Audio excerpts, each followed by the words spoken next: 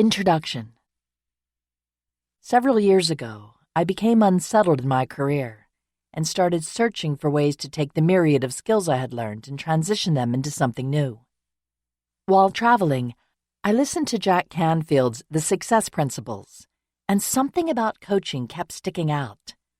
I wasn't sure at the time what coaching was, but one Google search later, I had signed myself up for a week-long intensive coaching program in Atlanta, Georgia.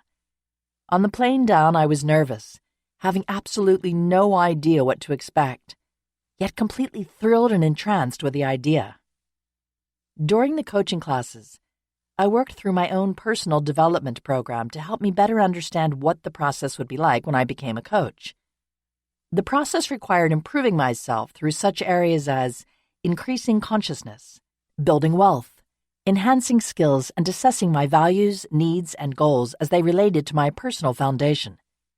This involved facing issues from my past that I had long ago decided never need be discussed or even thought about. Things I thought belonged locked away in a closet where all skeletons are kept. Throughout the class, I was good at putting on my game face, getting through the situation while revealing as little about myself as possible. Over the years, I had become proficient in giving minimal details about myself, and most people knew very little about me. I wasn't withdrawn or shy. I had learned to talk, but express or reveal little. Even after I started on the journey of writing this book, when I mentioned my experience in foster care, most people who asked what the book was about were stunned. Once back home for my classes, I busied myself with preparing to launch my new coaching company. As in most of my previous jobs and businesses, I was good at pouring myself into the startup phases and pushing the rest to the side. The classes had revealed many of my personal weaknesses, but as I had done through my life, I thought ignoring the negatives and burying myself in work would make the issues go away. I began working on my company website. It was a struggle, trying to figure out my target audience, trying to write text that would captivate and intrigue possible clients. I struggled most with the About Me section. How could I write something compelling about myself? I hadn't accomplished anything of significance, and I had spent a lifetime trying to be average. Now I needed to actively stand out and set myself apart from the crowd. I required copy that would make people want to hire me. I needed words that made me seem special. Reaching out through my extensive business network, I was introduced to a gentleman who was once a newspaper reporter, now working in private industry. I explained my dilemma. He completely understood and suggested that he interview me as he used to interview famous people in the past. From this interview, he would write an article that could be used as the biographical information for my website. It sounded like a great idea, and we agreed to meet the following day. We had originally planned for a 1-hour meeting, but almost 3 hours later, it was clear that the interview was turning into something more. Soon, he and I were conversing about more than just my accomplishments. He was diving into my personal life details that I had shared with very few people. It started with a question that I received a lot in my life. Shenandoah, how did you get that name? As I began to tell him the story about how I got my name, or at least the story that I had been told about it, he became more intrigued. Have you ever thought about writing a book? It seems like yesterday when he asked me that seemingly simple question, yet it was nearly 4 years ago. No, I don't think I'm a writer, and anyway, who would want to read about me? I answered, trying to defer the conversation. It was a tactic in which I had become quite skilled.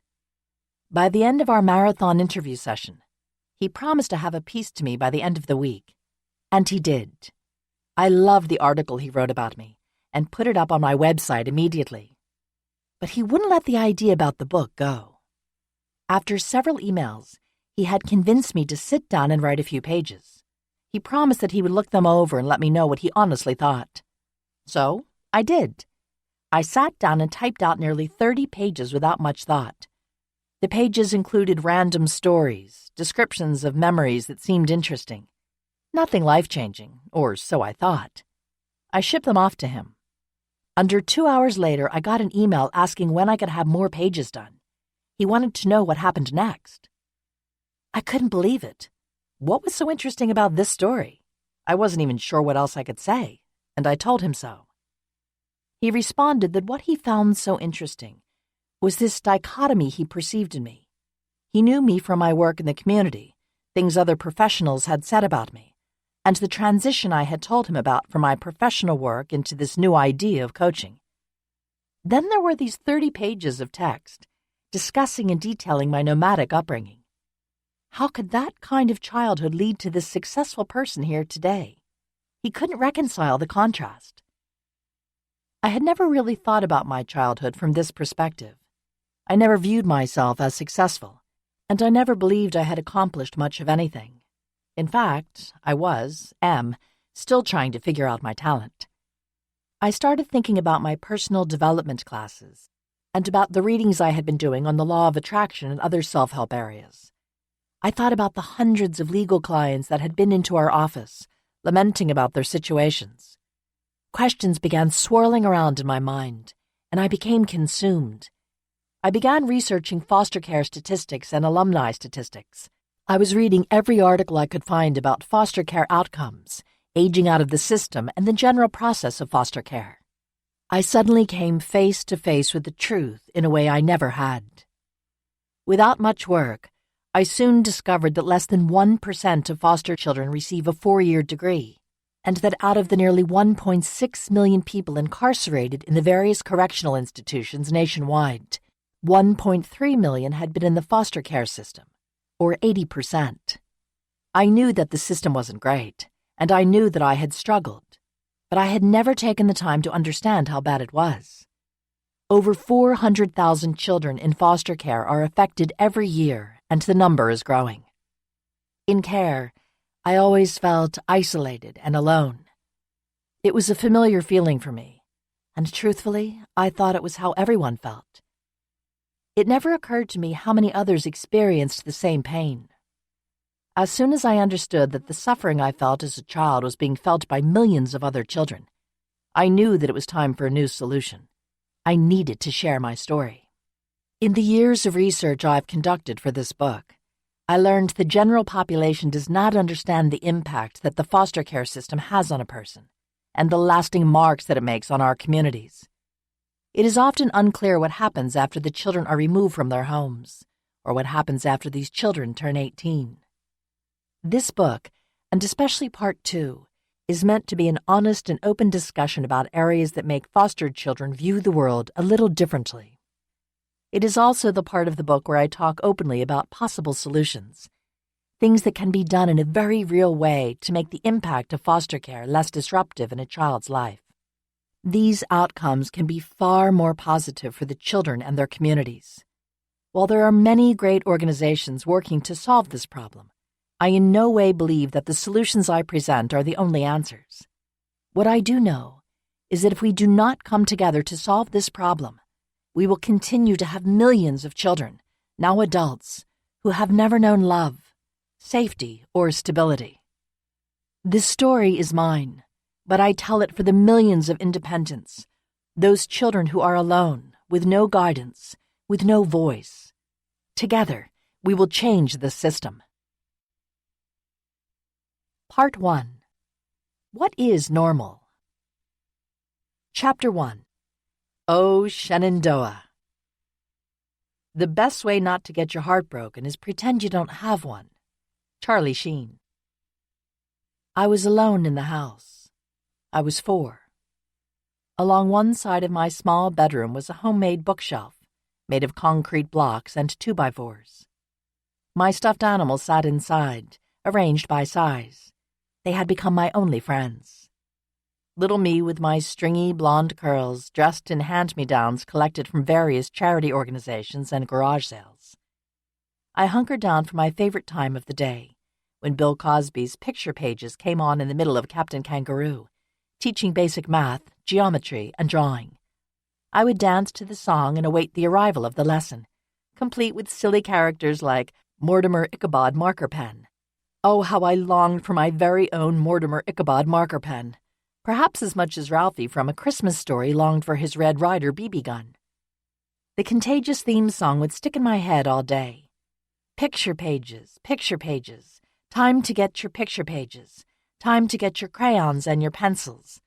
Picture pages, picture pages. Open up your picture pages. Time to watch Bill Cosby do a picture page with you. Being alone and inside was normal. I felt safest when I was locked inside my room, protected from the elements, protected from people, and isolated. It certainly was far safer than being with my mom, any of her friends, or the endless string of boyfriends we lived with. It was especially safer than being with my dad. The outside was an unknown, and other kids were intimidating and difficult for me to navigate. One day, on the advice of another television great, Mr. Rogers, I decided to push my beloved stuffed animals in a carriage to the park, both to take them on an adventure and to get a much-needed reprieve from the yelling inside. There was no escaping the random violence of my childhood. As I stepped outside, I could see that most of the houses, including ours, had dust for yards, and there were no trees. There was no grass in sight, just a single cactus. Across the street, the neighbors had decided their yard was a good place to work on a broken-down old car. It appeared that progress was slow, because that old car remained on blocks for the entire 3 weeks that we had lived there. As I prepared to leave, I neatly arranged my stuffed friends in the old carriage with my favorite, Love Bunny, having the best seat. Then, in order of fondness, I placed the walrus, monkey, and my tattered old lion securely in the back. The tires on the carriage wobbled as I timidly made my way down the maze of dusty concrete. There wasn't much to see. Gray cement in every direction. A few feet away, a single yellow dandelion pushed through the hardened landscape, the only color in sight. I had made it several blocks before I noticed a group of children, older than me, maybe aged 10 or 12. They were kicking a stone down the sidewalk, laughing and teasing one another. It wasn't long before the sole boy in the group noticed me. He hit the girl to his left on the shoulder and began to point in my direction. Quickly, the ragtag group of kids surrounded me. The boy reached into my carriage without warning and ripped my friends away from me. He tossed the stuffed animals to the other kids. Laughs and howling ensued, quickly turning into taunts and provocation. One girl seemed to quickly regret her actions, perhaps noticing the tears streaming down my face, as she tried to cajole the others into returning the stuffed animals. It took some time, but eventually she was successful. All of the animals were returned to the carriage, but it was too late. I was defeated. I began making my way back home, running, barely able to keep up with the carriage, which was now going downhill. I could hear the other kids as they seemed close behind. Quickly, I retreated into our trailer, careful not to slam the door. From inside, I heard the shouts, taunts, and jeers of the kids as they passed by. I disappeared into my small bedroom unnoticed by those around me. I felt so alone and violated that I vowed to never go outside again. Unable or unwilling to risk any more, I found solace in my picture books and my stuffed animal friends, including my best friend, Love Bunny. Our family never stayed in one place very long. Months, weeks, sometimes even days, then often leaving suddenly and without notice. One of the toughest parts of constantly moving and meeting new kids was telling them my name, Shenandoah, and being asked to explain why I had such a weird name. At a young age, I began telling people one of the few things that I thought I could remember about who I was and where I came from. I'm named after the Shenandoah Hotel in Las Vegas. I think that's where my parents met. At least it wasn't the Tropicana. This answer typically led to chuckles, and the conversation would usually move on to something else. It was a story I'd heard my father tell on numerous occasions, and I had adopted it as my own. It wasn't until 30 years later that I learned I wasn't named after the Shenandoah Hotel in Las Vegas.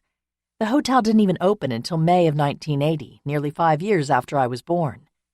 And though I thought I had memories of sitting at the bar drinking Shirley Temples while my parents gambled, I now know the story my father told was a lie to cover for other lies. My world was one of deception, half-truths, and escape. Escape from landlords looking for past-due rent. Escape from entanglements, lovers, fights, neighbors. Escape from the unknown. Whenever somebody began to cast a judging eye, we hastily picked up what little we had and headed for the next place. my belongings whittled down to little or nothing. I stuffed them into a tattered garbage bag that I came to know as my suitcase. I thought everybody lived this way. Surely the sitcom families I saw on TV, with their attentive parents and well-kept homes, were not based on real life. They were obviously based on the way people wished it could be, right? My parents fought, yelled and screamed and threw stuff at each other. My mother once hurled a pair of nail clippers at my father, missing his head by mere inches, but with so much force and velocity that the clippers lodged in the doorframe of one of our many rental houses. I don't recall what the fight was about, but the clippers remained there, a silent reminder until we escaped in the middle of the night, months later. I was given no explanation when my mother woke me from sleep, tapping me on the shoulder. 10 minutes to gather all your stuff. We have to go, she said in a whisper. I was groggy and grabbed only Love Bunny. All of my other neatly arranged stuffed animals, clothes, and books were left behind. My mother and I drove for hours without stopping. The darkness stretched in all directions, my eyes heavy staring at the white line in the road. A lampshade rubbed against my face the entire time. Are we there yet? I asked, tired and cranky. As with most of our evacuations, my father wasn't with us, though he always seemed to reappear again a few days or weeks later. It seemed perfectly rational that my parents got that mad at each other in front of me. They drank until they couldn't stand, and sniffed and smoked and took pills in front of me, which would always make them act weird. Sometimes they would laugh uncontrollably. Other times they would get angry at the smallest of things. They slept late, missed going to their jobs, and often forgot to go to the grocery store, leaving us with little food in the house. They rarely asked about my school or homework, and seldom did they know where I was. We had arrived one more time in a new town, a new home. Here I was alone in the house, again. This time it was a small place tucked on a corner lot, a graveyard just beyond the view of the living room window. I lay on the floor in a small bedroom, curled in the corner, nervous, worried, and scared. Love Bunny's head was soaked in my tears, waiting to be rescued, waiting to be noticed. Chapter 2. Accidents Happen. I don't believe in accidents. There are only encounters in history. There are no accidents. Pablo Picasso. The Log Cabin Inn was somewhere in Colorado, a small tavern built of faux logs that stood in the parking lot of a strip mall. The doors were heavy, and as we stepped inside, the large room was filled with cigarette smoke that circled and lingered just below the lights over each table. A blinking Pabst Blue Ribbon sign and a frayed and stained Denver Broncos flag hung behind the bar. My father and his team had just finished a softball tournament and were celebrating at the sponsor's place of business. I had grown up in bars, just like this one, and had gotten pretty good at occupying myself playing pool or arcade games. We had been there several hours, and I was getting restless. My father, annoyed that I was sitting at the table listening in to the adult conversation, decided it was time to go. As my dad stumbled out to his small pickup truck, I eagerly jumped up onto the bench seat. I was excited to be going home, out of the dark and smelly bar. "Want to play a game?" he asked, resting his head on the steering wheel while he fumbled to put his keys in the ignition. "Yes!" I yelled, excited to be engaged in any activity that wasn't of my own making. "What do we do?" As we started to pull out of the parking lot and make our way toward the road, my father explained that I would need to tell him the color of each and every traffic light as we drove. I would get extra points if I could remember which way we needed to turn, left or right, to make our way back home. I was 7. "This sounds like fun. I bet I can get way more points than you." I really thought we were playing a game. Each time my father would approach a traffic light, he would yell out the color of the light, and I would yell, "No, it's red, silly." I was so small that I didn't know it mattered. The red light game, as it became known, was played on far too many occasions. Every stereotype that you could harbor about some men fit my dad. He was full of statistics about every sport, a master at trivia, and off-color jokes. He knew a lot of useless information. He used that to get people to trust and like him. He was every man, He played softball for many teams, and a big part of my life was going to see him play. He was small in stature, 5'7", with long dark hair. Later, when he cut his hair shorter, a rat tail remained. He had a developing paunch resulting from a diet of fast food, alcohol, and recreational drugs.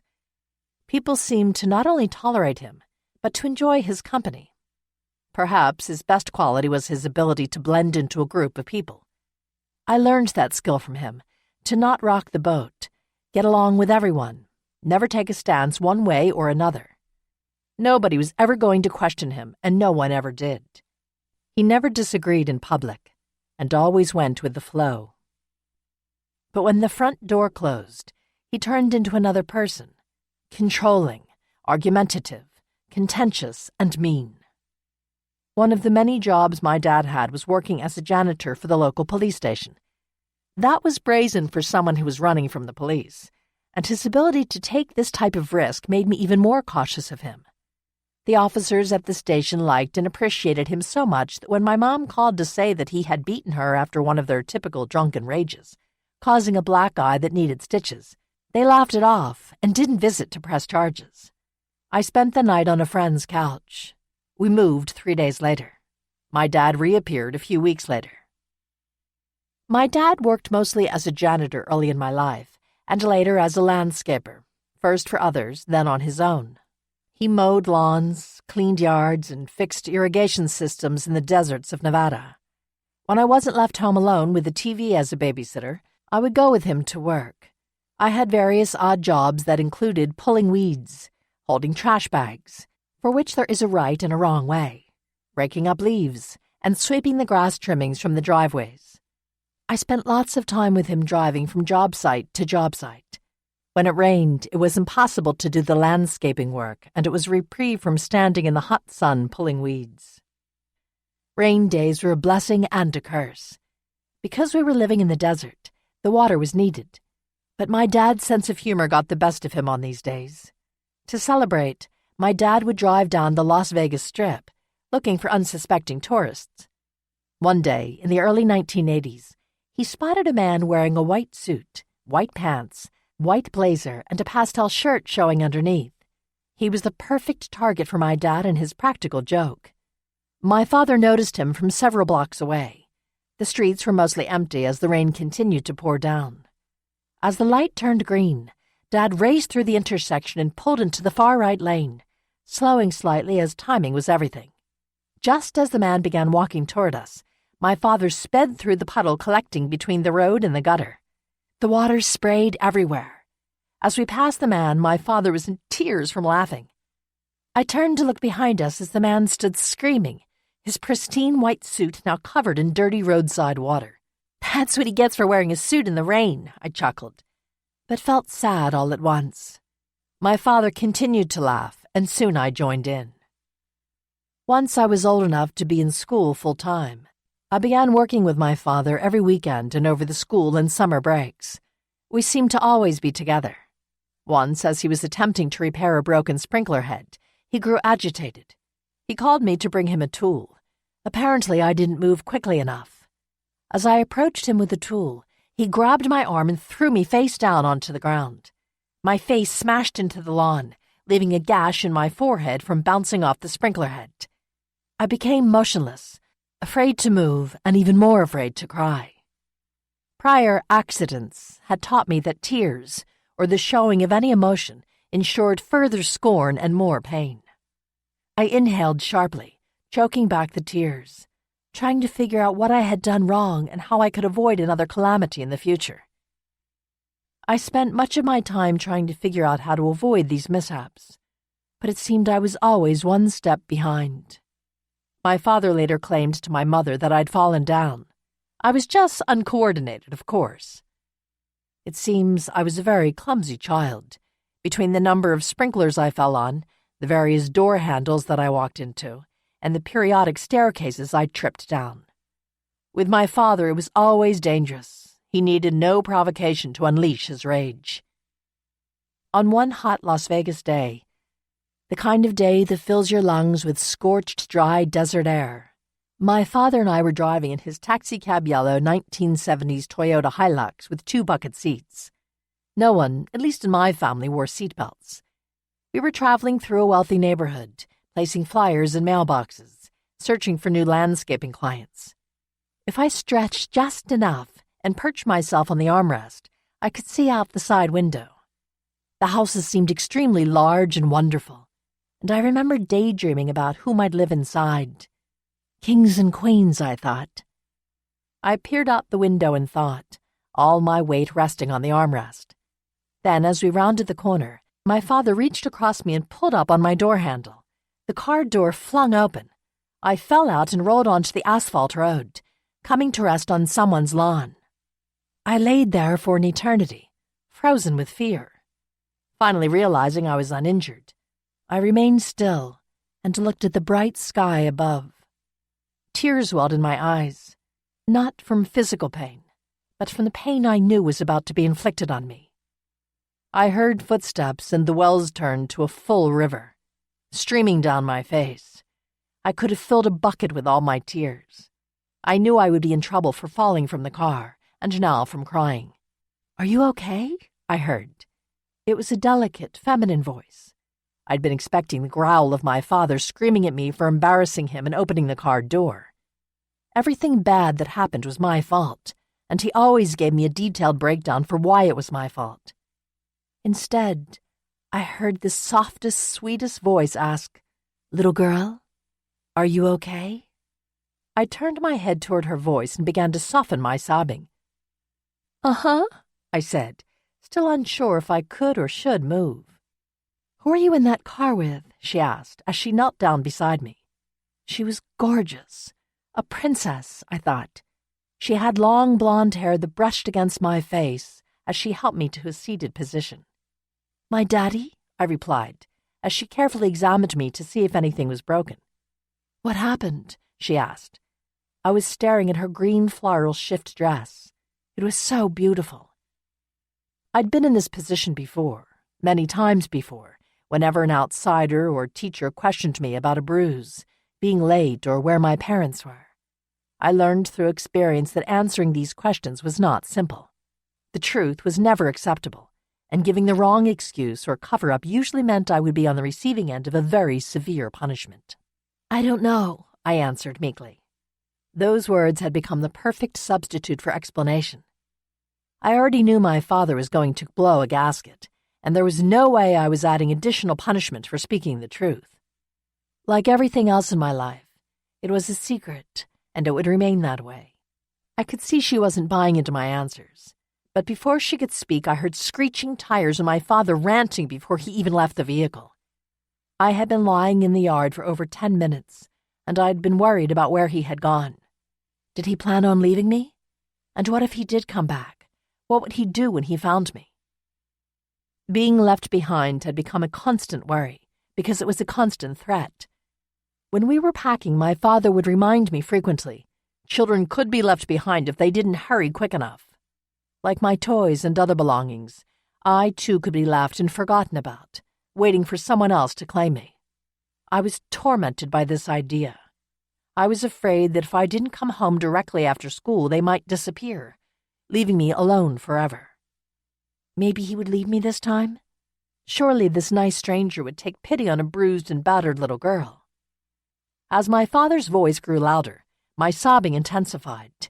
He picked me up off the ground by one arm and began dragging me back to the car. As I struggled to regain my legs under me to take the pressure off my arm, I could hear the once soft voice of the woman turn to yelling and shrieking in a mixture of confusion and shock. I said nothing as we drove home, my father screaming the entire time about how inept I was at everything. When I think back on this incident, I wonder what the stranger must have been thinking. She saw a 6-year-old girl roll out of a vehicle traveling 25 to 30 miles per hour and into her pseudo-mansion yard. Then, while she was talking to the girl, a man came up, grabbed the little girl by the arm, dragged her back into a vehicle, and sped off. Did she ever call the police? Has she ever wondered what happened to me? Chapter 3. Come on, Marlene. She's mad, but she's magic. There's no lie in her fire. Charles Bukowski. My mother was a free spirit, a lost and wandering gypsy, who moved from one job to another. She moved one place to another, one relationship to another. I absolutely idolized her. She was tall, 5'11", with curves that could make head turns. I was born when she was barely 21. When she wasn't using drugs or strung out, she was breathtaking. She had soft hands and the type of milky white skin that burned more than it tanned. Her dirty blonde hair had a gentle, natural wave that most women spent hours with a hairdresser or curling iron to achieve. My mother had eyes that appeared blue on some days, hazel on others. She smelled of Jovan musk for woman, perfume, and cigarettes. No matter how little money we had, she always had money for a fresh pack of cool cigarettes. Many times she sent me to the nearest corner store with a handwritten note to purchase them for her. My mother spoke like a woman who had spent too much time in military towns and truck stops. I learned early that language and its subtleties could be used, both as a weapon and as a way for my mother to control those around her. Often she used words to belittle me. I lived in a constant state of fear of her criticism, chastised if I read too much, chided if I read too little. I was berated for not cutting my sandwich the proper way, or for folding my knife incorrectly. I was lambasted for the way I held a trash bag. I was reprimanded for not drying the dishes with accuracy and precision. I was told my feelings were insignificant, and that because I was a child, I didn't know or understand anything. It usually came out something like this. You are so fucking stupid. When are you going to grow up and get your shit together and understand that we love each other and everything can't be about you? In my mind, that meant I'm an idiot who can't be trusted and nobody cares about me. My mother never confided in me, never shared her reasons for anything. If I asked what was going on or shared my concerns about a boyfriend, it was discounted. I was often told, "You have no right to feel that way," or "These things are for adults to understand, and you don't know how you really feel." Her moods changed often and without warning. One moment she was caring and interested in what I was reading, and then, without notice, she would slap me or yell at me and tell me how useless I was. She always paid more attention to the needs and wants of whatever man was around. That was my dad, or if they were on the outs, her boyfriend of the day. But her tone was always short with me, and it was clear that most of the time I was an afterthought. I was the third wheel that made her less attractive to men, not to mention less mobile. Awoken one night by the laughs and chuckles coming from the living room, I came out of my room to get water and see what was happening. I had been under strict instructions to stay in my room, but like most nights, I couldn't help myself. As I rounded the corner, I saw a strange man, belly hanging out and covered in tattoos, sitting on the couch. My mother had her back towards me. She sat straddled over his lap, topless. He paused for a moment, awkwardly. "Oh, hey, I didn't know you had a kid here," he stammered, reaching for the gun in the pile of white dust and pills sprawled over the coffee table in an attempt to hide them. "Her?" my mother asked. "I wouldn't worry about her. She's a fucking idiot and useless." She turned toward me, her eyes glaring, and said, "I told you not to leave your fucking room. Now get back in there and stay there." I slithered back into my room. Despite incidents like these, I would always be so glad when my dad was gone. When they were on the outs, the strain was lifted, the mood lighter. My mother would briefly take an interest in me. But it would only last moments, until my parents ended up back together again or until she met another man. In my eyes, some of my mom's new boyfriends seemed better than my dad, even if they later turned out to be drug dealers, con men, petty thieves, or even worse, abusers. Once my mother roused me from a sound sleep in the middle of the night. Another move, I thought. But something seemed different this time. My mother was more stressed than usual. She seemed scared, even paranoid. She cried as we drove aimlessly to a truck stop. She loved truck stops. The food, the convenience, the drugs, and the men. It didn't take her long to attract a lonely man on the road away from his family. She climbed up into his truck for a little while, leaving me alone in the car with the bright lights of the parking lot shining on me. I closed my eyes, head buried in Love Bunny's chest, and waited. It seemed scary, mysterious, and also cool. She returned with quick cash for gas, drugs, and our escape in return for her trip up to his cab. My mom seemed the master of our destiny, using her cunning skills to get men to give her what we needed. She was a magnet for attention. It was amazing to me how she could drop everything and go someplace new without any thought or care. A fresh start, a new life was always only a car ride away. A new city, a new garbage bag suitcase. My mom never had a steady job. Often I had no idea she was even working. But one of her many jobs was in the dry cleaning department at the Dunes Hotel in Las Vegas. In the late 1970s and early 1980s, Vegas was still the it party place to be seen. She often encountered celebrities and loved to brag about her interactions with them. In November of 1979, marvelous Marvin Hagler was in town for his first shot at the world middleweight champion belt. This was a big deal because Marvin Hagler and his family had moved to Brockton, Massachusetts, my dad's hometown, after the Newark riots in 1967. He had been my father's favorite fighter, and my father had watched him fight in the small gyms around Brockton and in Cape Cod where he grew up. My mother met Marvin Hagler and even received a signed photo that my father cherished. In the end, the championship fight was declared a draw, and the champ retained his belt.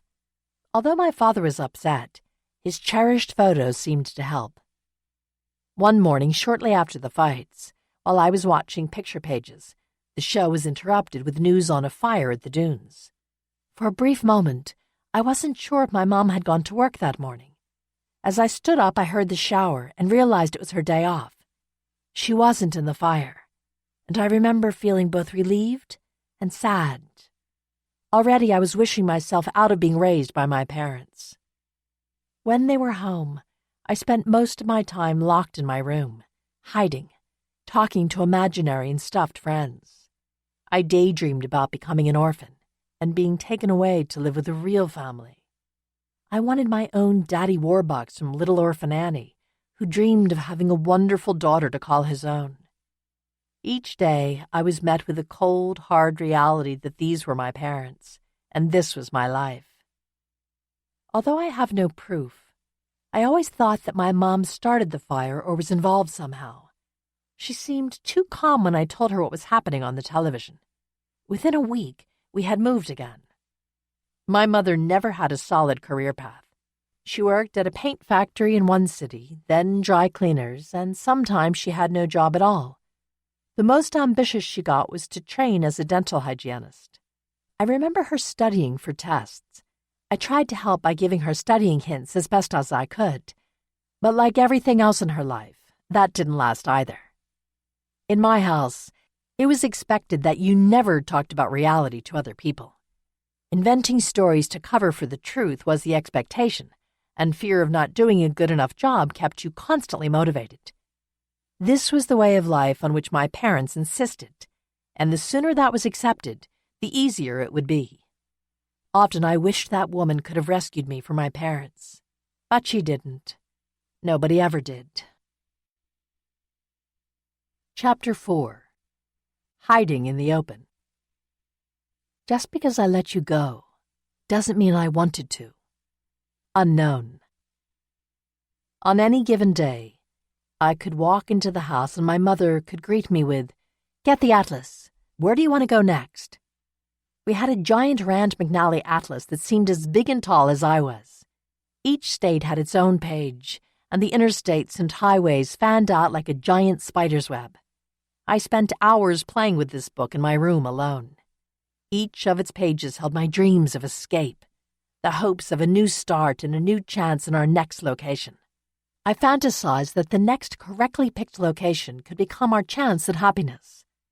I looked over each page, carefully studying the roads and running my fingertips over the expressways, as if they were cars driving to their next destination. I would carefully consider my options, often taking hours to flip through the pages. I wanted to be near water, Either lakes or oceans was fine with me. With each move, I held hope that the new location would have what we were looking for, whatever it was. With each move came the promise from my mom that things would be better, and I held hope each time that she might be right. In the end, it didn't matter where I chose. The decision was never really mine. Depending on the day, I might have 5 minutes or 5 hours to say my goodbyes to any friends or acquaintances I might have. Usually there wasn't time, and truthfully, I never knew what to say anyway. I was more concerned about packing my things, my stuffed friends. I had grown tired of leaving things behind, so I began to take more care. My mother and I would hop onto the nearest expressway in our clunker and drive until she couldn't drive anymore.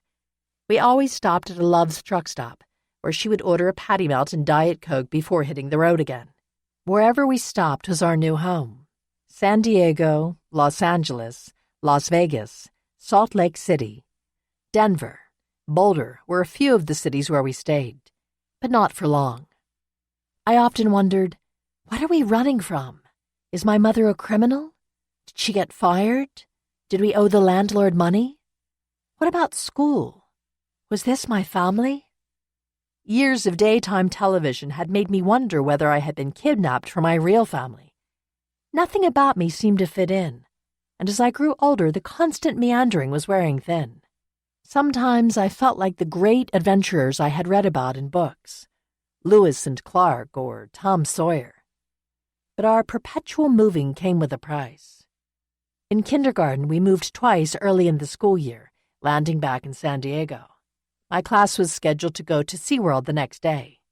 I was in love with Jacques Cousteau and never missed his television specials. His adventures aboard the ship Calypso made me want to spend my life on the ocean. A trip to SeaWorld seemed serendipitous. I had just started at the school the day before and could immediately go on a field trip to my favorite place on Earth. But my mom was already itching to hit the road again. Another move, another garbage bag suitcase. No SeaWorld, no surprise. I was frustrated. After my years with Bill Cosby and picture pages, I was initially excited when I finally got to go to school.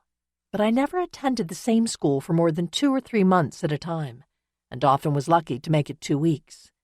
My mom would register me for a school on Friday, and by Monday we would move. I spent 1 day in some schools, if I showed at all. But I loved school when I got to go, and it became my escape. Even though nobody knew me, even though it was a strange place with strange teachers, I loved it. I would rise by myself, get dressed, and walk to school. No one ever made sure that I arrived to school on time, or even attended for that matter. But it was better than being at home. I ate 2 real meals there, breakfast and lunch. Nobody intimidated me over how much I was eating and what I was eating. It was a blessed relief and escape. I had learned to blend in at school. Like my dad, I never asked too many questions, never achieved too high of grades, always played it safe in the middle. I lived for Mondays, and always tried to find a way to stay at school longer, even resorting to taking the long way home after classes. Weekends and school breaks were torture. I had to spend all that time at home, without knowing whether or not I would be fed, or yelled at, or hit, or see my mom beaten. I was usually locked in my room, either with the real lock from the outside or with the verbal one from my parents. I read and dreamed about how my next escape would be better. My half-brother, Alan, lived with us off and on for years. I have scattered memories of him sometimes being there and sometimes not. He was a very angry boy, but most times my ally. We had a common adversary, our parents. My mother had Alan when she was barely 17. She split up with his dad, Big Al, a year later. Big Al had custody of Alan, no doubt so my mother could continue to live her free-spirit lifestyle. Big Al remarried and had 2 more children before his untimely death from a forklift accident at work. His second wife couldn't keep Alan because my mother refused, so he ended up coming and going and eventually staying with us. Alan brought a paycheck with him, Social Security money from his father's passing, and at the age of 18, he was to receive a sizable settlement as a result of Big Al's death. This money and the subsequent settlement trust fund became the core of many of the arguments surrounding my brother and parents. I was useless, a drain on everyone and everything. Alan at least paid the rent. My brother was 5 years older than me, even though he teased and tortured me like a big brother. I needed him. But Alan had the type of temper that comes from being bullied at school, beaten at home, and an inability to properly grieve the loss of a parent. I was in the 2nd grade and we were living with my mother somewhere in Colorado. We had been there for a month at most, having moved from Las Vegas, one of several moves in and out of Vegas over the years. Alan had just reappeared again. While walking home from school, an older Hispanic boy named Paco tried to show me a hand-drawn picture of a penis. Alan came to my rescue. His temper kicked in, and he screamed, "What the hell are you doing? She's a little girl." Paco and his friends laughed and then said something in Spanish. Then they said, "Fuck off, puto," pussy, to Alan, and Paco pulled out a small switchblade. As the knife flipped open, the other boys chanted and jeered at Alan and me. A fight was on. I was scared. Confrontations like this were common in our neighborhoods and schools, and my brother was usually involved. Alan took off his jacket and wrapped it around his left arm. It was starting to look like a scene from West Side Story. Paco lunged towards Alan with the knife, but Alan's coat deflected the blade. With Paco off balance, Alan struck Paco in the face with his fist, knocking him to the ground. Alan, big for his age and twice the size of Paco, pounced on him and wildly swung at him, hitting him over and over, until finally the other boys pulled Alan off and threw him to the ground. Then Alan picked up part of a cinder block and threw it at the boys. This bought us each enough time to run home and lock the door. We didn't leave the house for weeks, afraid of retaliation, and we never told our parents. We knew that another move would be coming soon, and 2 months later, we moved again. Alan and I were hungry, a lot. Food was often forgotten in the house. There were usually empty cupboards and a bare refrigerator. On a good day, I could make a mayonnaise sandwich with no cold cuts, but it was unlikely. Eating also required asking for permission. Asking my father for anything, even food, set me up for a litany of insults, mockery, and taunts. The belittling and antagonizing made it easier to go hungry. Eventually, my brother and I resorted to stealing newspapers out of newspaper boxes. We would put in a dime, open the door, and take all the papers, which we would then sell door to door. We would use the money to buy food, mostly candy at the corner store. In one neighborhood, the store was next to the school playground. If we were careful and a bit daring, we could climb onto the roof of the store from the jungle gym and break into the building to steal food. We did what we had to do. My dad's ridicule and mockery led to a lot of psychological games with us. The ones involving food seemed the most torturous. One day, he bought ice cream and asked us if we would like some. I turned it down, knowing that my father never bought treats, and if he did, they were not for us. But Alan, new to my dad's ways and always hungry, accepted. "Yeah, I'll have some." I thought he was a fool to fall for this trick. Happily, my dad gave him a bowl and watched, smirking, a gleam in his eye. Alan ate a spoonful and then another. My dad, in practical hysterics at this point, couldn't take it anymore. He slapped Alan on the back of the head. "Why did you hit me?" Alan asked. "Because it's ice cream for dogs, you fucking idiot." Dad had set us up for a big prank. I had known better than to fall for it, but Alan was still learning. All I could think was, he bought ice cream for the dog and not us? It wasn't completely shocking, but I added it as just another in a long list of reasons I was mentally compiling on why I was always happy when my mom would say we were moving and Dad wasn't coming. It was a relief. Unfortunately, he always reappeared. My dad was probably scared of Alan. He was growing up to be bigger than my dad, and he had a terrible temper, getting into fistfights at school on an almost weekly basis. So my dad sought to keep him under his thumb. My brother, regardless of how big he was physically, was terrified of him. I was too. He was unpredictable, nice in one moment, and then without warning he would snap. Our parents struggled to put food on the table, and alcohol, drugs, and partying with friends were a bigger priority for them than keeping us fed.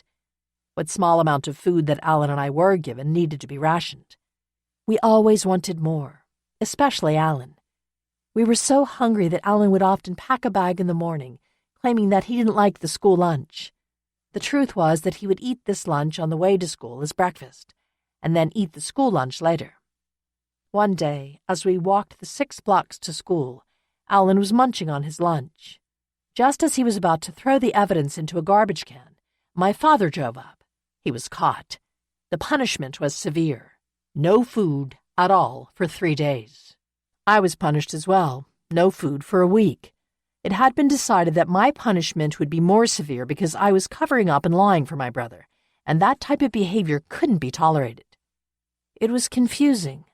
I had thought we were supposed to cover for each other. It appeared that my father didn't want my brother and me getting too close, and he could change the rules any time. When my parents weren't home, Alan would sneak around the kitchen looking for something, anything to eat. He climbed onto the counters and dug in the small cabinet above the refrigerator, the one nobody could reach. Once in, he found several boxes of Cracker Jacks hidden, and clearly off limits to us. But my brother was hungry, and so he swiped 2 boxes. He hurried them off to our room, and against my wishes and protests that this was a bad idea, he sat on his bed, tore open the boxes, and began to devour their contents. I warned him again that we were going to get into big trouble, pointing out how difficult it was going to be to hide the evidence. Finally, after binging on the boxes and realizing his mistake, he began to panic. Quickly, he took the toys from the opened and emptied boxes, then hid them under his bed. There was no way he could put them back already opened, and the trash was clearly an obvious place to hide the packages. It turned out this had been another trap, designed by my dad to test the will of 2 hungry children. We failed, and we paid. Our parents came home and marched to the cabinet.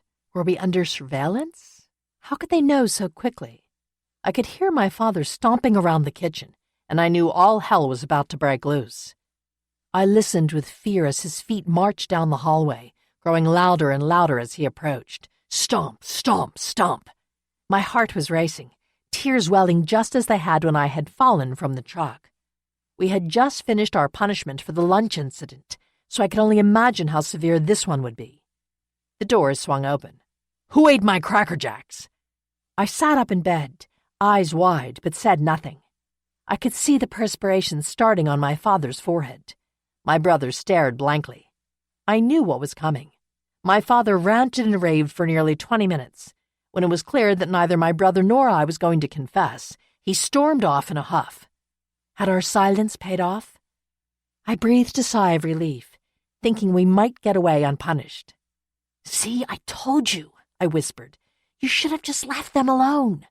I barely finished my sentence when my father appeared out of nowhere. He had been listening outside the door and was ready to dole out the punishment. Since neither of us would confess, both of us were held responsible. As with the lunch incident, the issues didn't matter, so we were both punished. If Alan fought in school, we were both grounded. If Alan talked back, we were both regulated to our bedroom. If Alan didn't properly wash a dish, then we had to rewash every dish in the house since I had dried the dish and put it away without noticing. It turns out my brother had left footprints on the countertop. The evidence was too convincing for us to deny. The punishment was unrelenting. We would spend 1 week locked in our room. The only time we were allowed out was to use the bathroom, and we had to ask permission to have access. You can imagine how often we wanted to do that. The punishment included no food. In my father's mind, we had eaten enough Cracker Jacks to last us that long. The final part of the punishment was inflicted on me, and me alone. In the middle of the night, I woke up with terrible stomach cramps. As I lay in agony, I couldn't decide if I should get up and get my mother, knowing that waking her would incur additional punishment. I ended up having diarrhea all over my nightclothes and bed. I immediately knew I was in trouble. Before I even got out of bed, I was trying to think of ways to cover my tracks. I quietly got off the top bunk and started crawling around the room, looking for clothes. I must not have been as quiet as I thought, because my mom came rushing into the room. I had forgotten that they had friends over. When the door burst open, I was standing there half naked with feces all over me. She began laughing and pointing, and told me that I needed to get back in bed and lay in it until morning. Ashamed, I began crawling up the steps of the bunk beds. This left my brother to gag over the smell, and me cold and petrified, alone with Love Bunny. It was a sleepless night. It was also after this incident that I first remember having problems with insomnia, a problem that I still experience today, especially if I am feeling stressed or having anxiety. In the beginning, my brother and I thought the lockdown would be a breeze compared to other punishments that we had endured. At least we were together, and we didn't have to be around our parents, a fate we both loathed. The first day was simple enough. We talked and played board games quietly to pass the time. It was a typical day. The next day was more difficult, as our bodies began to react to the lack of food. We began drinking out of the sink when we used the bathroom to try and minimize the empty feelings in our stomachs. By the third day, we were in agony, Alan more than me. His size wasn't helping him. We were practically permanent fixtures in the bathroom, our heads in the toilet, vomiting until there was nothing left but stomach bile. This continued for 4 more days until we had served out our sentence. No one asked why we missed school. We never told anyone. We moved again. The mind game seemed to increase with the amount of drugs my parents were using. Maybe they thought it was a parenting style. They would often leave us home alone, always with the same instructions. We're going out and won't be home until you're in bed. Don't leave the house and be in bed by 10. I always rolled my eyes. It was becoming increasingly more difficult to listen to my parents. Half the time they couldn't remember what they said and would make up or change the rules without warning. If they wanted to punish you, they would find a reason or make up a reason. I didn't dare show signs of annoyance. They would leave, and my brother and I would do what we normally did, which was whatever we wanted. We were 7 and 12 at the time. After my parents left, my brother and I would peer from behind the curtains and watch as they drove away. We waited another 10 minutes just for good measure. Then we left. Out the front door, we took to the streets in search of neighborhood kids. Sometimes we played football, baseball, soccer, or tag, whatever the other kids were in the mood to do. We were just looking for a way to escape. Once we had been outside 15 minutes when someone shouted, "Car!" and we picked up our cardboard bases and began moving to the side of the street. My brother and I looked at each other, faces frozen in panic. Our parents. We attempted to race home, but our violation wouldn't go unnoticed. We saw our parents pulling up and knew the punishment would be brutal. Another test failed. I am not sure I could describe my relationship with my brother as a friendship. We were 5 years apart in age, and since he wasn't always around, we seemed more like cellmates who watched out for each other. But the guards were always making sure we didn't get too close, and we were able to hatch any real scheme to escape. With our constant moving, I had all but given up on making friends, real friends. But I did have one true friend, Love Bunny. Love Bunny was a gangly white stuffed rabbit. Like the White Rabbit in Alice in Wonderland, Love Bunny seemed to be the most logical out of all the characters in my life. The rabbit had been with me since I was a baby, and was the only thing I had that brought me feelings of safety, comfort, and companionship. Lots of children have a stuffed animal or blanket that they can't sleep without. Love Bunny was not only that comfort, but also the only one who ever knew the truth. Love Bunny had come to life for me. We often had conversations about kids at school, hunger, boredom, and on occasion we discussed escape plans. We often spoke about the future, and more than once I made promises of how our life would be. The future was where I found hope. I had hope that things could be different and would be different. I would hope that with the next move, my mother would be different, that life would be different. Every move brought with it the chance of a new and fresh start. Hope that we would stay. Hope that my mother would find and work a steady job. Hope that the fights, parties, and neglect would end. Hope that my dad, who I had come to loathe, would disappear. I often talked of college with Love Bunny. I would argue that college wasn't possible for me, us. Yet she would direct and guide me to that very possibility. She always offered great and motherly advice in return. When I think back to my conversations with this rabbit, it is with fondness, the fondness of reminiscing one has with friends and family, recalling the glory days. Love Bunny was the only one who knew the truth, the whole truth, and loved me anyway. It was also that white bunny, yellowed over the years by wear and by my tears, which gave me the strength to continue on in life. On more than one occasion, I remember crying into Love Bunny's belly, saddened that my mother never returned home from a party to celebrate my birthday as promised. I was afraid of starving to death, afraid that one of my mother's boyfriends would kill her during an argument, afraid that if I made the slightest noise, the same wrath would fall upon me.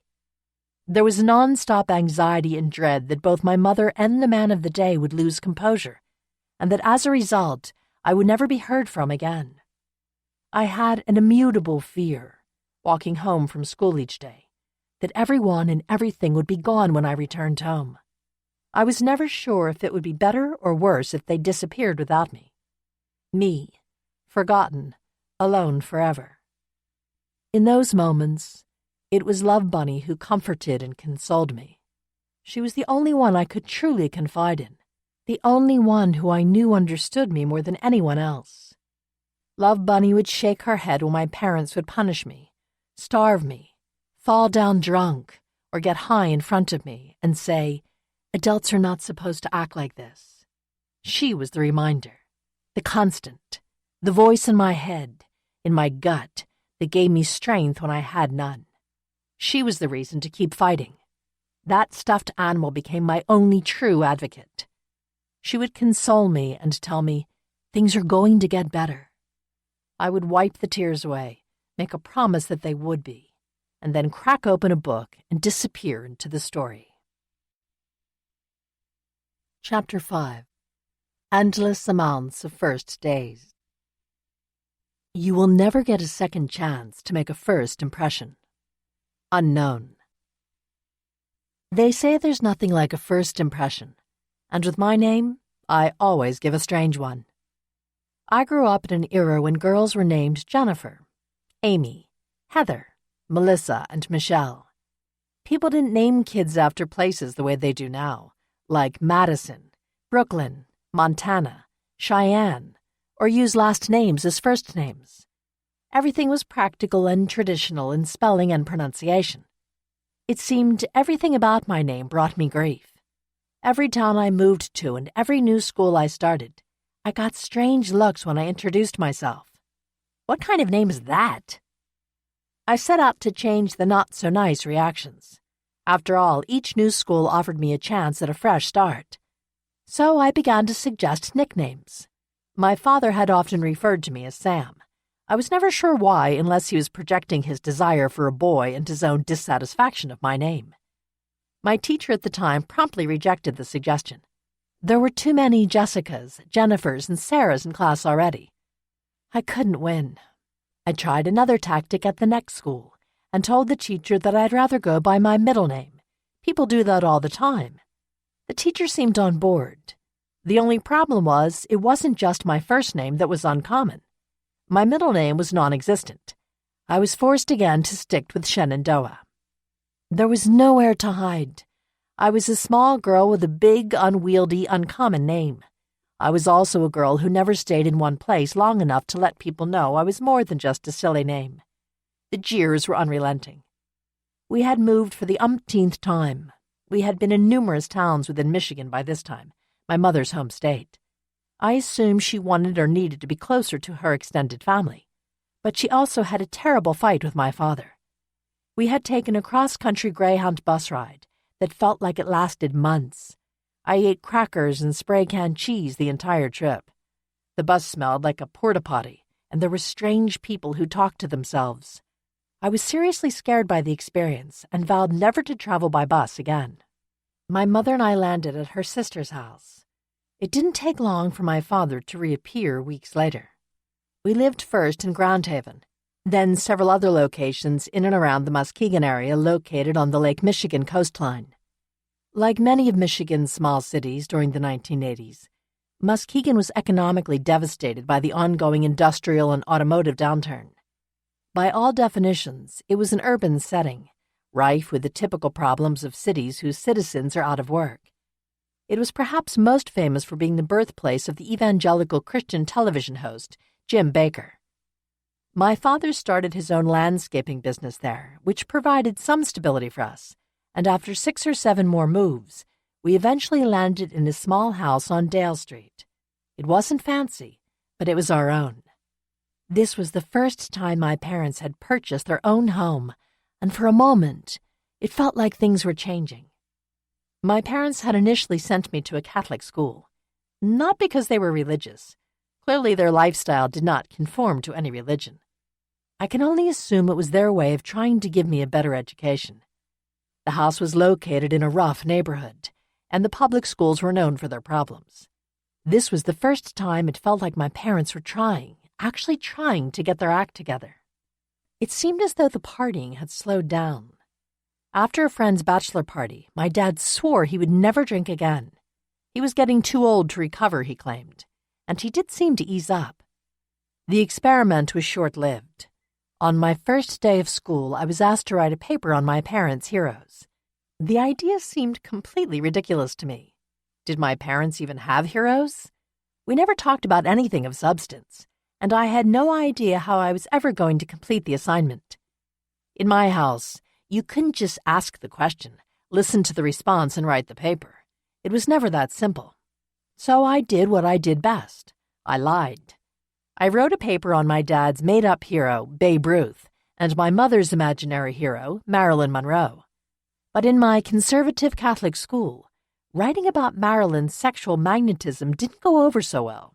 That, coupled with my parents' unwillingness to come to Mass and my constant inability to wear the proper uniform, meant I was soon transferred to the local public school. However, local politics forced school lines to be redrawn, and after 6 months I was transferred to yet another elementary school across town. After that, I tested out of my grade level for reading and ended up in the library doing my work, alone. When my mother was around, we had a forced let's spend time together routine. I jumped at the chance, because I loathed being around my father. His rages and anger grew increasingly difficult to deal with, so I took any chance to escape from having to be near him. Being together with my mother often meant that I would sit on the toilet seat and read aloud from whatever book I was reading at the time, while she bathed in the tub. When I finally reached the 6th grade, things began to change in many ways. We were still living at the Dale house, and I would ride my bike to the public library by myself and stay for hours.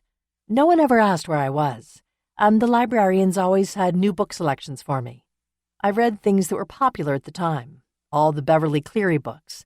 Ralph and the Motorcycle was a favorite. Judy Blume's books, Sarah, Plain and Tall, The Indian in the Cupboard, Jacob Have I Loved, Shel Silverstein's books, and much more. As I started getting a little older, maybe around 6th grade or so, I started reading Stephen King books. And then, because my mom had read them, I started reading books by John Jakes. That led me to reading many autobiographical and history books. Then, after starting at the public school, I met Sarah Lynn. We became quick friends, something that simply didn't happen to me. Sarah Lynn and I had a lot in common. Her parents were divorced, and she and her mother lived in a small apartment together. She saw her dad every other weekend. We both dreaded those weekends. Her mom worked and was rarely at home, which left Sarah Lynn alone and unsupervised. We would spend all our time together and relish the weekends when we could have sleepovers at her house. Sleepovers were not allowed at my house, which was fine. I would not have wanted to bring friends over to see the sad state of our lives or subject them to the cruelty of my parents. Sarah Lynn and I didn't talk much about our parents or our home lives. She never asked about mine, and I never asked about hers. We both just knew. It was easy for us to fend for ourselves, and we spent our time gossiping, talking, and plotting, mostly about the future. In 6th grade, passing notes in class was all the rage. It was popular to write, "Do you like me? Check yes or no."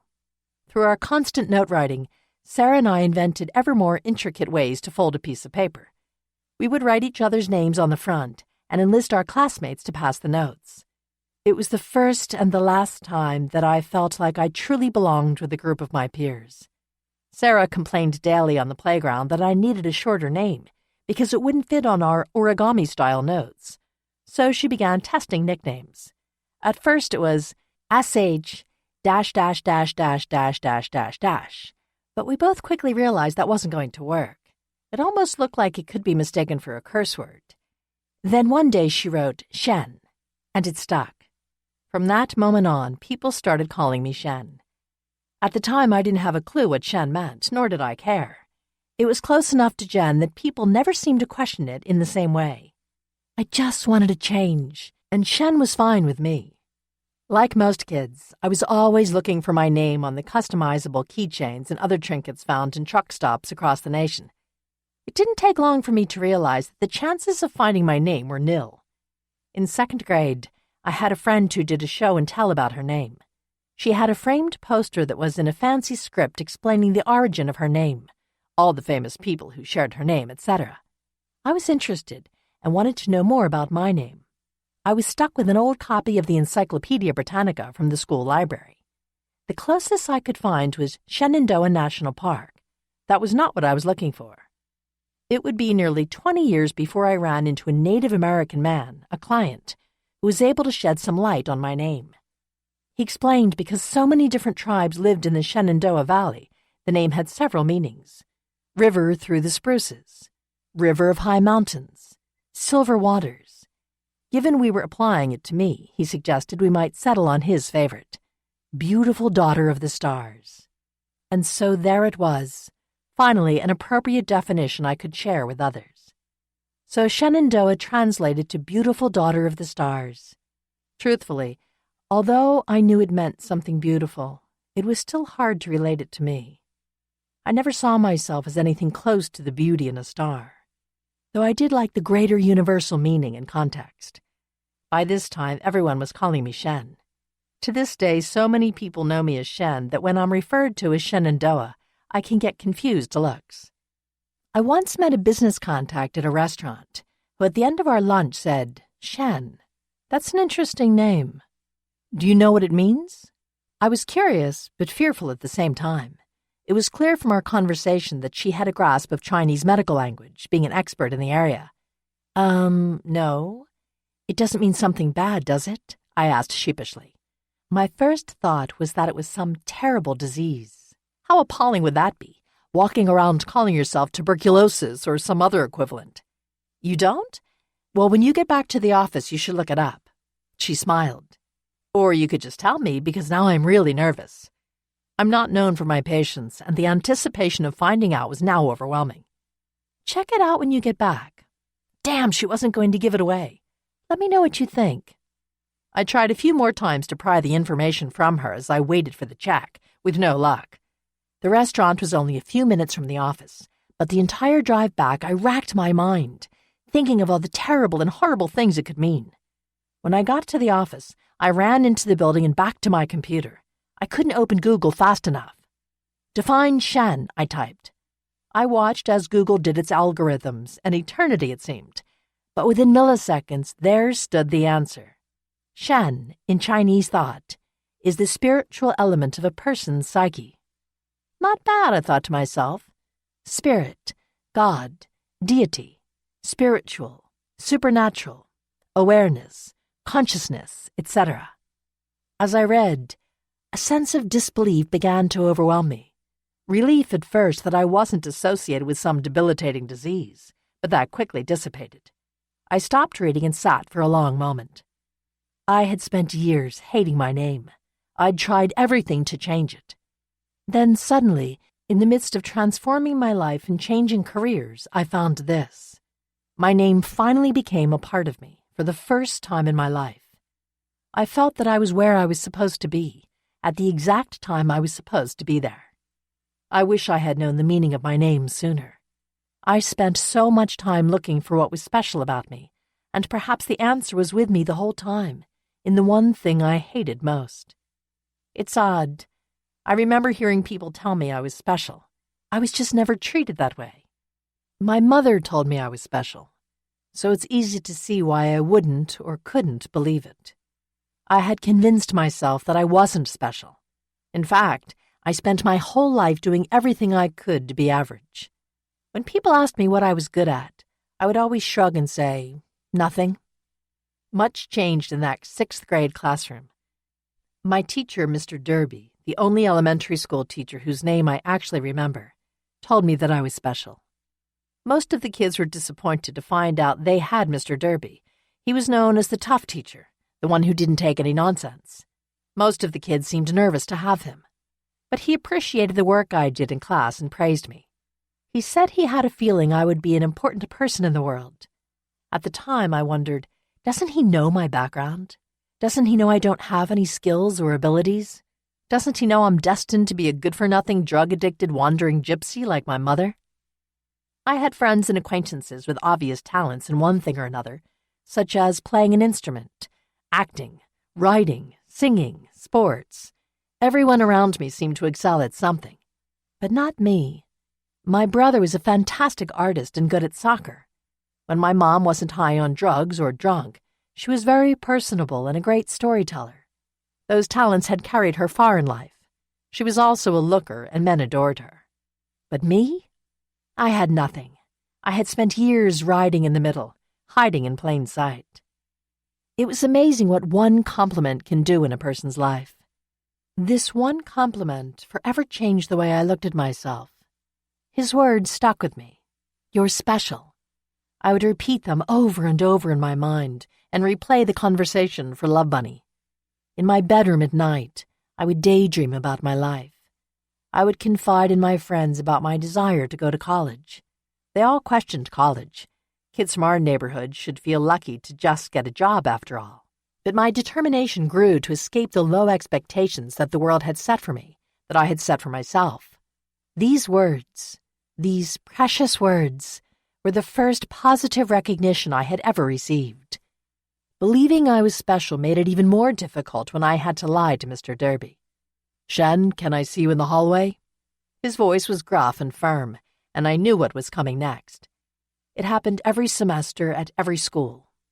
Each new teacher handled it differently, yet it always felt the same to me. As I got up from my desk, I began to slowly walk towards the door. Behind me, I could hear the other kids snickering and laughing. There was only one reason to be summoned into the hall. You had done something so severe that the teacher didn't want to or couldn't mention it in front of the other children. I could see the disappointment in my teacher's eyes. I knew what he was about to ask, and he said, "Shen, where is your report card? I've asked you to have it signed and brought back to school for the last several weeks. You said your parents were coming to conferences and they didn't show. And when I sent your report card home, you said you would return it within a few days. What is the problem?" He was right. I did tell him that my parents would be coming to conferences, and I knew it was a lie. My parents had never attended a parent-teacher conference.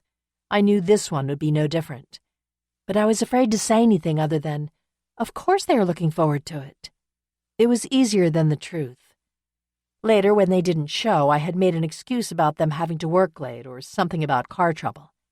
These types of excuses always seemed to suffice with other teachers. But Mr. Derby was different. He seemed to genuinely care that my parents had missed the conference, and was adamant when he requested that I take my report card home and return it, signed by my parents. How exactly am I going to accomplish that, I wondered. Most kids are scared to bring their report card home if they are failing, or if the teacher leaves a comment about not listening in class or skipping school. But that was not the problem I was having. In fact, the report card in question had straight A's, and my teacher made glowing remarks about my attendance and work ethic. The problem was getting 20 minutes of my parents' time to show them the report card, and then to have them actually sign it. I had already made several unsuccessful attempts. On my first attempt, I stayed up until nearly 11 p.m., waiting for my mother to come home. When she finally returned, she was in a drunken stupor. She slurred that whatever it was would have to wait until morning. I woke up early the next morning, hoping to catch her, but she was still sound asleep as I left for school. A few days later I tried again, but in the middle of the discussion my father came home and a fight ensued. I was disappointed. None of my efforts worked. So here I was, stuck in the hallway with my teacher pressing me on why I hadn't produced my signed report card. I did what I did best. I lied. I had gotten really good at it over the years. It always made me feel terrible, but I rationalized that it was never over important details. I tried to keep the lies to matters involving my family, why we were moving, or where my parents were, but it was becoming more difficult the longer we stayed in one place. "I keep forgetting to give it to them," I began. When I first began lying, my voice had been shaky, but with all the practice over the years, I was becoming more convincing. I promise that I will write myself a note and stick it in my backpack and be sure to ask my parents tonight at dinner, and I will bring it back first thing tomorrow. Okay, my teacher said. I could tell by his voice that he was frustrated with me, but as most of my teachers had done before, he gave me the benefit of the doubt, because I was generally well behaved. But he continued, "If you don't have it tomorrow, you will be asked to go back home and get it, or I'm going to stop by your home after school and talk to your parents myself." This was serious. Neither of those options were going to end well for either of us. That night, as I lay in bed, I contemplated all of my choices. I could ask my parents, but given the tension in the house lately, I knew that would only end in more discipline for me. The punishments had begun to escalate. On a previous evening, leading up to asking for a signature on my report card, I had made the mistake of lying on the living room floor. I heard the dogs scratching at the door, and when I rose to let them in, I must have stood in front of my father, who was watching television. He became irate. He lunged towards me, fork in hand, missing my head but stabbing the fork into my upper left shoulder. "You're in the way!" he screamed. I cowered down, holding my shoulder, and silently went into my room. I used an old T-shirt to stop the bleeding. No one ever spoke of the incident. On the nights when my parents were home and sober, interrupting their television time would end with a verbal lashing. There was nothing I needed that would ever rise above the needs of my parents. Given their past behaviors, I had become intimidated to even ask for the smallest of items. My other option was to do nothing and allow my teacher to come to my house and meet my parents. That clearly would land me in trouble, because one of my parents would be drunk, high, and belligerent, and the police would be called. In my family, the cops were seen as the devil. They were people to be distrusted and not turned to in times of crisis. They were always referred to as pigs. The third and only other choice I could come up with was to forge my mother's signature. It seems a bit extreme, I know. I was 11 at the time, and it wasn't the first time I had signed my mother's name. I had done it multiple times, to participate in a spelling bee, to go on field trips, and even to be in a school play. I actually practiced the skill in my spare time, because I never knew when it would be called upon. As I was lying in my room, I began to practice again. After 100 or so attempts, I decided it was time to try it out on the real document. The real test of a forgery always comes when you have to submit it. I was panicked as I handed it over to Mr. Derby, because unlike other people, I really wanted him to like me. I thought it best to get to school early and slip it onto his desk before he arrived. When he came in that morning, he glanced in my direction, and I merely pointed. He walked over, picked up my report card and examined it for a signature, and then put it back on his desk, distracted by students as they walked in. It worked! It actually worked!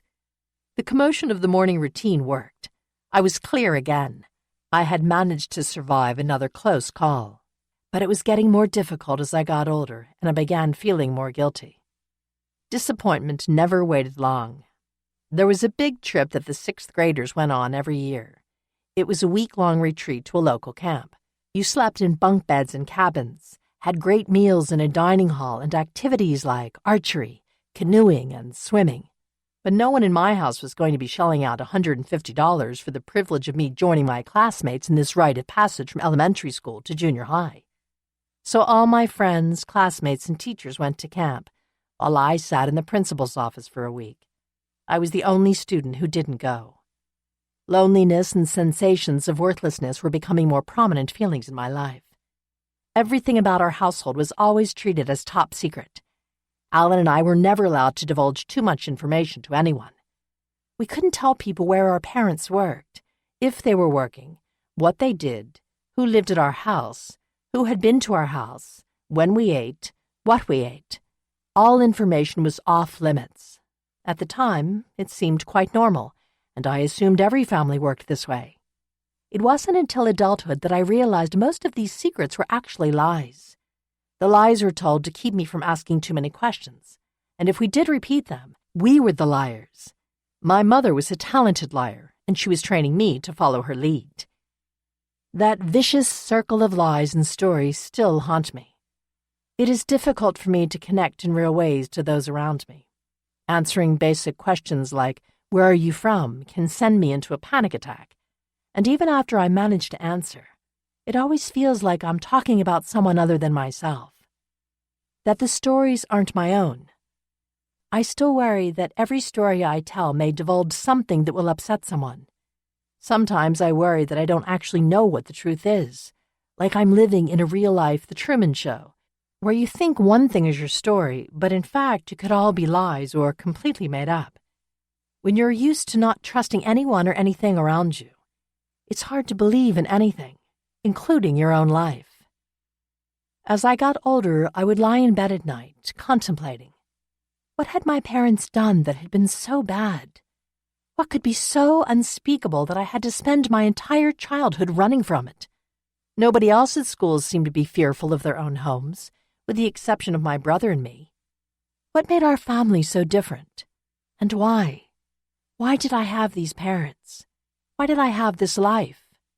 I was still dreaming of someone coming to my rescue, but no one ever did. Chapter 6. I think I might be sinking. The scariest monsters are the ones that lurk within our souls. Unknown. In retrospect, I had numerous hints that my father wasn't really my father. There was a baby picture of me at 3.5 months old, one of the very few photos I had.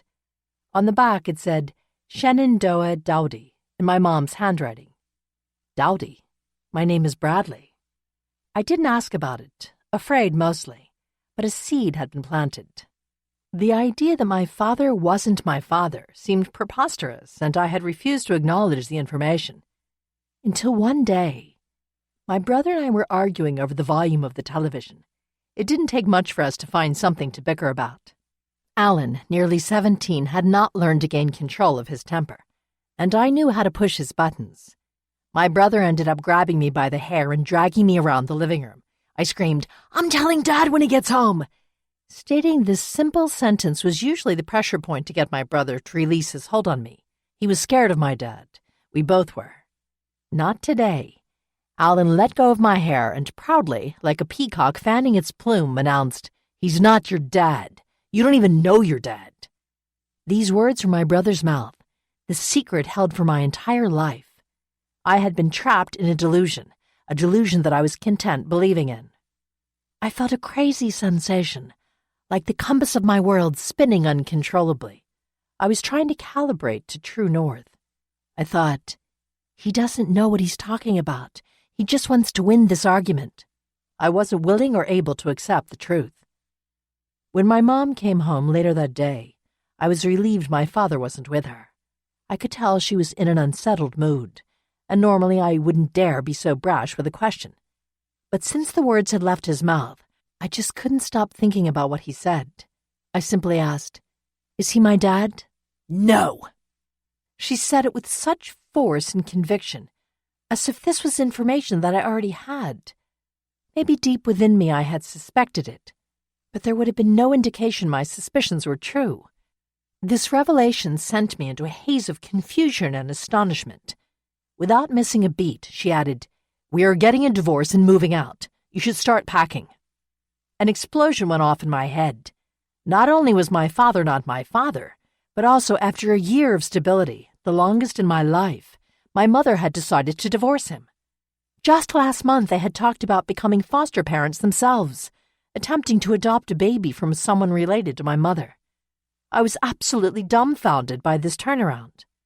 My dad wasn't my dad, but my stepdad. When he got home, I approached my stepfather about my discovery, in part to confirm the story my mother and brother told. I still couldn't accept the news, and I thought for sure he could put my mind at ease. "Well, of course I'm your dad," he said. For an instant, I was washed over with relief. "You never met your other dad, and he never wanted to be a part of your life. So of course I'm your dad." For him, being present meant he was my dad, even if he wasn't my biological parent. What about the story he had told me so many times that he and my mom had conceived me in the Shenandoah Hotel? The story of how I had come to be. It was so convincing. Perhaps it had been another hint at the truth. I have a vague and foggy memory about a plane ride from California to Las Vegas. I don't know who put me on that plane or exactly what was going on at the time. But putting the pieces together now, it appeared that my family left California and met a new gentleman suitor in Las Vegas. I remember the plane ride and sitting with an elderly couple. When we landed, I remember not wanting to leave their sides. As the story goes, I got off the plane wearing a white and red frilly dress. I knew deep within me the story must be true. I had the sense that I hadn't belonged to my family this whole time. I even had thoughts of being kidnapped by these crazy people, raised away from my real family. And this news added to my confusion. I wasn't sure if it was proof of my kidnapping or confirmation of another fear, that I was doomed to this dysfunction, already thrown away by a parent who wasn't interested in me. Either way, I was feeling increasingly unsteady and started withdrawing even further into isolation. After this revelation, my parents split almost immediately, and my mother and I started moving all over Michigan to wherever we could find a space on a floor, an apartment of our own, or a man who was willing to put up with his girlfriend having a 12-year-old daughter. My brother remained with my stepfather. He was turning 18 soon, getting his settlement funds and almost done with high school. He helped my stepfather with his landscaping business, working after school and on the weekends. I was too angry with my stepfather to stay. Angry for the lies, angry for all the pretending, and angry that all the punishments I'd received by his hand weren't from someone related to me. Escaping with my mom seemed like the solution to all of our problems. Finally, we would have the chance to do things right, without him, without his influence. Maybe this was the happy ever after my mother had been chasing. My mother and I first moved into a house with a friend of hers, Darlene. Darlene lived near the junior high school that I would be attending that fall.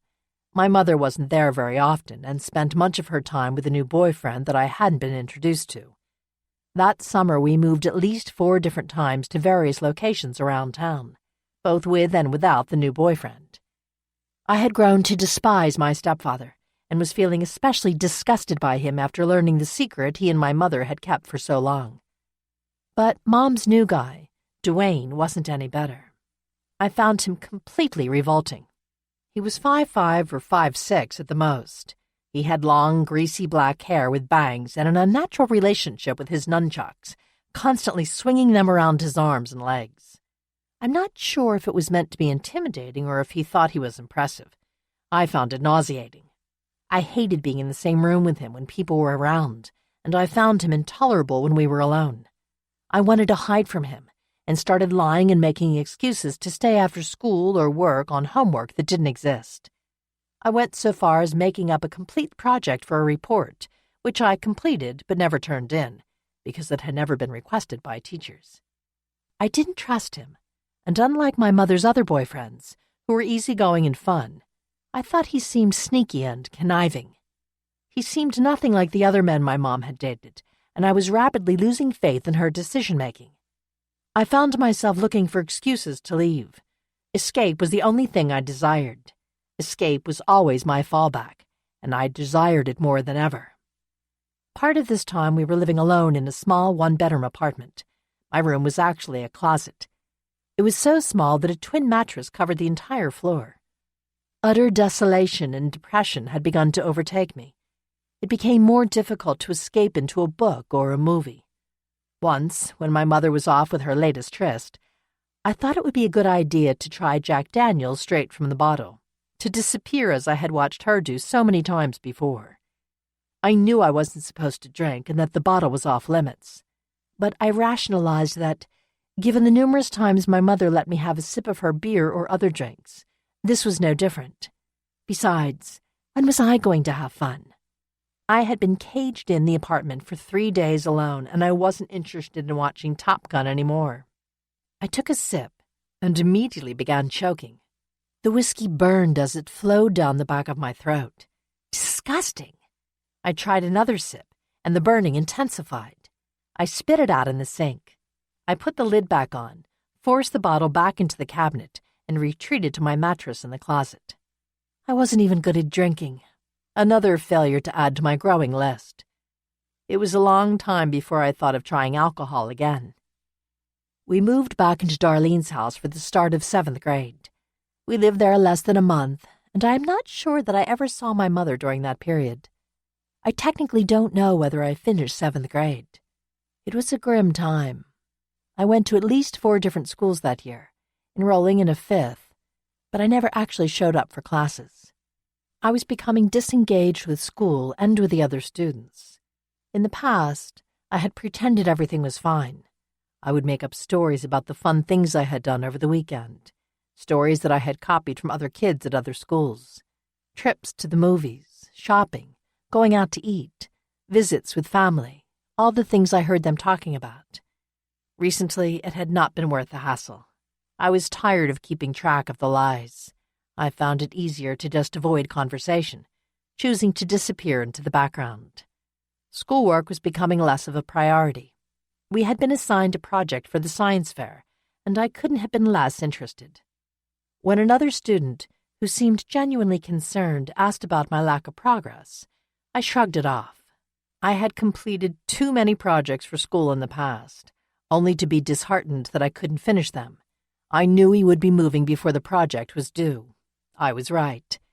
The next move was into Dwayne's house. He lived with his mother and his 2 small children from a previous relationship. My disgust for him grew with each day. The house was filthy. I had been assigned my same mattress, but this time on the bedroom floor with his 2 small children. I hated living there so much that I would wake up and get ready for school an hour early, standing and waiting for the bus in the dark and cold to avoid contact with him and my mother. Once, while at school, I slipped on some ice and hurt my ankle. Unwilling to go to the office for fear they would contact my mother, I managed to limp around until the end of the day. I was in terrible pain. After making it home, I showed my mom my ankle and she said, "You'll be fine." My ankle was swollen and purple. We didn't go to the doctor in my family, an expense that was deemed unnecessary. That night, it was difficult to find a sleeping position where it didn't hurt. Eventually, I fell asleep, but I woke in the middle of the night screaming from the pain. My mother came in and told me to quiet down. I never went to the hospital. Instead, I wrapped it in a bandage that I found in my mother's belongings. It took nearly 3 months before the pain subsided. Near the end of the school year, I tried to move back in with my stepfather. It wasn't a decision that was easy for me. I had become bitter toward my mother for picking yet another man over my needs, especially one that I detested so much. From the outside, it appeared that my stepdad was getting things together. He had continued to grow his business and was living in the same house on Dale Street. I was desperate, and the devil I knew started feeling safer than the devil I didn't know. My stepfather, who is now living with another woman and her 2 young children, agreed to let me move back. It was summer, and I rationalized that he could use my free labor at the business.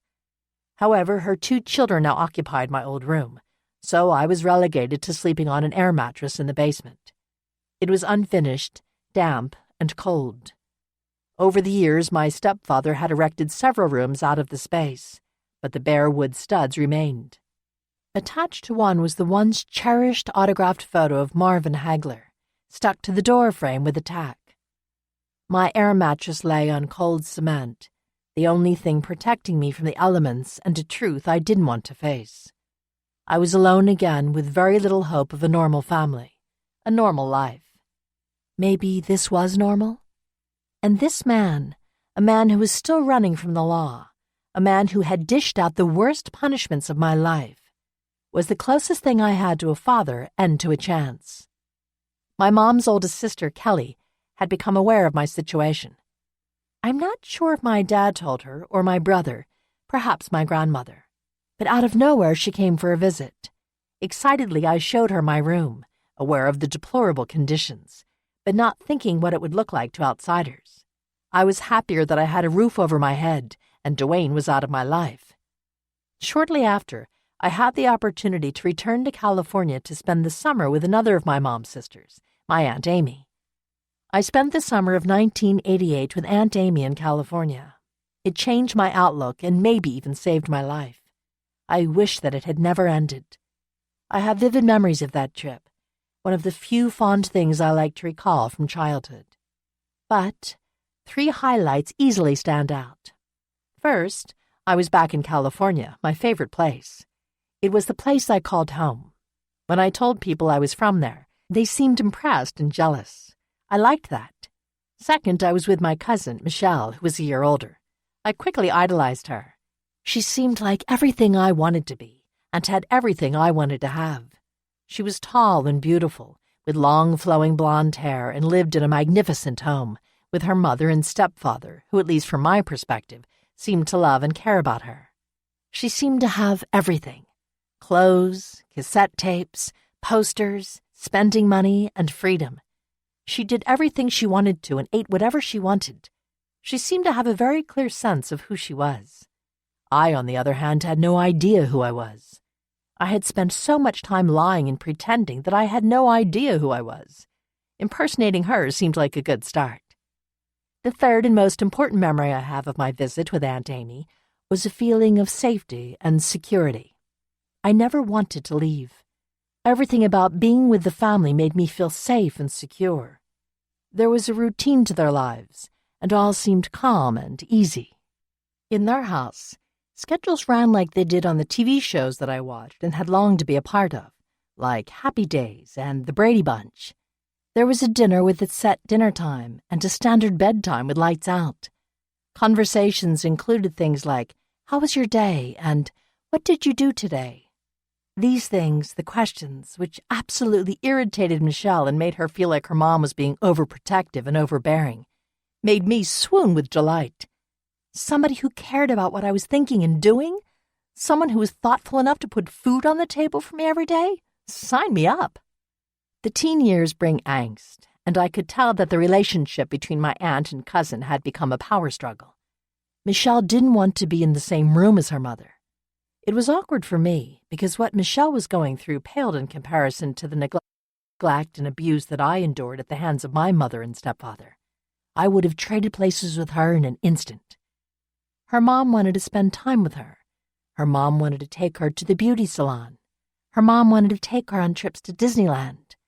All these suggestions were rebuffed by Michelle, while I jumped at each opportunity. It was the first time I had been in a salon for a haircut, ever. I felt like a princess, and was thrilled someone wanted to spend time with me. I wouldn't say no. I couldn't say no. I wasn't remotely afraid to spill my guts to Michelle. It was completely out of character for me, but Michelle was safe. Who could she tell? It felt great to get some of that anger off my chest.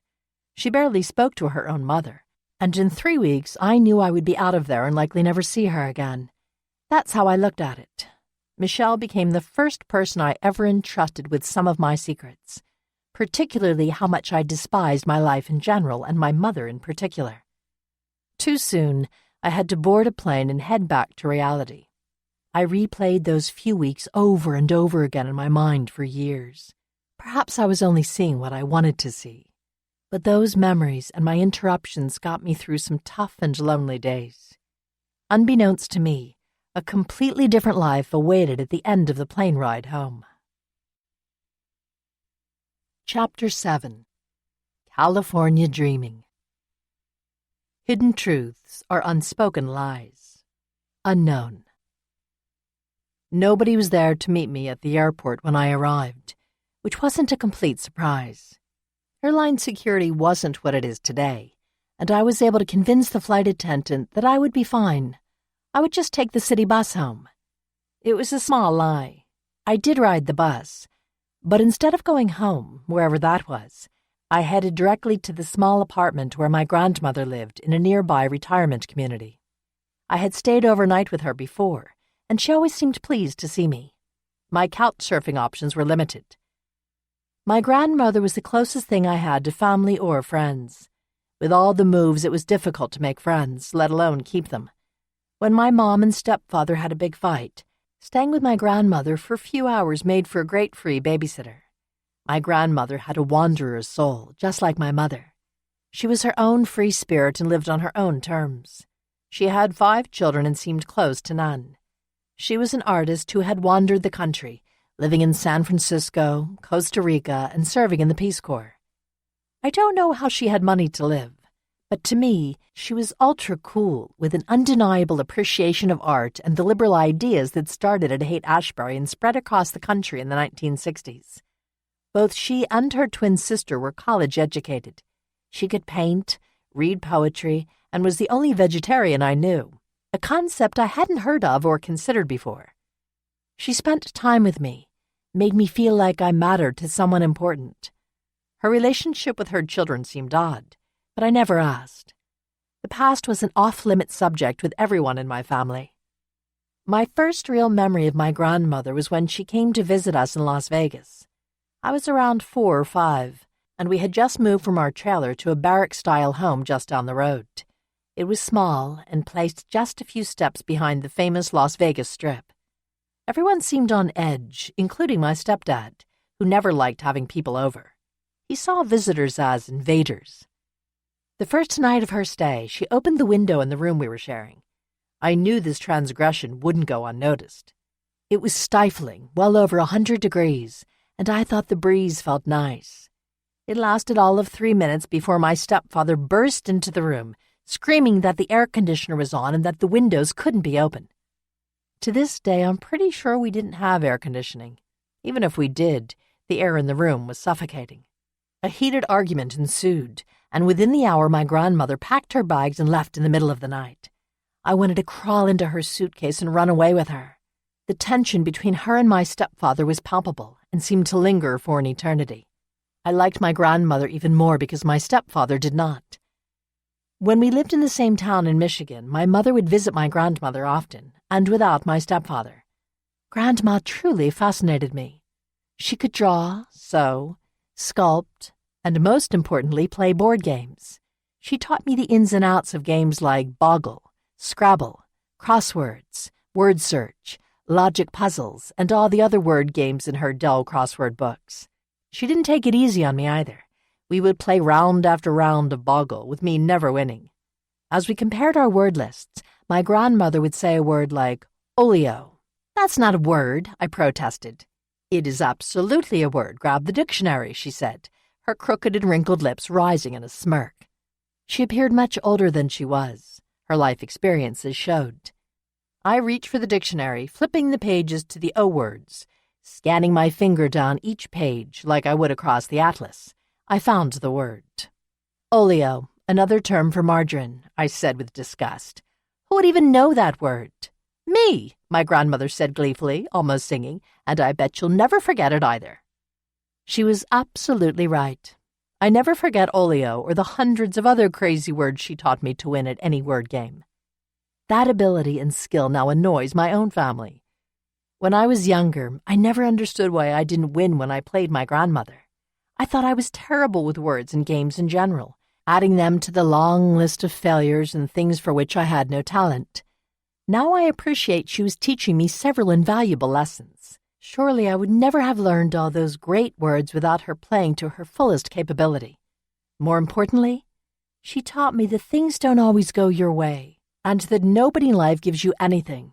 You have to earn it. You have to make the choice that you want to earn it.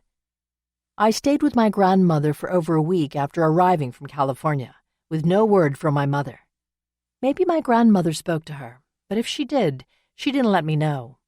I could tell that the rest of my mom's family, my grandmother and my mom's oldest sister, Kelly, were growing concerned. Although nothing was said to me, I was never allowed to know the truth about anything. I wasn't worried. My mother had disappeared before, sometimes for a few days, sometimes for a week or longer. Usually I was the only one home, and I never told anyone. But this time was different, and I could tell. My grandmother knew she couldn't continue to house me due to restrictions where she lived, so she called my Aunt Kelly, who had been a foster parent for my entire life. Kelly was always around. She was always rescuing my mom. She and my mother were very close. It's likely that they still are. My brother Alan, who had turned 18 by this time, had his inheritance from his father's death and had purchased his own house. He wasn't interested in taking care of his 13-year-old half-sister. I tried to wrangle myself back to my Aunt Amy's house in California, but it didn't work. "They can't take you on," I remember Kelly saying. I wondered if I had done something wrong when I was staying at Aunt Amy's to make her not want me, but my own mental safety nets kept that feeling from taking over. It was decided that Aunt Kelly would contact the authorities. And so began my life in foster care. I was interviewed several times over the next few weeks. I never told anyone the full truth of what my life had been like with my mother, just enough. In my Child Protective Service reports, it simply stated, "Said child is without proper custody and guardianship, in that said child's home, by reason of neglect, is an unfit place for her to live, in that in August 1989, mother suddenly left the state without informing anyone of her plans, leaving the child behind. Shenandoah's former stepfather, who is presently the legal guardian, provided a home for her until approximately the end of December of 1989. Since the beginning of January 1990, Shenandoah has lived with an aunt and is currently residing with her grandmother, who cannot provide ongoing care. The mother has failed to maintain regular contact with said child and has not made any provisions for her financial support.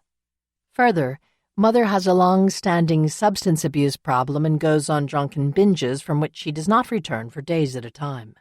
Her lifestyle has been highly unstable for many years, characterized by frequent and sudden moves from one state to another and by neglect of her children's physical and emotional needs. Another child was abandoned when he was 6 months old. The whereabouts of said child's father are unknown. While the authorities looked for a place to house me, my aunt said that she would take me for a few days, which turned into a few weeks, then a few months. My mom was always in contact with Aunt Kelly while I was growing up, and to hear my mother talk, it sounded like she had the perfect family. Everything always seemed too easy for them. My aunt had 3 biological children, and she adopted several others and fostered many, many others. Her kids were much older than me. At the time that I went to live with her, her oldest daughter, Lisa, had a baby with an abusive man. My aunt was the guardian for her grandson, and I think that she might have adopted him at some point. Lisa had another baby, but I never knew what happened to him. I had little or no contact with my uncle. He was never around, and my aunt took care of everything around the house. But it was very dysfunctional. No one ever touched, gave hugs or kisses, and I never heard anyone ever say they loved anyone else. We were all in a very tight schedule. We had specific shower times, teeth brushing times, etc., and my aunt's agenda was adhered to like a military drill. If you missed your time in the bathroom, you missed your time. No one ever spoke to me about my changing adolescent body. I didn't know about things like deodorant, shaving, or feminine hygiene products until I heard other kids talking about them or using them in the school locker room. I had no one to ask, and didn't even know I should be asking. However, when I went to live with my Aunt Kelly, she was fostering all boys in her house at the time. Everyone was uncomfortable with me being the only girl, but those boys had already become brothers to me. Moving to my Aunt Kelly's house required a change of schools and a new environment. I had been raised in cities, but my aunt lived in a very small farming community on the western side of Michigan. It had one stoplight, and it blinked most of the time.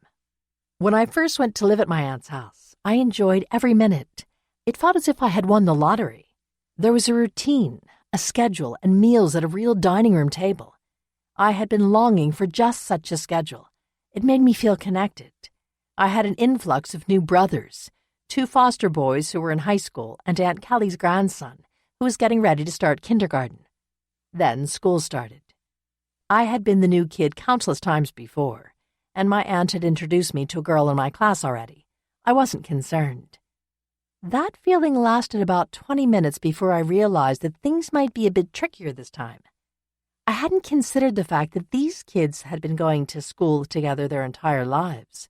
Most of them had never left the town, or had only on occasion traveled into the nearby city to visit relatives or shop. They had their own routines, social groups, and were not looking for additions. It was also the start of 8th grade, and things like popularity, clothes, and makeup were important to this group. While they had been important at other schools I attended, I'd never lasted long enough to be called out on it. I had attended schools in the past where the popular or rich kids clearly had nice clothes, backpacks, and accessories, but there was always a group that was willing to accept the new kid. Perhaps, as elementary-aged kids, there was less to compete over. But as a middle school student, that seemed to change, and change quickly. Everyone also knew I was a foster kid, because a foster kid from my aunt's house always came to that school. I went from being the new kid to the foster kid, and I wasn't enjoying the label. I felt like an outcast and wasn't sure what to do. Aunt Kelly knew everyone at the school, including teachers, coaches, other parents, and that began to make me feel claustrophobic. Now I lived with someone who knew my teachers. If I made a new friend, Kelly knew everything about her. It was an experience I'd never had before. I was used to autonomy. I was also used to keeping personal information to myself. So sharing the type of news you were supposed to share with a parental figure seemed like an invasion of privacy. It was awkward, and I started to feel like a guest in my own life story. I had been living with my aunt for a month or so when my mother resurfaced, coming to see me at Aunt Kelly's house. Although my aunt didn't tell me that she had been in touch during this time, it was apparent, and I didn't like being kept in the dark. As I was growing older, I liked it less and less. While I usually enjoyed seeing my mother's smiling face again after an absence, my eyes wide like a child on Christmas morning, this time felt different. As we walked around the property together, and as I carefully listened to her latest escape plan, I became overwhelmed with a sense of grief, sadness, and remorse. I knew as she spoke, almost instantly, that I would never see her again. I don't know why I felt that way, and to this day I can't explain it. Her plan was really no different than any of those that had come before. This plan was a move to Nebraska, a new job, a new boyfriend, and yet another promise that things would be better. She would be better.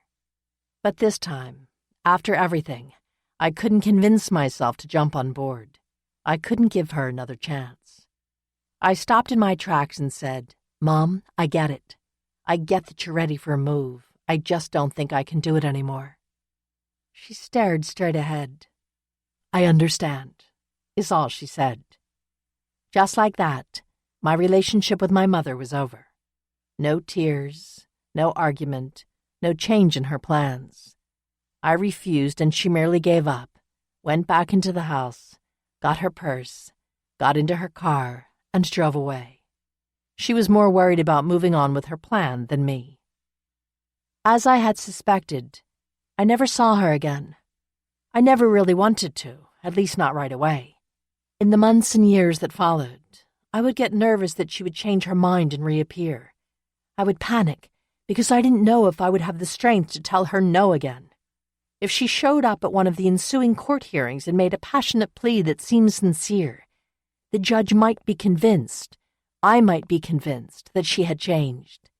Maybe I wanted to believe that she would show up. I think a part of me wanted to know that she loved me, even a little.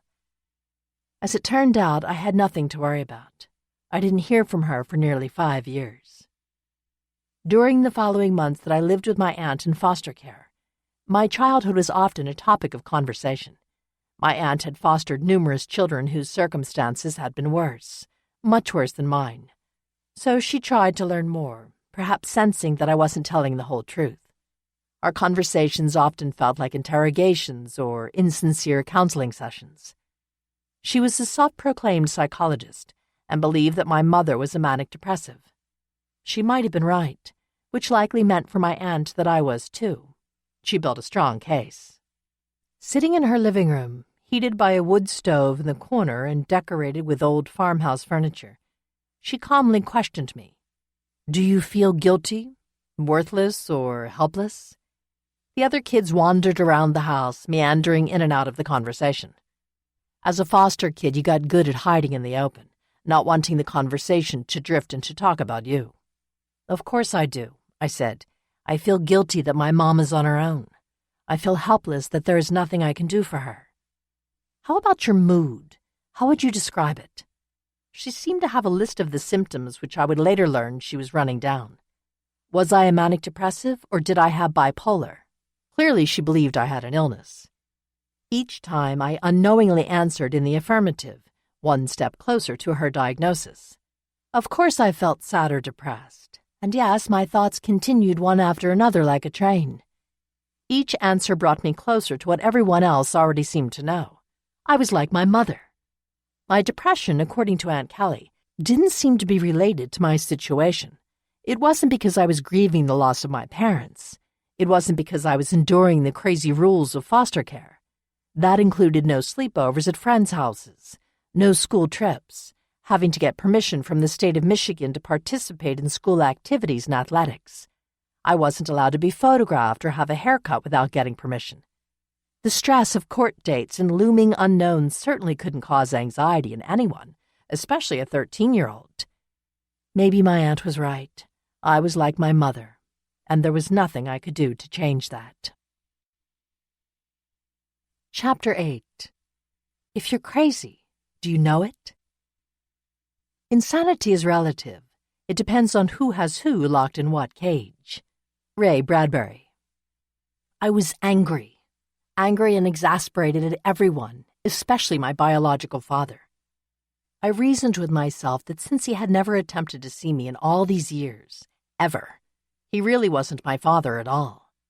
I realize now that I didn't get that idea by myself. In fact, both my mother and stepfather had planted it there. They reinforced the idea so often during that year I found out the truth that I actually loathed the man. My mother especially took every opportunity to remind me that whatever she had done for me was more than my father ever had. It was a hard point to refute. When I entered the foster care system, I was told by family members, my attorney, and the court staff that my father was unreachable. Nobody knew where he was or how to contact him. This wasn't the first time I had heard this story about my father. Every time his name came up, it was the same story. His absence appeared to be a fact that everyone, including me, had accepted. It was during those times in court that I came to ultimately believe my father simply wanted nothing to do with me.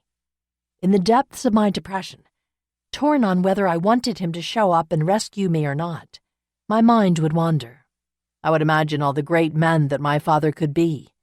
I took special interest in the fantastic stories on daytime television, like Maury Povich, Phil Donahue, even Oprah Winfrey, about children separated from their parents at birth, only to be reunited as adults. It seemed that every great rock star was learning about a child they never knew they had, and I found myself wondering if one of them could be my father. They all had a storybook ending. As I daydreamed, I was hoping for one too. On the one hand, by choosing foster care, I was admitting that what everyone said was true. My father didn't want me. I struggled with that. What if he wanted to be with me? He just didn't know how to find me. My mom had dragged me all over the country, and she certainly didn't want to be found. What if I had been kidnapped? What if she wasn't my real mother? With no social media and no internet, tracking someone down was far more difficult.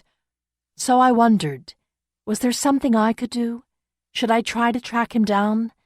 Maybe if I was looking for him while he was looking for me, the chances of us finding each other would be doubled. During the court proceedings, I listened and heard everything that everyone had to say about my mother and my father, all negative. There was testimony from caseworkers, attorneys, even my Aunt Kelly, about how they had no idea where my father was or how to contact him. My own experience had proven that he'd never been a part of my life. I had never met him. But something deep within me longed for a connection, a family connection to someone, anyone. I was desperate. When I look back on my conversation with my mother that summer day in my aunt's yard, I have some regrets. I admit that when I made the decision to call it quits, it seemed like an easy way to get my storybook ending.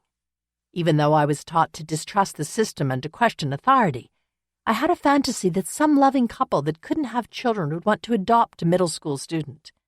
I wanted a fairy tale conclusion, the one where you find out you were kidnapped and raised by the evil witch, only to be rescued and told you're really a princess. But the truth is, as naive as I was about the big, bad world, my mother made it hard to love her.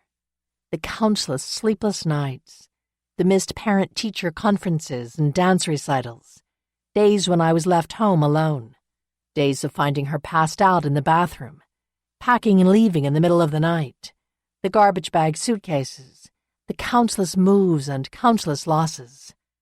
It made it hard to love anyone, even my own mother. I had convinced myself that if I escaped into the foster care system, I would be with a family who wanted a child. It was an easy leap. I had already begun to make excuses for my mother. I knew that she had my brother and me at a very young age, and I knew that she, in her own way, was doing the best that she could. If I could find a family who really wanted kids, then I could have the fairy tale. What I didn't count on were the endless feelings of loneliness and despair that would never dissipate, haunting me for nearly 2 decades, even after I left the system. I had an emptiness that would never leave, and a fear of abandonment that would turn me into a withdrawn person, unable to communicate feelings, unsure if I even had any. Slowly, I was being taken over by a sort of infection that started cutting me off from the world. It turns out that the authorities, or maybe it was my aunt, had issues with me being a pubescent girl living in a foster home that consisted of high school-aged foster boys.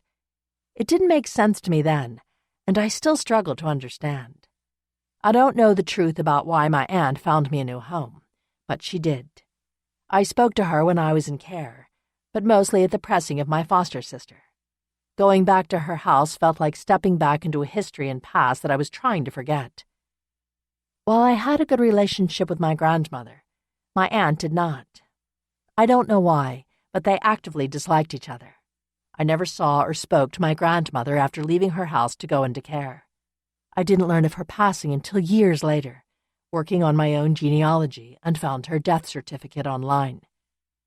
There are lots of things I wanted to ask, lots of things I wanted to say, but I lost the chance. The move from my aunt's was mostly welcome. I didn't know if I could take another year at that school, feeling like the outsider. An entire year at the same school had been a record for me. I already knew I wanted a change, and this seemed as good of an excuse as any. Another escape was always welcome. I had been in Aunt Callie's for 8th grade and part of the following summer.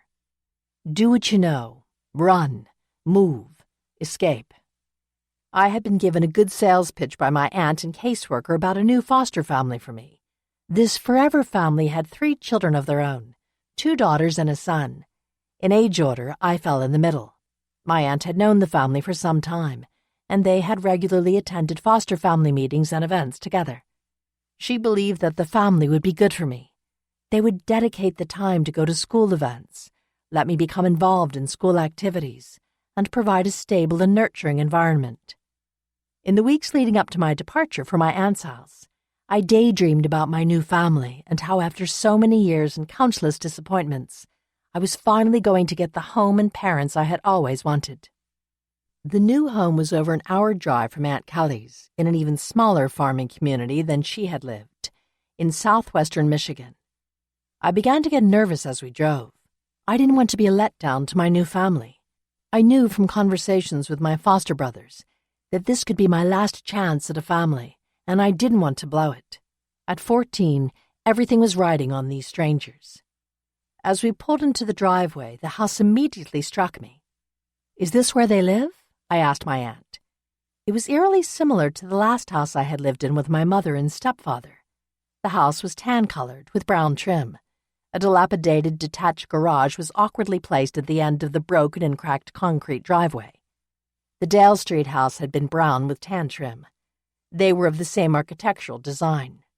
The same concrete steps led up to the front doors of each of the houses, and each was unfit for the size of the family already living there.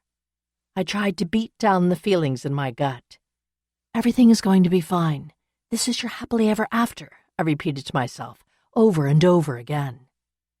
As we entered the house, I was greeted by the awkward glances of my new siblings, including a foster son around 7. These glances were all too familiar. I experienced them each time a teacher introduced me to my new classmates.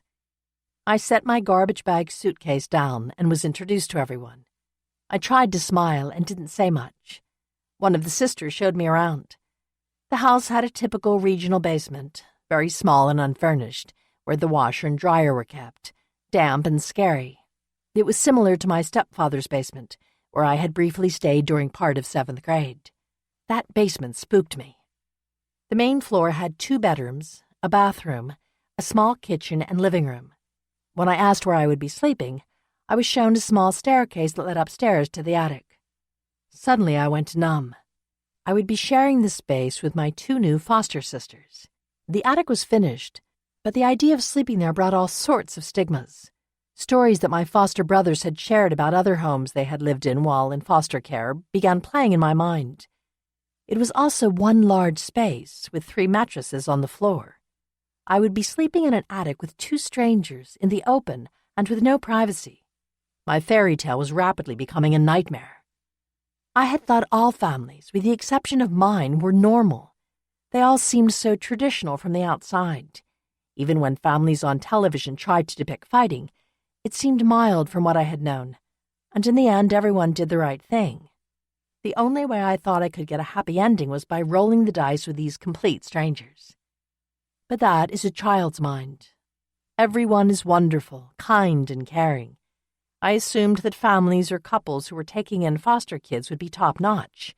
Surely someone who had gone through vigorous training, underwent state background checks, and had a caseworker checking in on them regularly would be the greatest parents of all. What I hadn't realized or taken into account was that the system is broken. There are hundreds of thousands of kids in care, and very few options on where to place or even house them. Caseworkers change monthly, sometimes more frequently. I lost count of the number of caseworkers I had after receiving 3 different ones in the span of 2 months. Just when I thought I could trust one to share what was really happening in my life, a new one would take over. My fear of abandonment amplified with each change. Because the family who was chosen for me had 3 children of their own and other foster kids, it was clear that I was not there for them to dote on me like the long-lost daughter they had always wanted. I had one purpose, I soon discovered, and that was to help pay the bills. I had become a paycheck. I'd seen this with my brother years before, but this was the first time I became the source of revenue. From the outside, my foster family seemed like a typical middle-class family. They had a dad who worked for the phone company and a stay-at-home mom. They went to church and knew their neighbors by name. In the beginning, they seemed to be interested in my life. I was eager to please, happy to play any role. I learned that the best way to stay out of the spotlight was to stay quiet and do whatever I was asked to do. When I first went to live with them, I was preparing for my freshman year of high school. I had grandiose thoughts about high school and what I would experience there. I had seen plenty of movies about high school and thought I had it all figured out. I could meet friends that I would have for the rest of my life, go to dances, prom, and sleepovers. For me, this was the opportunity to change my life. This was my chance to be normal. I quickly became friends with the middle and biological daughter, Claire. She was a feisty redhead who dominated not only me but also the family in general. She knew how to get her way. Stubborn to a fault, when she set her mind to something, she was going to do it or get it, period. In my life, I was very accustomed with going along with what everyone else was doing. Not because I wanted to or cared to, but because I so desperately wanted to have a friend and belong. I had watched my mother and stepfather, especially my stepfather, do this time and time again. I thought that was how you had a relationship, and I was willing to do whatever I had to have those feelings. I pretended to be interested in the things that seemed important to other people. I thought that if I did whatever someone wanted, or listened to whatever music they liked, then I would be their friend and they would be mine. This left me vulnerable and often the scapegoat for bad behavior. That meant my friends were often controlling people who liked to have their way. I was the welcome doormat, who would just go along, too scared to say anything. Typically, whenever I tried to stick up for myself, I felt guilty, thinking I was a bad person for wanting something different. I was often ostracized for speaking out, and so I wouldn't. This was what my mother had done to me, and I fell for it every time. However, in being submissive, I never shared anything true about myself, especially with friends and my foster sisters. I lied, making things up about my likes or dislikes to fit what I thought they wanted from me. Lying was easy for me, and usually I didn't even realize I wasn't telling the truth. It was as if I was an actress playing a role, except the role I was playing was my actual life. I was so wrapped up in trying to be whatever it is I thought they wanted, that I had no idea what it was I wanted. I said yes to everything, and when anyone tried to ask about my past, I did what I had been taught to do. I lied. No, I never think about my mom. No, I'm not depressed. Yes, I like that band. Yes, I want to help you. I'd push any real feelings away and keep moving forward. Don't rock the boat. You don't want to end up in another home. It could be worse. It always seems to be worse. When Claire got a job at a supermarket in a neighboring town so kids from school wouldn't see her, she thought I should get a job there too. I did. When Claire wanted me to do something, I did it, without question. I was too afraid to step out of line. I started earning an income at the age of 14 bagging groceries, then stocking shelves, and then cashiering. The money I earned didn't go into a savings account. It went to my expenses. I paid for any extracurricular activity that I was involved in, like volleyball. I even had to pay for going to a school dance. So when I received a check from working at the store for $37, I signed it over to my foster mom. I gave her my check and she would give me cash back for a fee. I didn't have many friends at school, acquaintances mostly. I hadn't told any of them that I was a foster kid. It was something I tried to conceal, afraid of judgment. Maybe they knew, maybe they didn't. But I was trying to keep it a secret, and like most secrets, it was eating away at me. Like the school I attended when living with my aunt, this was a small school. Most of the kids had known each other since kindergarten. After losing touch with Sarah Lynn from the 6th grade, I'd never had another friend that close. It was becoming even harder for me the longer I stayed in one place. I was unable to camouflage myself. I loathed each day of school more and more. I wanted to fit in, but when I couldn't make friends, but I didn't know how, and I had nowhere left to hide myself. Life without my mom wasn't so bad. In fact, it was easier than I initially thought. My birthday came and went without much fanfare. Considering that my mother had missed both my 9th and 11th birthdays when we were together, her missing another seemed normal. Thanksgiving and Christmas were spent with my foster family celebrations, where I was always the outsider, or at least that's how I felt. I was okay. Not great, but not bad. I had spent most holidays with my mom locked away in my room, waiting to return to school, so missing another without her didn't seem like a big deal. There were definitely low points in those first months. I suffered a deep, nagging desire, a yearning to feel like I belonged, like I was wanted in the world. As the months slipped into years, that feeling disappeared, or perhaps I got better at burying them. I told myself that I didn't deserve love. I absolutely felt that I deserved loneliness. Something was clearly wrong with me because I'd never truly been loved by anyone. It seemed my lot in life was to be alone, stranded on my own island, sailing in my own boat. Another turning point in how I felt about my place in the world came during spring break of my junior year. I was 17 and driving my foster mother's car with my foster brother and his friend. We were driving to a nearby town to go to the movies. I was going to pick up my boyfriend, Kevin, on the way. He had asked me out when he first got to our school and we started dating. I wasn't really interested in him, but agreed because I wanted to fit in with what everyone else was doing. It was a very superficial relationship, but we went through the motions. The road we were traveling was curvy, with farmland on both sides and farmers' drainage ditches off the road. A farmer had recently been plowing his fields, going back and forth over the road, dragging mud on his big tractor tires. When the wheels of the car hit the mud, we skidded, and as a new driver I was not able to regain traction. We veered on into the drainage ditch and the vehicle flipped 6 times. It took a while before help arrived. My foster brother needed 2 stitches on his cheek. His friend, who had been thrown from the vehicle, broke his leg. My ribs were broken on both sides and I had punctured my lungs. I moved in and out of consciousness. I'd felt my skin being pierced and tearing, and then I was out again. I woke up days later, still hospitalized. It was painful to breathe. My whole chest was black underneath my gown. My foster family had come when I was first admitted, but when I woke up, I was alone. I was alone the next few weeks while I was in the hospital, with only an occasional check-in from my foster family. Not my aunt, not my boyfriend, not anyone from school. I had known I was alone in this world, but now I was face to face with the reality of the situation. No one cared if I lived or died. No one cared if I disappeared forever. My heart was feeling the pressure of my burdens, the infection of my sorrow overtaking me. Lying in the hospital bed, I wished each time I fell asleep that I would not wake up. It was the first time I remember feeling that way, but it wouldn't be the last.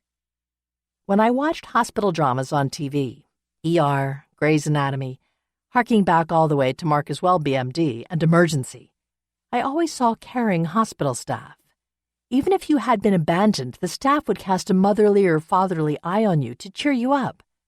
Somehow, this hospital didn't act that way. The staff was surly, just there to get the job done. They didn't care if there was a 17-year-old girl injured in a car crash that never had any visitors. It felt as though some kind of judgment was being cast upon me. I was the foster kid, who clearly had done something so bad that no one could stand to be around her. I couldn't even stand to be around me. Several days into my stay, and to my surprise, I received a card from my mother. It lay propped on the table next to me for days. I think I was both afraid to open it and angry that she bothered. I hadn't heard from her in nearly 4, maybe 5 years. When I finally coaxed myself to open it, desperate to alleviate my pain, I read, "This could have turned out much better if you'd have died." It was painful to read, and it hit me hard. I knew that I had let my mother down. I always felt like I took the cowardly way out, that I should have stayed with her to help her, to save her from herself. But I didn't. In reality, I left her and worried only about myself. I had committed the ultimate sin and broke the only rule I thought I knew about family. I left her, and now I had confirmation that the world would be better off without me. It was the last time I would ever hear from her. I had grown up rationalizing my mother's actions. This is how people act. Just face it, it's a hard life. But I was also becoming an adult and questioning things. Was it me who didn't inspire others to love me, or was it the people around me who couldn't love and be empathetic? I ran through the possibilities and usually tipped the scales in favor of thinking it was my fault. When it came down to it, was it possible to be this unlucky? I thought my mom was unstable and a little crazy, a drug addict, so I got out of the situation. I left her and chose to try and save myself, a decision that I had started to doubt after reading her card. Then, both of my foster families proved unstable and unable to love me as well. I thought, how is it possible that all the other people in my life are crazy? The odds just didn't seem right. Clearly, I was the crazy one. When it was time to go home from the hospital, my foster mom picked me up and then drove us to the grocery store. I was still in enormous amounts of pain, so I sat in the car waiting for 2 hours while she shopped. It seemed that picking me up from the hospital was one of many errands she had to run that day, and my return home was painfully slotted in with the rest of the necessities. For several months, years, I struggled with depression, despair, and emptiness. Everyone around me thought it was because of my family history, a genetic predisposition to being manic-depressive that I had supposedly inherited from my mother. So, this is what it feels like when crazy has you clasped in its grip. Perhaps with each day I was becoming more like my mother. It was a destiny I was starting to accept. Luck and stars can sometimes align, even when you don't realize it. I had landed in a forward-thinking school district, in this bedroom community near the world headquarters of Steelcase. It was a well-funded school, doing progressive things like blocking classes and blending science, math, and English departments together. All of the students were expected to go to college. Every teacher talked about it. Although it had not been modeled to me through my biological or foster families, college seemed expected at school. I had often thought of going to college as a small child, but as life unfolded, it seemed an unlikely possibility. I had little support and got mixed messages. At some schools, teachers would tell me how talented or smart I was. At others, teachers pointed at me and said things like, "Everyone here, maybe not you, goes to college." Apparently, this teacher thought that foster kids should find jobs instead of planning on college. However, I was watching as classmates and other students were admitted to colleges who had far worse grades than me. I started to wonder, why couldn't I go? A stop in the counselor's office to get some information confirmed my doubts. People like you don't go to college. They go to work, serving people like me. At the time, my guidance counselor was confirming what everyone else had implied to me. Foster kids should feel lucky just to survive. They should feel lucky that people want to take them in and house them. and luckier still if they find and keep a job that allows them to pay their bills. College was for the privileged, not for people like me. I had been reminded of that on more than one occasion. It seemed like my options were becoming few. One of the bright spots for me at this school was my science teacher, Mrs. Ellison. Like Mr. Derby, she was not popular with most of the students. However, she took me under her wing. She asked about things I might want to do as a grown-up. Because of some shows I'd been watching on TV, I had begun a fascination with forensics, and this led my teacher and I to talk about a career with the FBI. With Mrs. Ellison's help, I applied for and received an amazing scholarship to an FBI summer training program between my junior and senior year. For 10 days, we stayed in dorms and went through a kind of boot camp and basic training regimen. We learned how to shoot, investigate a crime scene, rescue hostages, and even repel from buildings. It was an experience that gave me hope that I could have an exciting future. I was competing against kids from all over the country and felt as though I was in my element. It turns out I was a good shot with a gun and had a natural mind for problem solving. Apparently, my life on the road gave me street smarts that the other kids didn't seem to have. Just as soon as my dreams were being built up, they were dashed again. I was informed that because neither of my parents could be located, I would never pass the intensive background check. My parents made me a security risk, and that made me ineligible to join the FBI's training academy. It was hard to go back to foster care after this brief respite from the depressing reality of my situation. I talked to Mrs. Ellison, who suggested that if I couldn't get into the FBI, perhaps I should think about studying criminal justice. Teachers and counselors who refused to see a bright future for a foster kid didn't deter me. I wanted to go out of state, get as far away from Michigan as I could. I started to remember my dreams of studying marine biology, becoming the next Jacques Cousteau, floating around warm seas, swimming with dolphins. I had been infatuated with the ocean since I was a child and done most of my school reports on various aspects of the sea. I enjoyed the idea of the solitude the ocean could bring. I began living in the school's library, researching schools that offered programs in marine biology. I quickly found I cannot afford to pay the application fees for most colleges, let alone figure out how I would physically get there. When I shared with others the idea of marine biology, most rebuffed it as a frivolous and impractical degree. After class one day, Mrs. Ellison asked, "How about Michigan State?"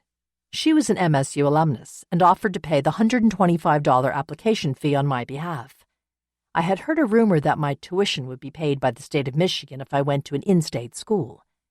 MSU didn't have a marine biology curriculum, but I thought it might be my only shot to go to college at all. I knew that I had one chance to get accepted into college. Other kids in school were applying to 10 colleges, with safeties and reach schools being designated. But I had one chance. It was becoming a Spartan or nothing. As the school year marched on, my desperation to belong consumed my every thought. Nothing about me seemed to fit in. Square peg, round hole, I felt my edges getting worn down. I wanted to be loved. I yearned to be needed. Yet I had begun to completely shut myself off from the world. I was only comfortable in complete isolation. My 18th birthday was looming, and that meant being sent into the world alone. The things I would be able to take with me from my foster care home were few. I owned nothing except for several items of clothing and a stuffed rabbit. It was during this time of complete insecurity that I began to think about tracking down my biological father. Much to my surprise, I did. Chapter 9. O Father, where art thou? Hope is a waking dream. Aristotle. Lots of teens look forward to turning 18. It brings all the ideals of becoming an adult, living on your own and expanding your wings. When you turn the magical age of 18 as a foster child, you are done. Out. On your own. No safety net. This is both beautiful and alarming. The beauty comes from thinking that you finally have freedom from the foster care system, getting to make your own decisions, not living under another stranger's roof. What most teens seek, including those in the system, is the perceived freedom of adulthood. For me, however, Horror set in when I realized there was no one out in the real world who would support me. There was no backup plan, no assistance, no moving home if I couldn't find a job. As my magic number loomed, the countdown clock to adulthood ticking each day in my head, I found myself thinking more and more about my father, my real father. I ached to belong to a family. Thinking about leaving the foster care system and going off to college and a career with no real family backing was intimidating, and getting ever more difficult to confront. Maybe my real father wasn't the monster that my mother, stepfather, aunt, grandmother, and court system had made him out to be. I was in such a panic that I was willing to convince myself of just about anything.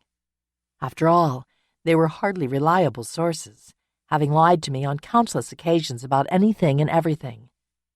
Maybe my real dad was a prince, someone famous, or a highly successful businessman who would relish the opportunity to take me under his protective wing. Maybe he hadn't even known that I existed, and the fact that I did exist and wanted to see him was information that had been withheld from him. Anything seemed possible. Maybe he really was a monster. After all, who would let their baby girl disappear into the world with an alcoholic, manic-depressive mother, with no plan to see her again? Thinking about my father for too long made me exasperated. Yet, buried deep within me, there was a twinge of optimism and anticipation. I often debated myself about whether I should try and find him. No one knows where he is. Even the court system can't find him. How on earth do you think you were going to find him? The only thing I knew about my father was his name, Steve Dowdy. I didn't know his middle name, birth date, age, previous address. I had no idea if he was married, had other children, or family. A first and last name that I had found misspelled in my foster care paperwork. No last known address, no last known state. One night, while lying in bed staring at the ceiling, I wondered what to do. I thought that if I stared long enough and hard enough, the answer might just appear. It never did. Days on my countdown clock continued to tick away. My foster parents had agreed to allow me to stay past my 18th birthday, which fell in the middle of my senior year, if I was still going to school full-time on course to graduate. That was at least a temporary solution, allowing me time to finish high school. But I was looking to connect with someone, anyone. I was growing desperate to really connect. I had acquaintances in my life. Friends were still hard for me to hold on to. I still had a boyfriend, but the connection remained superficial. I viewed having a boyfriend as another box for me to check off my to-do list for normality and happiness, another action that I thought others expected of me. I had hoped initially that Kevin might fill the void. Instead, like all the others in my life, he made me realize how big the hole really was, and how deep my pain was. I tried to ignore the feelings, hiding from them instead. We never discussed anything of significance, and I never shared with him that I was in foster care. He was someone who made it easy for me to forget about everything else. I never opened up to him about my hopes and dreams, or what my life was difficult to breathe, even after my lungs had healed. Then, on a whim, I asked a question that changed everything. I went to visit my Aunt Kelly, mostly at the insistence of my foster sister Claire. When I went for the visit, I hadn't planned on saying much of anything. But secretly, I was hoping she might have heard from my mother or another family member who might want to take pity on me. While sitting around the same table where so many tears had been shared, the family gathering place where good news and bad news were always exchanged, I stared out the window into the yard where I had last seen my mother. Little seemed changed. When I found out one of my foster brothers had killed himself after a home visit, it was around that table. When somebody ran away, I learned about it at that table. So it made sense that around that table I began telling Aunt Kelly about my desire to find my father. My need to know and understand the truth had become all-consuming. It was the first time I had ever admitted that out loud to another human being. I was anxious and nervous that she and others would be angry, worried that they might try to talk me out of it, worried that they might not help me. I was terrified of being judged, and most of all tormented by the idea that just by sharing the thought I would be cut loose from the only family I had. In an instant, Without even the slightest hesitation, she slid the phone across the table towards me and said, "Try information in Seattle, Washington." I was stunned. My mind began racing at 1,000,000 miles per hour. She knew where he lived? Why hadn't she ever said anything? I hadn't expected it to be this easy, this fast. I was reeling. I was still trying to grasp the entirety of the situation. Did I really want to find him? I must have been staring blankly for a while, shocked. I could feel sweat pooling in my armpits, beads forming on my brow. "Well?" I heard her say. "Are you going to call?" She pushed the phone book across the table with the blank expression of a seasoned poker player. At that moment, I realized she was calling my bluff. When I rehearsed this conversation in my head, it had gone much differently. I had expected resistance or even an argument. I had hoped that maybe, if I could convince her, my aunt might help me hire a detective. But this I hadn't expected or prepared for. I opened the phone book and found the area code for Seattle. I picked up the receiver and slowly pushed the numbers, barely able to control the shaking in my hands. "Do you have a number for Steve Doughty?" I asked the operator, sheepishly. "How do you spell the last name?" "Douty," I replied. "Only thing we have with that spelling is a James Doughty." "Okay, thank you," I said as I hung up the phone. I was crushed. I guess I should have expected it. After all, it couldn't be as easy as just picking up the phone and dialing. What had I thought would happen? "What did they say?" my aunt asked. "They only had a James Doughty listed," I said sadly. I didn't know if I was upset with my aunt or disappointed that my search was over so quickly. "Oh," she said, "Jim is your father's brother. Call back and get the number. I'm sure he'll know where your father is or how you can find him." I was conflicted. I had questions, and lots of them. How in the world could my aunt have information like this and not share it before now? She knew my father's family? He had family? I didn't want to waste time thinking. Reaching down, I picked up the phone and redialed information without hesitation. This time I asked for James Doughty and was given his number. As I began to dial, my heart was racing, my head pounding. I hadn't even thought about what I was going to say. What was I going to say? Before I could think of anything, a man answered. "Hello?" I was speechless. "Hello?" the voice said again. "Yes, yeah. Hello." I was stuttering. "My name is Shenandoah Doughty. I'm trying to find my father, Steve Doughty, and well, I thought you might be related to him." My armpits were now puddles, and I was beginning to feel nauseated. "You must be kidding me," the voice answered. I was taken aback. I wasn't sure what to say. He continued, "I haven't spoken to Steve in years. He refuses to speak to me. I'm his father." Shock, complete and utter shock, fell upon me. Had I really just called information, and now, several minutes later, was I really speaking to my grandfather? I tried to compose myself. I had so many questions, thoughts, but I was struggling to string a sentence together. I asked, "Do you know how I could find him?" "How long since you've seen him?" my grandfather asked. "I have never met him," I responded. "You've met him," he said. "I would try calling my oldest son, Jim. I'm pretty sure that they're in touch, and he knows how to get a hold of him." My grandfather gave me the necessary information so that I could call my Uncle Jim. As I was jotting down the number, my thoughts were muddled. I had met my father? I had known him? He had known me? My panic turned to worry and confusion. So many questions, so many lies, so many secrets now being uncovered. My grandfather and I had a brief conversation. I told him where I was living, and he asked if I would visit. While I didn't promise, I do regret that he died before I got a chance to connect with him and his family. Armed with a second telephone number, I was one step closer to finding my father. My real father. My biological father. A man that I had known. My final chance at my storybook ending. My mind was often racing. How many brothers and sisters did I have? Was my father remarried? Did I have cousins? What about a grandmother? What had happened to the relationship between my father and grandfather?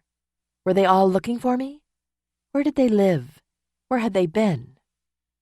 Slowly, ever so slowly, I came to grips with the fact that speaking to my father was going to happen.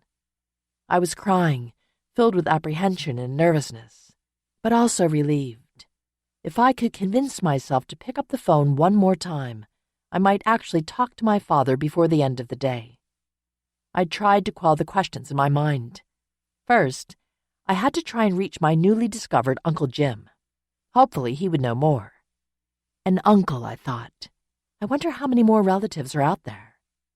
A world that seemed cold, large, and lonely mere hours ago was slowly, with each phone call, becoming warm and wondrous. As I dialed the number, it felt as though my heart was going to jump out of my chest. I was nervous, excited, worried, joyful, thankful, anxious, stressed. All of it, all at once. "Hello?" a woman answered. I paused, not sure what to do or what to say. "Yes, I am trying to reach Jim Dowdy." "Who is this?" the woman demanded. How to answer that? I paused again. Well, I'm not sure what to say. I don't know." My stutter was back. I'd already had a dry run at this with my grandfather, but I was still confused and hadn't fully processed that conversation. I didn't know what to say to a stranger who had no idea who I was. "My name is Shenandoah Dowdy, and—" The woman immediately cut me off. "Shenandoah?" she questioned.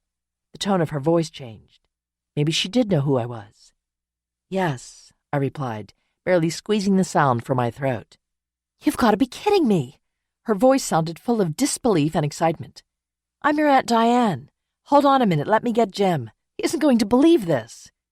She said something else, but at that point I wasn't sure if she was talking to me or to herself. She seemed to be more in shock than I was. "Okay," I managed to reply. As I sat there in silence, I wasn't sure if her response was good or bad. I was sweating profusely, and the waiting wasn't helping. It felt as though I was on hold for an eternity. Maybe I should hang up? I thought for a moment. Suddenly, a man's voice asked, "Shenandoah?" "Yes," I replied quickly, shaken from my racing mind once again.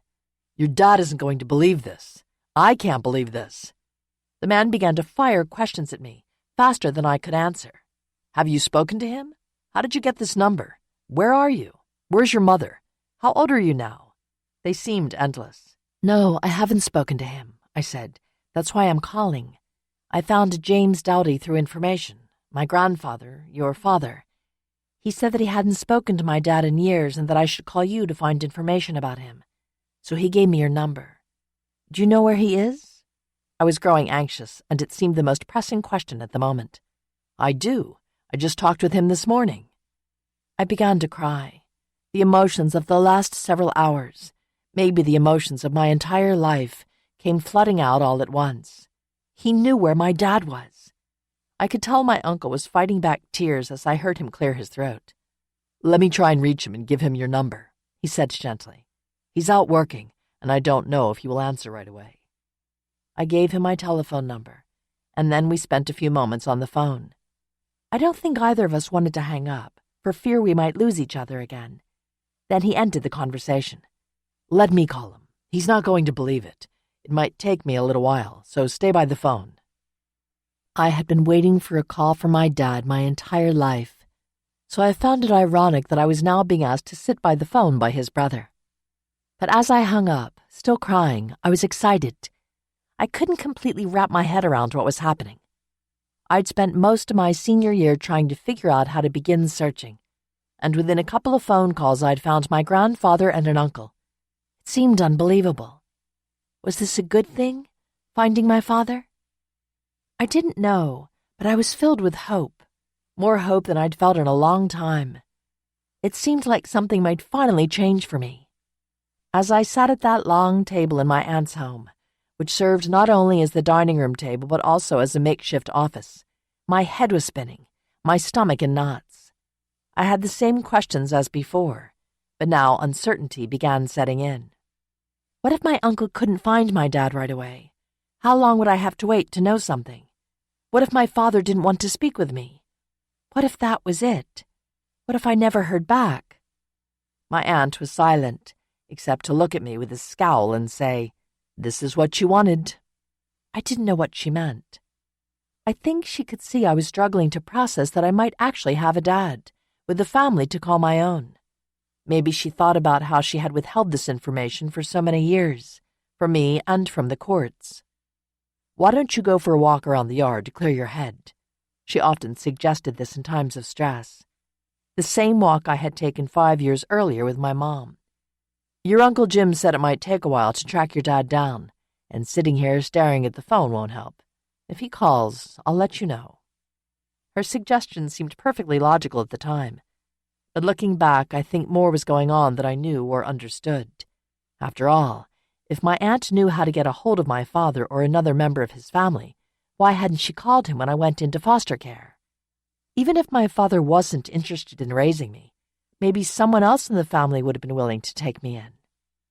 It's a question I've pondered for years. Why would she keep me from a family I desperately needed, a family I desperately desired? Why didn't the courts take more interest in finding my father? I have since resigned myself to the fact that I will never know the truth and that it doesn't really matter. I have already walked that path, and nothing can ever change that fact. Chapter 10. Skittish in Seattle. Don't let yesterday use up too much of today. Will Rogers. On my walk, my head was whirling with questions, with accusations. Hope gave way to fear. What if my father didn't want anything to do with me, just as my mother had told me? What if she wasn't lying? Then what? What options would I have? I couldn't think of any. The agony, the waiting was killing me. Several hours passed with still no word from my uncle or my dad. I was beginning to have doubts that my father would ever call. Faith was turning to fear. Then the phone rang. Tears began falling before I even picked up the receiver. Overwhelmed with emotions, I was able to squeeze out, "Hello?" I was trying my best to calm myself. I couldn't believe that I was speaking to my father. For more than an hour we breezed over the inevitable truth about my life, both past and present. We talked about how my mother had kept me continuously on the move, how I was now in foster care. He told me that he had remarried, but that he never had any other children. We exchanged contact information and made arrangements to speak again the next day. I was so overwhelmed by speaking to him that I could barely remember what he had said and what I told him. My father and I spoke several times over the next few weeks. We talked on the phone and he sent me several letters. He told me about his current life as a contractor, and I feigned that my current life was perfect, afraid as I always was that I was going to be a disappointment. So I continued pretending, just as I had done my entire life. Shenandoah, April 26, 1994. The most beautiful name I've ever heard. Wow, where to begin? I guess I start with what's happening now. Well, I am happily married to a wonderful woman, Carol.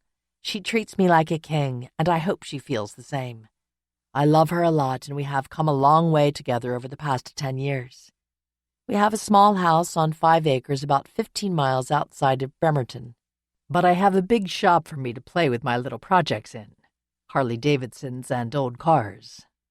Yeah, I am still a long-haired leaping gnome playing with motorcycles. I don't know if Marlene ever told you about that part. There are no kids between us. Well, except for our dogs. They're just like kids to us. Hell, I don't even know if you knew that's what most people call me, Rowdy. It ain't easy living up to a name like Rowdy Dowdy, but I wouldn't have it any other way. Am I going too fast for you? Or am I just excited about seeing you? Whatever. Hey, I just got an idea. Oh, when I come back for your graduation, what say you about us driving back to Washington together? And that way we could talk all day and get to know each other. And if you don't like that, we'll just fly back and jabberjaw in double time. I don't know if you'd like to bring your car or we can rent one. There's plenty of time for that. There is so much to say, I just keep jumping around. I feel so proud of you, getting a scholarship to college and all. And I don't know where you got your brains, but I hope you put them to good use. I wonder, there I go again, if you can transfer your scholarship to out here. Wouldn't that be cool? See what happens? Sometime I just think out loud. And well, you know. What do your foster parents think about all this? I hope they've helped you out. You sound so grown up. I just can't wait to see ya. Here's some pics. Right back soon. Love you bunches. XXOOOOO, Rowdy. It was signed not with Love Dad, but Rowdy, his nickname. Understandably, contacting my father sent my life into a tailspin over the next year. I was only 5 months from graduating high school, and thanks to my science teacher, I had been accepted to attend Michigan State University in the fall. However, for the first time in a long time, maybe the first time ever, I felt like I was finally becoming a part of something. I wondered if I could go to college out in the Northwest. I had invited my dad to come out for my high school graduation, and he suggested that afterward I should come out to visit his place in Washington. Our plan was to drive back, just the two of us, and spend time forging a real bond, catching up on all the things we had missed. I thought it would be the perfect occasion to tell him the truth about everything. I would tell him how Mom had left me, abandoned me, how my stepfather was abusive, how I hated foster care and felt unloved and unnoticed. But my foster parents put the kibosh on a cross-country road trip, insisting that I fly by myself instead. They reasoned that it would be inappropriate to spend so much time alone with a virtual stranger, even if he was my biological father. I suppose that I could have ignored their advice. I was 18. But I had grown accustomed to not rocking the boat. I didn't want to make anyone any more upset than they already were. I was already feeling intense guilt for finding my father, and I didn't want to add to the disappointment of missing out on the road trip by upsetting them any more than I was sure I already had. I had hoped, for a brief moment, that my dad would step up and insist that we take the road trip. He never did. After months of planning and discussing, the time finally came when I would meet my father face to face. I had these feelings bubbling up in the pit of my stomach: excitement, stress, and anxiety. I had an intense fear that he wouldn't be on the plane. I was setting myself up for another letdown. After all, how many times had my mother made plans or promises that had fallen through? But when the flight landed and pulled up to the gate, it didn't take long before I saw him. He had long hair that he kept in a braided ponytail, along with a matching beard. He was tall and thin, dressed in Harley-Davidson gear, wearing a cowboy hat and boots. He looked like a giant kid, but also intimidating to an 18-year-old. He looked like a tough biker guy who, if you saw him lingering outside a bar, might make you choose to go elsewhere. He is only 21 years older than me, so he would have been about 39. Meeting him in person was truly bizarre. There was my dad, a complete stranger. While I was full of nerves, he seemed cool as a cucumber.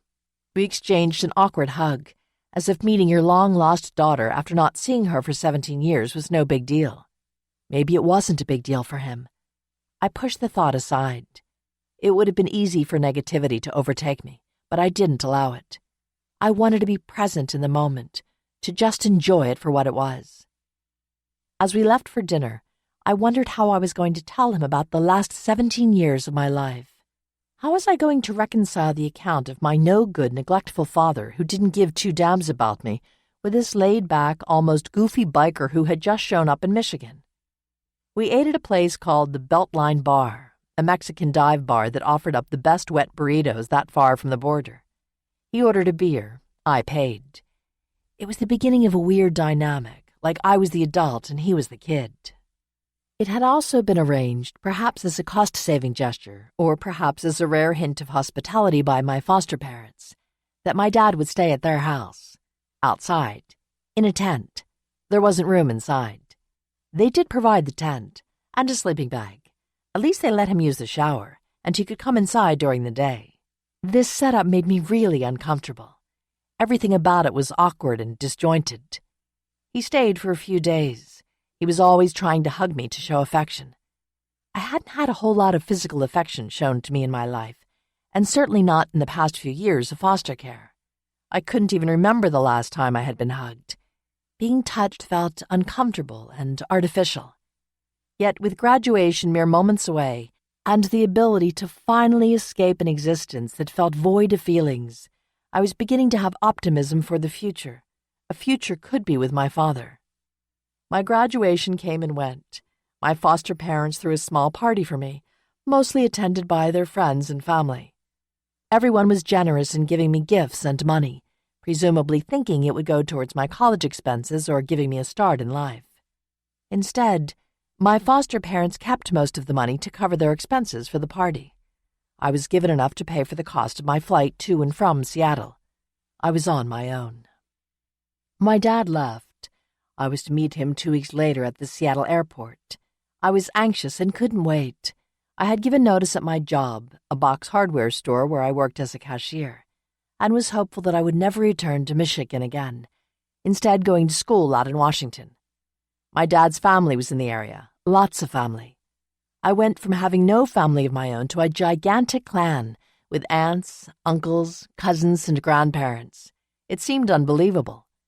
My foster parents said that the trip was not going to be good for me. They reasoned that my dad had never been a father before and needed guidance on what to do. But he kept telling me, I'm just mad at myself for not doing more. He seemed disappointed that he hadn't tried harder to find me. He regretted he had let my mother take custody, even though he knew she was not right mentally. I didn't know how to process all this, half agreeing with him. Of course you should have done more. I went through hell. And half ready to forgive all and forge a new relationship and life with him. I arrived in Seattle, the future bright. I wanted him to be wonderful. It turns out that anything short of the actual fairy tale ending I had in my head was going to be a letdown. I had wanted my dad to stick up for me, for us, about us taking the road trip back out to Seattle, but he caved in to what my foster parents wanted. It was an extreme disappointment. Not taking that trip with him probably set our relationship back 10 years. Here's the reason. His wife. His wife had no interest in me. She appeared jealous that somebody had popped into her husband's life, a surprise she never expected or desired. She made it a point to let me know that she was not excited to have an 18-year-old kid on her doorstep, ruining her life. She was fearful and aggressive. She worked to undermine my relationship with my father, and she succeeded.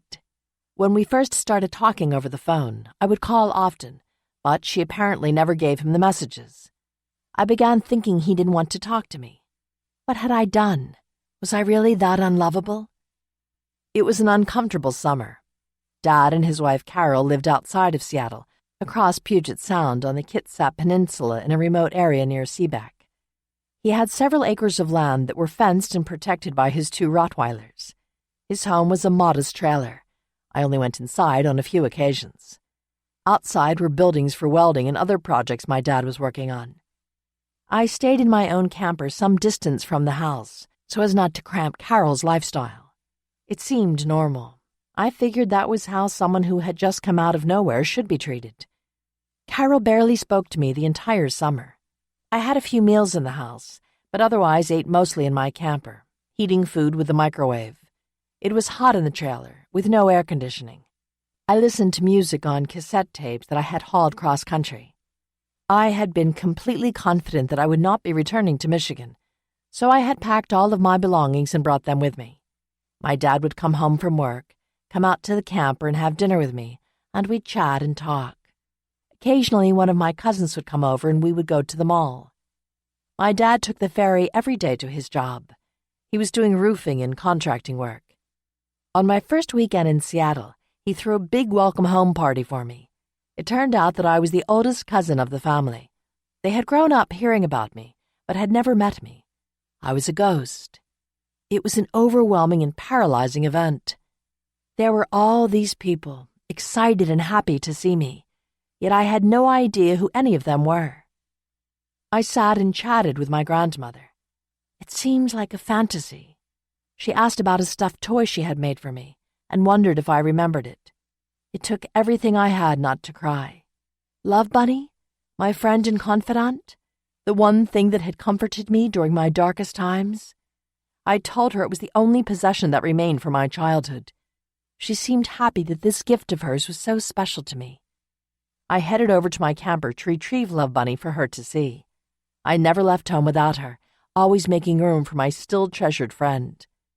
On my way, Carol confronted me. "You need to get in the kitchen and do the dishes," she demanded. I was lost for words. I hadn't known that I needed to help with dishes. "Okay," I said. "Can I just show Grandma the rabbit that she made me?" Before Carol could answer, my grandmother appeared at my side. Feistily, she told Carol that asking me to do dishes at my own party after all these years was ridiculous. I could feel the tension between the two of them, and it was clear that it had nothing to do with me. "I don't mind," I said, trying to push my way into the conversation, trying to appease everyone. "No," my grandmother insisted. This was beginning to remind me of the power struggle between my stepfather and maternal I liked grandmothers. Carol gave in. My dad's version of my early childhood and his relationship with my mother was very different from my mother's side of the story. I didn't know whom to believe. I still don't. My father said that I lived with him until I was almost 2. He and my mother had me baptized by every religion in order to protect me. He had also taken care of my brother Alan from time to time. In fact, when I was around 5, my brother had been living with him full-time even though he was no relation. He had brought Alan to Las Vegas, where he was going to say goodbye to our mother and pick me up to come and live with him. When he returned from his hotel room to where my mother was staying, we had disappeared. He was never able to find us. He told me how, when my brother's father passed away, it was he that had flown with me, barely 1 at the time, to Michigan for the funeral. He explained how he had been in such a hurry that he'd left my diaper bag in the car. While on the plane, he had to borrow a bottle and diaper from another passenger. Although he shared his story of my baby years, he never did what I was hoping he would do. I wanted him to apologize for not finding me and claiming me back for my mother. Maybe he didn't think he needed to, but it felt as though he didn't want to have me in his life.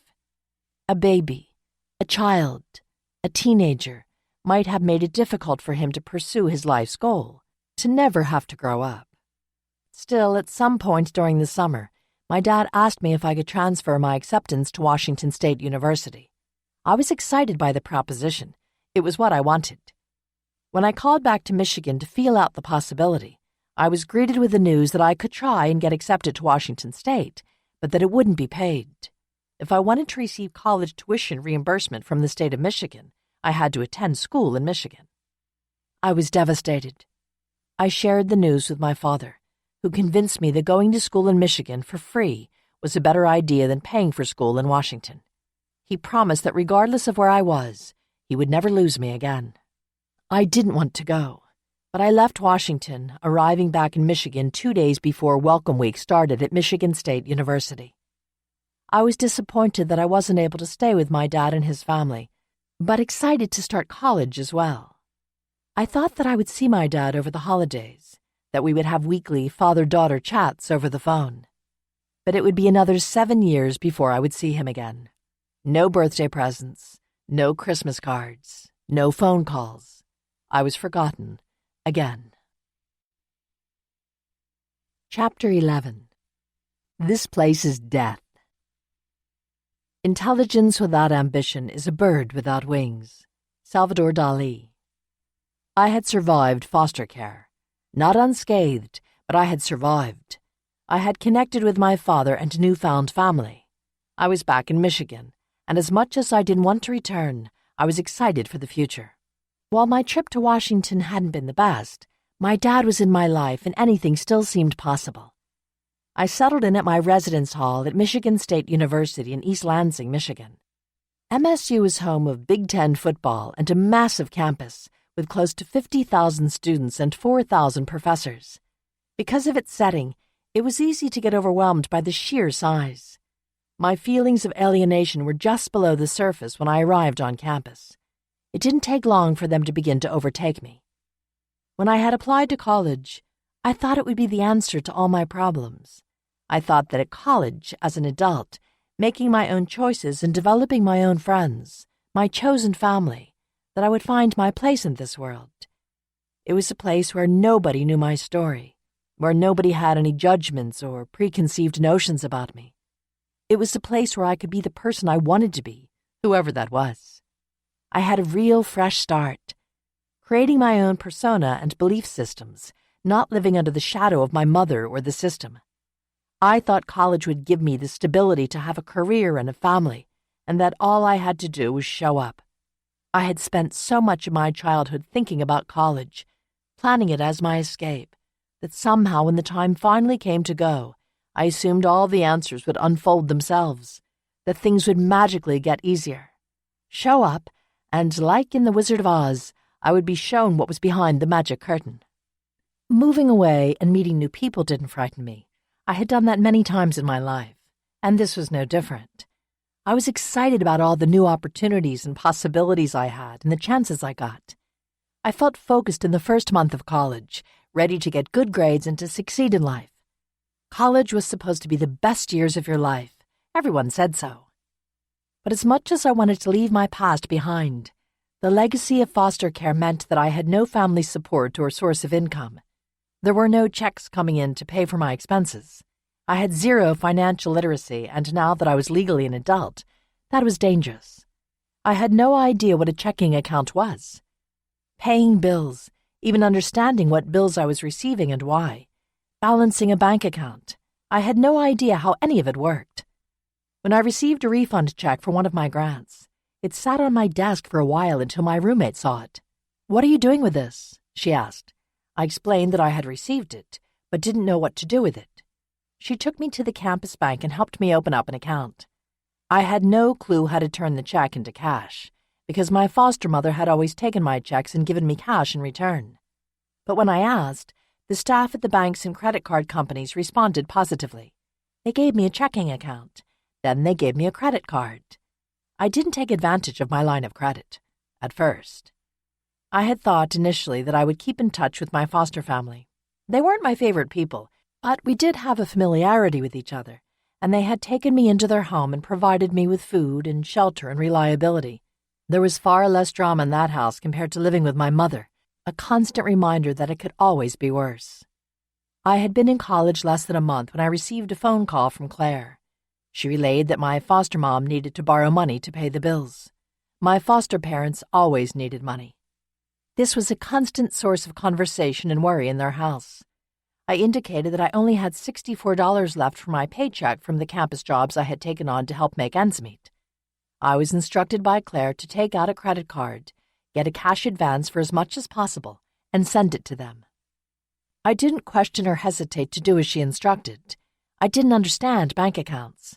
I had no idea that credit reports and credit scores existed until much later. In fact, I even missed class to get the task completed.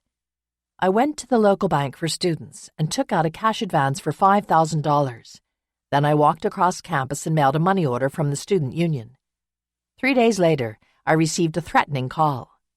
"Shen, did you actually mail the check?" asked a voice. I knew immediately that it was Claire. "Of course I did," I said. "You're sure?" she continued. "Yes, I mailed it from the student union 3 days ago." "Well, it hasn't arrived, and like I told you, Mom needs that money immediately," she scolded. "I mailed it." Before I could finish, there was nothing but a dial tone. There was no inquiry into how I was doing, whether I'd made any friends, what life was like on campus. I played back my every step in receiving and mailing the check to be sure I had done it properly. Yes, I had mailed it. I was sure I put the right address on the envelope. I hated feeling like a disappointment, but I wasn't sure what else I could do. I was struggling as a college student, financially and mentally. I was working and going to school, trying to better myself, and the only thing my foster family were concerned about was that I hadn't mailed them money. I received a similar call from Claire every day for 5 days, each one growing more desperate and aggressive. Finally, the calls stopped for 2 days. On the 8th day, I received a message on my dorm phone that the check finally came, though it had been damaged in the mail. I received no apology. It was the last time I spoke with anyone from that family. The money was never paid back. 3 weeks later, when the bill arrived, I learned that I owed $5,000 to the bank. I had no idea how I could make the payment, even the minimum payment. Shortly after, I discovered that I wasn't getting a free ride to MSU, as my foster parents had implied. I knew I was given an on-campus job to pay my part, but I didn't realize I had to do that and pay for college as well. There was tuition to pay and room and board. The total equaled around $10,500 per year. Now that I was stuck in Michigan, I realized that I could have moved to Washington after all and been with my father and his family. But now I was stranded. I had no money, no hope, and no escape. This crippling news didn't help my social life. I had already given up trying to become involved with on-campus activities, simply because I couldn't afford to. I was constantly thinking about work and how to make more money, often trying to pick up additional shifts, which usually meant working Friday and Saturday nights. There was little time for me to socialize. I was starting to accept the fact that I was the crazy one, and little by little, it felt that I was turning more depressive and more like my mother. My roommate never did warm up to me, or maybe I never warmed up to her. After all, I didn't have a great track record when it came to making or keeping friends. I got invited to parties, but was completely uncomfortable. I had no idea how to fit in. Maybe I didn't want to fit in. After about 3 months, the resident advisor on my floor suggested, maybe you should go somewhere else. I spoke to housing staff and was successful in getting transferred to a dorm with 3 to a room, and roommates who had lived together the year before and were looking to save a little money. I was stringing together different part-time jobs, working 25 to 30 hours a week. I worked on campus, helping professors with various research projects. At the computer lab before campus email, I sat at the help desk. I made less than $3 an hour. I was becoming completely isolated socially, emotionally, and mentally. I didn't feel connected with the other students or the classes I was attending. I was becoming disenfranchised with things I thought would be fixed by enrolling in college in the first place. The feelings I had in high school that I thought would vanish in college, the feeling of not belonging, seemed only to be growing more intense. I found myself sinking deeper and deeper into a depression. The mental baggage of my past was colliding head-on with the present, and I felt there was nothing I could do to stop it. My escape route to the good life had come to a dead end. I recognized that I had a complete inability to engage with people on anything more than a superficial level. While I was able to start a conversation, laugh, and enjoy a good story, I was unable to maintain the interaction in a meaningful way. I would meet a student or teacher on campus and initially carry on a discussion, have meals together, maybe even go out to a party or other social event. This would last a month or so, and then I would find myself bored and completely disinterested. The other person had done nothing wrong. I just lost the ability to enjoy his or her company and saw no reason to maintain the relationship. It was time to move on, like I had done so many times before. Staying connected for any length of time was a struggle for me. I absolutely did not know how to be a friend, or what having a true friend was even like. It was easier for me to withdraw into my own world, especially on such a large campus. When I was at my lowest, unable to find the light at the end of the tunnel, I had the realization that I didn't have to go to class if I was feeling tired or depressed. No one was going to find out. No one was going to make me. No one was going to tell me what to do anymore. No one cared. My grades plummeted. I was on the verge of being kicked out. Letters and cards that my dad had been sending stopped. I was unable to call or write because I couldn't afford to. It was clear that I didn't know how to have a relationship with him or with anyone else for that matter. If the other person couldn't do their part plus some, I was of no help. I was failing at taking care of myself.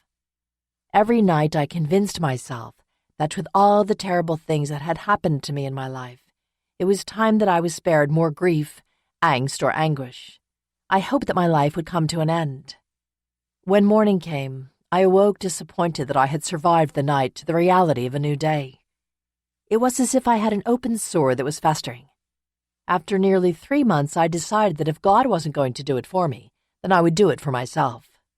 I had prescription medication left for my wisdom teeth being pulled a few weeks prior. I thought I could overdose. It would be an easy and painless way to go. I took maybe 6 or 7 pills, everything that was left in the bottle, and lay down to go to sleep forever. I felt comfortable with my decision and at peace with myself, and for the first time in a long time, I felt free. I closed my eyes. My roommate came home and noticed me. She began calling my name, and I was awakened by her pushing on my arm. "Shen, how long have you been sleeping?" she said. "What? What time is it?" I felt very groggy. "It's 3 p.m. "It can't be 3 p.m., I said. "I lay down at 6 p.m. "I didn't come home last night," she said. "Why did you go to bed so early?"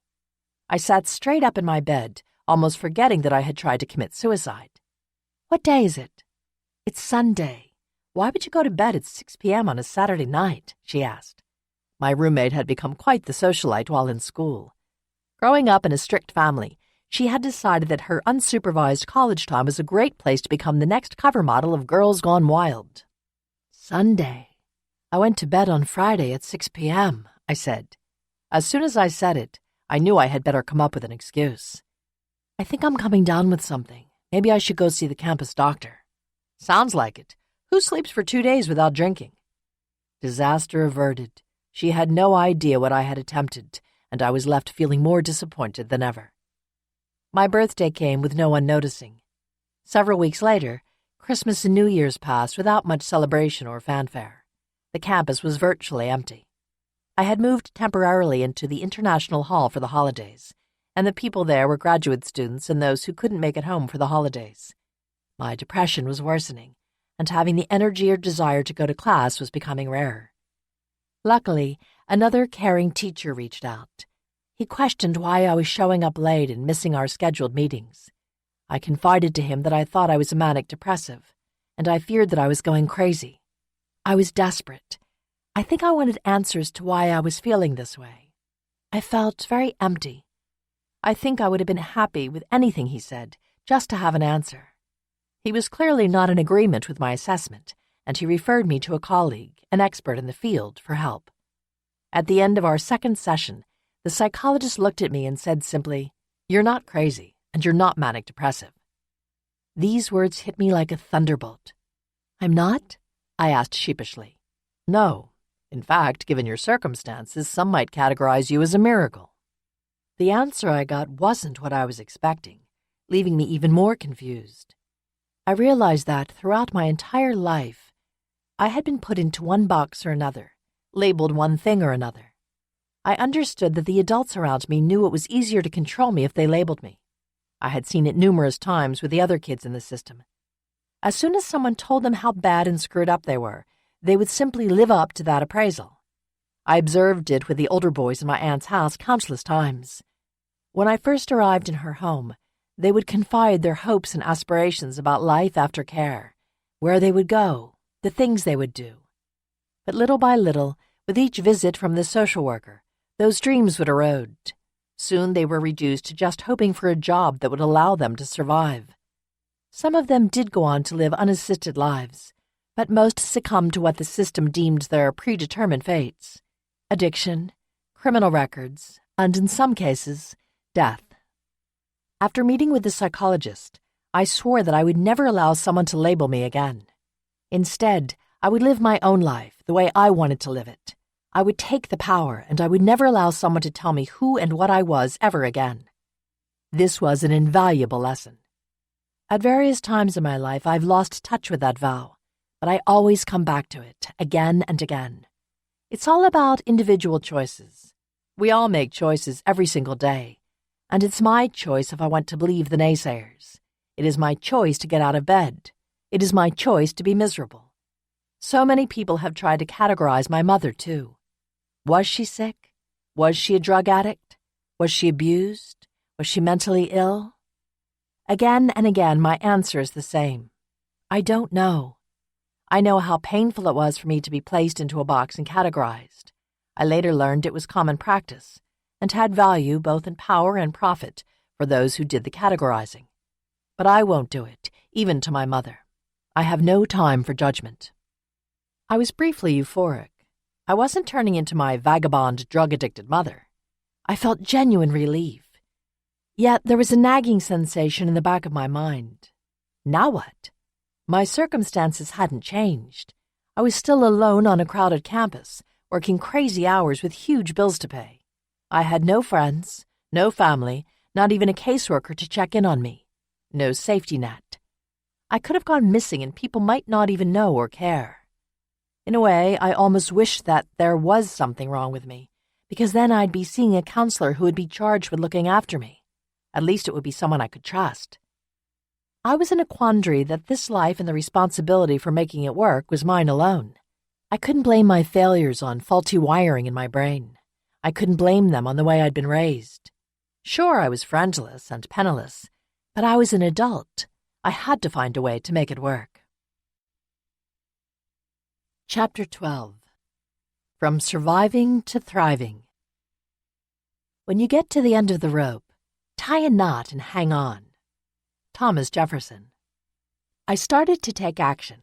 I sold my textbooks back to the bookstore, and I sold my blood plasma so I could eat. I even briefly considered, could I be a topless dancer? Or sell the eggs in my ovaries? Maybe that was taking it too far. But when you are hungry and don't have enough money to afford your next meal, let alone pay your bills, you consider a lot of desperate measures. No idea was ever completely off the table. In these situations, you see how easy it is to prey on people who are up against the wall with few options. The amount of money I was making on campus was not enough to survive. Undaunted, I found a full-time job entering in orders for a wholesaled art supply company just off campus in Lansing. Now I was working between 30 and 40 hours a week while still trying to go to school. By May of my freshman year, my dorm was closing for the summer. I hadn't been in contact with my foster family since the credit card debacle, and I wasn't communicating with Aunt Kelly. We hadn't spoken since she had helped me locate my father. Perhaps she felt as if my desire to find him was a betrayal. Regardless, I was on my own. I had a full-time job that I desperately needed, so moving out of town wasn't an option anyway. I rented a studio apartment off of campus and bought a beat-up 1986 Ford Escort with 120,000 miles on it, so I could drive myself to work. I also continued school through summer, hoping that I could finish college early. Unfortunately, I kept failing the introduction to math class, which was taught by a teacher's assistant. His English was incomprehensible to me, so I began hunting for alternate solutions. I was looking for every possible way to save even $1 when someone at work mentioned that I might look into transferable credits from Lansing Community College. Living in an apartment, I now had more bills to pay, including rent, electric, gas for my car. I had to have the basics of furnishings, bed, plates, and cooking utensils. I couldn't afford car insurance, so I prayed I never got into an accident. I got a ticket because I couldn't afford to pay the state tag. I didn't know I needed one. If my car required anything, a new tire or repair work, it was simply not possible. I remember trying to save money to buy my first cooking pan. The cheapest one I could find was $12. It seemed outrageously expensive. I didn't have $12, so I went without a pan for several weeks. Finally, after nearly a month, I had saved $6. I went back to the store and looked some more. I had decided that a saucepan would be the best purchase. I could use it to boil water for noodles, as well as to cook meat or other things. I took the pan to the layaway department, paid the $6, and made payments on the other $6 over the course of a month. It took me 2 months to buy a $12 pan. It was one of the only things I owned. I saved for towels next. One day, while waiting for class at the community college, I was scanning the job board and saw an ad for a receptionist at a law office. The pay was better than I was making, and I figured the office would be much nicer than the warehouse I was working in. I would have sold my soul for an extra 50 cents an hour. I went to the law office on my lunch break and interviewed with the owner, a woman in her 40s. She could have been one of my mother's sisters. The office was small and smelled of the cigarettes that she continually smoked. In the waiting area, I sat at a small desk, which I'm sure she put together herself. From the ceiling hung at least 100 wind chimes, and gargoyles were displayed everywhere. It was far from what I had expected a lawyer's office to be like. No scales of justice or framed replicas of the Constitution. Very few law books. Instead, there was a collection of bathroom jokes in the waiting room for prospective clients to read. None of this shocked me. I had learned to accept the crazy in my life long ago. For me, it was more about the money the job paid than what my coworkers were like. Her idea for the interview was to have me sit down and do the job. She said it was the only true way to know if I was qualified. The phone rang. I answered it. I typed short letters and took messages for the rest of the day. I guess she was satisfied because I was hired. When I started, I had no idea what I was doing. My boss showed me a transcription machine with a stack of dictation tapes that needed to be translated and typed. I had never seen a transcription machine before. But without hesitation, I put in the first tape and started typing what I heard, even though I barely knew how to type. When I couldn't get my stacks done at work, I took them home to work on at the campus library. She never knew. Every day I threw myself into the work, looking over everything to make sure it was perfect before handing it in. Work became a place where I received praise and where no one ever asked questions about my life or past. Maybe it was luck, or maybe she just didn't care, but my boss never asked about my family or friends. Over time, I learned about her. She had 2 children and was divorced. She seemed solitary like me, without many friends. She poured herself into her work and often seemed in over her head. She was demanding, miserly, and surly. She reminded me a lot of my mother. My hard work paid off. Soon I took on a larger role at her office and started hiring and managing the student law clerks who needed to log hours with a working attorney to earn credit to graduate law school. I also started taking on tasks for the other attorneys who were renting single-room office space from her. As time went on, I worked even more hours, 45 to 50 hours weekly. I wasn't getting paid for all the hours, but the more I worked, the less I was reminded of how alone I was in the world. Now that I was living off campus, I didn't have options for the holidays. Another year had passed and I still had no friends. No relatives wanted me. Communication with my father was non-existent. Initially, I had wanted to spend those first holidays after our reunification with him, but the cost of flying was too expensive for me, and he hadn't offered to pay for my ticket. My aunt had continued to be absent from my life. Meeting my dad was the beginning of the end of my relationship with her. Maybe because I was angry that she knew where my father was for all those years and never told me. Maybe she thought that I was being selfish in seeking out my father and felt insecure that my new family was going to be better. We still haven't spoken. I suspect we never will. Communication was something that I wasn't very good at, or at least it didn't seem like I was good. I was failing at every relationship in my life. I had failed at being a daughter, failed at being a sister, failed at being a friend. The only person I knew how to reach was my stepfather. So in October of 1995, I picked up the phone and dialed his number to wish him a happy birthday. It had been almost 6 years since we had spoken. He answered and seemed both shocked and pleased to hear from me. It was the first friendly voice I'd heard in some time. We made plans for me to come visit him in Muskegon for Thanksgiving. He was still living in the same house. I just wanted to be loved by somebody and eat a Thanksgiving meal with family, even if it meant opening myself back up to the drama and abuse that came along with my stepfather. At least I wouldn't be alone, and I knew what to expect from him. I had been alone for so long that abuse felt better than loneliness ever could. I left my apartment in East Lansing and drove the couple of hours to see him. He was living on his own and had been forced into sobriety after being diagnosed with myasthenia gravis, a chronic autoimmune neuromuscular disease characterized by varying degrees of weakness of the voluntary muscles of the body. He was on a medication that didn't make him feel well, and he probably didn't think he had too much longer to live. I didn't mention finding my real father, and he didn't ask about my experience in foster care. We had a nice Thanksgiving dinner, cooking the dinner and hanging out together. Perhaps we were both too lonely to talk about the past. The one odd note that didn't strike me as odd until much later in life was that he wondered if I could introduce him to anybody I met through work at the lawyer's office. He suggested that somebody who had been a victim of domestic violence might be a good fit for him. After all, he wasn't going to beat them, so they would be grateful for a nice guy like him. That seemed to me like a perfectly normal request at the time.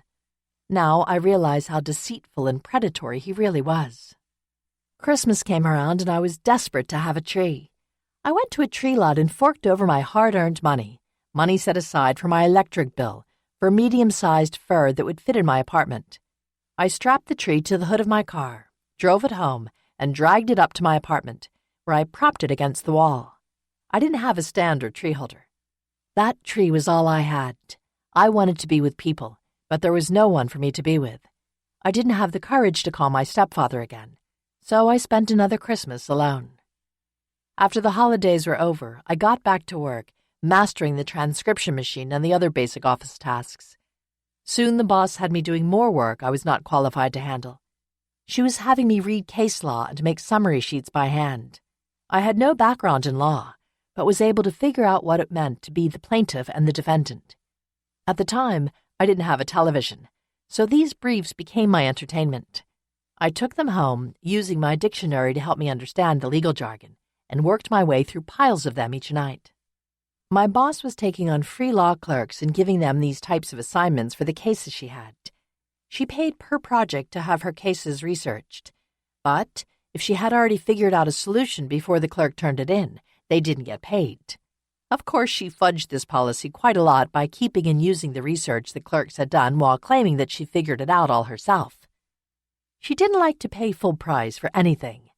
I continued to be asked to perform legal work on cases that bordered on practicing law without a license. But I needed the job, so I couldn't complain. I went on process serving assignments where I had to serve people with legal papers, including divorce proceedings, witness subpoenas, and general lawsuits. I didn't know it was dangerous, and was naive as I wandered into inner-city Lansing, serving documents to all sorts of people and calling individuals to be witnesses in cases where they didn't want to be witnesses. People are rarely happy to see a process server. Sometimes they yell, swear, and slam doors, and occasionally attempt to get physical. I did what I had to do. After a full day of answering phones, typing letters, and being a para-lawyer, why not take to the streets of inner-city Lansing to serve papers? Clients and clerks came and went, until one day a clerk answered an ad to conduct legal research for the firm on a case-by-case basis. As always, I performed the interview. His name was Gerald, and he seemed like a nice guy. On his first project, he figured out my boss was cunning. When he arrived to turn in his first research project to her, and she refused to pay, he refused to give her his work. I was laughing in my outer office as I heard the scene unfold, and I was glad finally someone stood up to her. While everyone else was groveling, living in terror of her, Jerry didn't care what she thought. I respected him. It was clear that she would never ask him to do work again, but I didn't care. I could give him other assignments from the other attorneys in the office. I asked him whether he wanted to go with me to serve a process together. The law clerks and I would occasionally hang out together. I often tried to talk one of them into going with me as a backup. He agreed, and the entire time he made jokes about how ridiculous it was that I was serving these papers. So I wasn't shocked when he asked me to a movie, The Devil's Advocate, ironically about an up-and-coming defense attorney. When we got to the theater, I said something about the two of us being friends, and he said, "I don't want to be your friend. I have enough friends already." We've been together every day since. Eventually, after almost 2 years working there, I left the law office and went to work at a larger and more respectable law firm. I made triple the amount of money that my boss had been paying me and felt the prestige of working for real lawyers. No more gargoyles, dirty joke books, wind chimes, or smoking in the office. Working in the law, I saw what happened to people who couldn't keep up with the demands of their lives. We defended husbands who hit their wives, drunk drivers, thieves, and even 19-year-old kids selling crack in inner-city Lansing. I worked classes in around my work schedule. I took classes at night, and even 7 a.m. classes before work that nobody else attended. I changed into my clothes for work in the parking lot. There were even classes during the lunch hour. When you're 19 or 20 years old and supporting yourself, you do what you have to do to get by. I would stay up until 2 a.m. getting 4 or 5 hours of sleep a night if I was lucky. Insomnia has been my constant companion since childhood, so even if I wasn't working or studying, it was hard for me to sleep. I went to college for a total of 9 years. It sounds like a long time, but I worked full-time, sometimes working 2 jobs to make ends meet. I didn't need my degree, since I started making a decent amount of money as a paralegal and office manager. But I continued because I was determined to finish. I wanted to separate myself from my mother and eliminate any possibility of becoming like her. I thought my degree would be enough to do that. It's my life. Chapter 13. Murder was the case they gave him. Hardships often prepare ordinary people for an extraordinary destiny. C.S. Lewis. When my future husband mentioned buying a law practice in a small northern Michigan town, it seemed like just the change I needed. I had been living in the same place for over 3 years, the longest time I'd spent in any town, and I knew that I was ready for something different. For me, a change always meant a move, so it didn't take much convincing. I had never visited this town.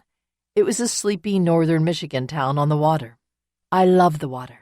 That was all I needed to hear. When I gave 2 weeks' notice at my job, where I was by now managing another law office, they were less than happy. They tried everything to convince me to stay, even offering to pay for me to go to law school if I would continue managing the office. But I couldn't be swayed. I don't think that even a large check would have kept me from leaving. It was time for a change. When you grow up as a nomad, staying in one place is hard. Fighting the restless feelings, impossible. This move meant more than settling my restless feelings. It was also an exciting opportunity to see if Jerry and I could create a business all on our own. That meant lots of long hours working. Frankly, I couldn't think of anything better. When you have pain that you haven't dealt with, that you don't want to deal with, the easiest thing to do is pour yourself into your work. Society accepts that. No one questions it. And did I have the opportunity to work long hours? It was an exciting time, and I was looking forward to the challenge of opening a law practice and setting into place all the systems I thought were necessary to run the perfect firm. We spent days and nights working. The practice we were hoping to purchase belonged to an older attorney who, after a car accident, was finding it difficult to keep up. It seemed like a perfect way for us to start our own practice with a built-in clientele. On our first day, it became clear that the attorney was terribly behind on his filings. He had a large number of clients, but it appeared as if little work was actually being done. Jerry and I worked every weekend from sun up to sundown. We thought that if we put in enough hours, we could turn the practice around. At first, it seemed to be working. I was able to get the office filing caught up and a little more organized, and between the two of us, we completed nearly 50 mediation briefs. All briefs needed to be done in order to start settling some of the pending personal injury claims, which would bring in money for the firm, or so we thought. After nearly 6 months of continuous work, we were afforded an opportunity to start looking more closely at the finances of the office. It was shocking.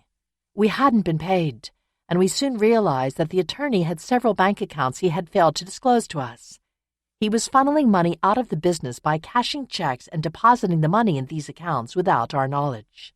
He took retainers from clients and then told us they refused to pay. He cashed settlement checks and lied about the outcome of cases, or the amount that was dispersed to clients. We even discovered that he was in a Chapter 13 bankruptcy and had previously lost his license for fraud and submitting false information to the court. We didn't have any money when we came to northern Michigan. We were living off credit cards, residing in hotels. There happened to be a housing shortage in the town when we moved. Unable to find housing, the news that we were being cheated was more than either of us could handle.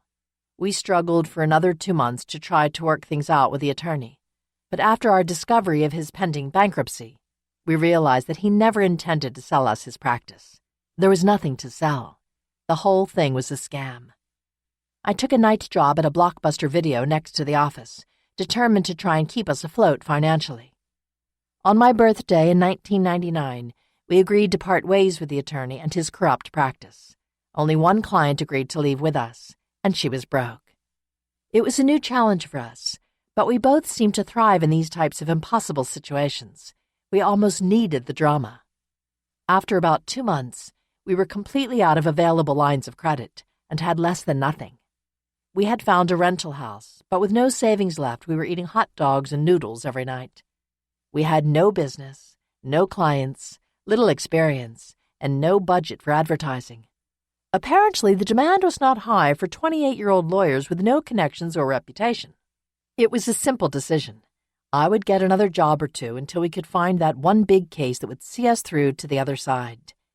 I began working a crazy, hectic schedule, getting to the office around 8 or 8:30 a.m. and working with Jerry until around 3 p.m. Then Jerry would drive me home in our only car, and I would take a nap until 6 p.m. He would drive me to my other job that started at 7 p.m. I worked a 12-hour shift until 7 a.m., working admissions in the ER of a hospital.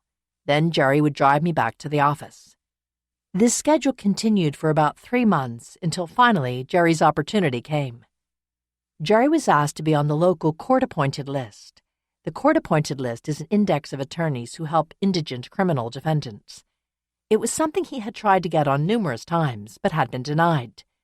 Jerry is passionate about criminal defense and wanted to help those in need. The pay wasn't great, one low flat rate per case, but it covered our rent and minimal expenses. I was able to quit the extra jobs and focus on the office. Most court-appointed attorneys do the work as a way to give back to the community, but we were doing it just to survive. We took each case very seriously, deciding early on that we would treat each person assigned to us as though they had paid us thousands of dollars. Since we couldn't afford advertising, we figured that these clients were the best form of promotion we could get. The first case Jerry was assigned was a criminal sexual conduct case that was less than 2 weeks from trial. This client had another attorney, but that attorney was retiring, so they assigned the case to us. We worked on that file no less than 18 hours per day. We poured ourselves into the reports, combing over every detail. We did this for each and every case that was given to us. The office was reimbursed around $500 to $600 for each case. Calculating the hours we spent, we were paid minimum wage. But we persevered, knowing that at some point we would get a big break, a high-profile case, and that it would turn everything around for us. I was happy working those hours. It was easy for me. I had learned long ago that if I poured myself into my work, I would never have to think about all the pain I was in emotionally. I never had to relive the feelings of my past or deal with the pain of being lonely on the holidays. Although Jerry in the office couldn't relieve all the pain I felt, the distractions of work and clients made it easy to push through each day. Much like other addicts, there was a high that I received from working. It felt as though I'd finally found something I was good at, and I wanted to maintain it for as long as possible. Plus, I was with my future husband, and after so many years alone, it felt great to be needed. We had no one except each other in our new small town. We kept busy with our clients and continued to push ourselves. This pace continued for several years. Then, in September of 2001, everything changed for us. The attack on the World Trade Center had just occurred when the front page of our local newspaper carried a disturbing image of a car being pulled from a local lake. Nearby, they found a young woman who they believed had been murdered. This made big news in our small town. The police had a suspect, her former boyfriend, but he was still at large. The story faded into the background, and another attorney we knew was appointed to the file, so we marched on with our other work. By this time, we had moved out of our rental and into a home that we had just built. It wasn't fancy, but for the first time in my life I felt stable and reasonably settled. We were making enough money at the practice that we could afford to live. We were paying our bills, our student loans, and even had a small rainy day fund. When the fall air turned into the cold northern Michigan winter, I began to feel tired and worn out. I attributed it to the schedule we were keeping and the lack of healthy foods we were eating. I reasoned it would pass. I was 25, yet I hadn't been to a regular doctor since my car accident, although I saw a gynecologist for checkups. One day, a call came in from the court. It sounded urgent, and I immediately passed it through to Jerry. I could hear him from the other room. "Yes, Judge. Whatever you need. I'll look for the facts." I could only hear his voice, but I could sense the excitement. I was thinking, no matter how tired you feel, you are going to feel even more tired soon. As Jerry hung up the phone, I could see his smile from down the hall. "You're not going to believe it. The judge just called and asked if I would substitute in on the Torch River drowning case." "What? I thought that guy already had an attorney." "Turns out the attorney is taking a position in another county and can't continue with the case," Jerry said. "When is the next hearing?" I asked. The last time we were in this position, the case was 2 weeks from trial. I knew this was the opportunity we had been waiting for. The preliminary examination was scheduled for today, but they adjourned it when the attorney said he couldn't continue, Jerry explained. They rescheduled the preliminary exam for December 11th, so we have about 4 weeks before the hearing. "Okay, that's manageable." "Well, we're also going to take over all his other files, so get ready," Jerry said with a grin. I knew it was going to be a lot of work, but I was excited. This was a huge opportunity, and I knew we could handle whatever they threw at us. Just then the fax began to ring, and file after file began coming over. Jerry and I stood there smiling at each other. For the first time, we both felt like we were doing the right thing. With this business, there are no steady paychecks. Work comes and goes, so you never turn it down. Our long hours continued, and we worked hard to be ready for the preliminary examination. As it turned out, the exam was scheduled for my birthday. In the years to follow, it became a joke that whenever there was a big hearing, it would be on my birthday. This would hold true for the next 10 years and counting. It's now referred to as the Curse of Conway, the defendant's last name. When you are defending someone who has been accused of killing a girlfriend, tensions run high. We appeared in the courtroom on a blustery December day to conduct the hearing, and it was packed. The room was filled with witnesses, police officers, and the friends and family of the victim. Jerry and I looked at each other, put on our game faces, and moved quietly through the crowd. We could hear people in the gallery saying things, some under their breath, but mostly directly and loudly towards us. We had a good working relationship with the prosecutor, and Jerry had built a relationship with the police officers. He was known as tough, but fair. For this, they all respected him, knowing that he would never be underhanded. The prosecutor asked to have a private conference with the judge. It was clear that we would have to address the growing restlessness of the crowd if the hearing was to move forward. It was decided that all witnesses would be sequestered, and that anyone remaining in the courtroom must remain silent or face contempt of court and removal. This decision from the judge seemed to quiet the crowd down. The examinations began and continued for most of the day and into the early evening. Around 5:30 p.m., the prosecution finally rested and the judge ruled. The case was bound over to Circuit Court, the next higher court, progressing the case towards trial. As we began packing up, the courtroom deputy approached us.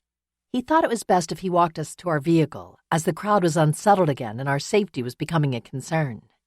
They were angry and confused that such a terrible event could happen in their community. The victim was a local 21-year-old girl with a good family and a sunny disposition. She was liked by everyone who met her, and was known for her reddish hair and freckles, a popular girl who made friends easily. According to court documents, as she reached her 20s, she began to change. She met a guy and started to get serious about him. He was older than her and hung out with the bad boys. He knew how to party and introduced her to that scene. Eventually, they both became hooked on cocaine. That's when she became someone that her friends and family no longer recognized. She lost considerable weight and only hung out with her boyfriend and his friends. Their relationship was on again, off again. But she wouldn't listen to warnings from her friends that the boyfriend wasn't such a nice guy. On the days before her death, she tried to leave him and even ended up dating another guy. This struggle for independence and her ever-increasing addiction to cocaine fueled his rage. Court documents state he took her to a secluded place near the Torch River. They talked, and eventually he slammed her head into the steering wheel, knocking her unconscious. He then tried to make it appear she had an accident, putting her car into gear and pushing it into Torch Lake. The only problem was low water levels meant that the car never fully submerged. In fact, the water never got deeper than the bottom of the windows. He must have gone out into the water and held her under, killing her. It had been a long day, and I was exhausted again. It had now been a month since my extreme fatigue had begun. We had a long drive back home, and I still had an exam to take. Since I hadn't finished my college degree, I was taking long-distance learning classes, and I could only enroll in 1 to 2 classes at a time. It was taking longer than I wanted, but I was determined to complete my degree no matter what. My exam had been scheduled for earlier in the day, but I had made arrangements with my professor to meet him at his home that evening, where he would proctor the test. So there I was, with a 45-minute drive back into town after an exhausting day to take an exam. Jerry, exhausted, slept in the car. Luckily, I passed. The office was busy and getting busier, so I wasn't surprised when I got a call from Jerry one afternoon while he was waiting in court. "Shen, I just talked to this local attorney, and he's thinking about joining the firm." He sounded excited. I was 26, Jerry only 31. We had big plans. Jerry and I had spent countless hours talking about how we wanted to grow our practice into the biggest and best firm in the area. This, we thought, was the first step toward achieving that dream. "He's going to come over after lunch and take a look around the place." Since getting on the court-appointed list, our practice had continued to grow in other ways. We were doing divorce, custody, bankruptcy, estate planning, business and corporate law for small companies around town. Jerry and I were beginning to drown in the workload. I was excited that we might have a competent and experienced attorney to take on some of the work. It all happened quickly. The attorney started 2 weeks later. He was older than Jerry by 17 years and had been a prosecuting attorney and appeared to have all the answers.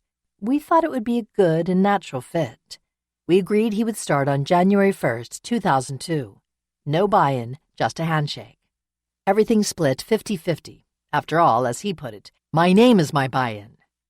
Shortly after he started, my alarm bells and whistles were going off. But, as I had done so many times in the past, I thought I could fix it if I just worked harder. Our new partner soon started leaving early, missed court appearances, and even refused to give us his private cell phone number. He wouldn't take or return calls, pawned his work off on Jerry, me, or the other staff, made inappropriate comments. The list goes on. To add to the stress, it was becoming a real struggle for me to get out of bed each morning. Toward the end of January, Jerry was getting concerned. He had been trying to get me to the doctor for nearly a month. I had an appointment with my gynecologist at the end of the month. I reasoned that maybe it was hormonal, perhaps my thyroid. I had had issues ever since I'd gotten my first period. Often I would go several months without a period. It wasn't uncommon for me to miss 3, 4, or even 5 in a row. As I got older, the problem seemed to worsen. I could go even longer. By the time I was 17 or 18, doctors had told me that I would never be able to conceive a child. I wasn't sexually active then, and the news hadn't bothered me. I thought I would be a terrible mom anyway, given the role model I'd had, and reasoned that it was probably for the best. The day of my appointment was Jerry's birthday, during the lunch hour. I explained to the doctor how tired I had been. Getting up in the morning was excruciating, and by 7:30 or 8 p.m., I was ready for bed. I had lost about 15 or 20 pounds, even though I was eating all the time. It was taking a toll on me and on my relationships. I felt depressed, but I couldn't get myself to snap out of it. My doctor patiently listened to me and said he thought it sounded like I was having thyroid issues. It was possible given my history, and it seemed a reasonable theory to me. He had me lie on the table and started my exam. Moments into the exam, I caught him with a puzzled look on his face. He paused, left the room, and came back moments later with the nurse. He looked at her, mumbling something I couldn't hear. I started to panic. I could feel that something was wrong. "Shen, just sit tight. I'll be right back," he said. Everything is okay, I thought. I was lying on that table for what felt like an eternity. I was thinking about all the terrible things that could be wrong with me. Tumors, cancer. Just tell me, do I have months or days to live? I was convinced that the doctor was going to give me a death sentence when he returned. Finally, he came back into the room, this time with something in hand. He began rubbing the device over my stomach. "Do you hear that?" he asked. "Yes, my heart is beating pretty fast," I said. The whole time I was thinking, of course it is. I'm dying. "That's not your heartbeat," he said.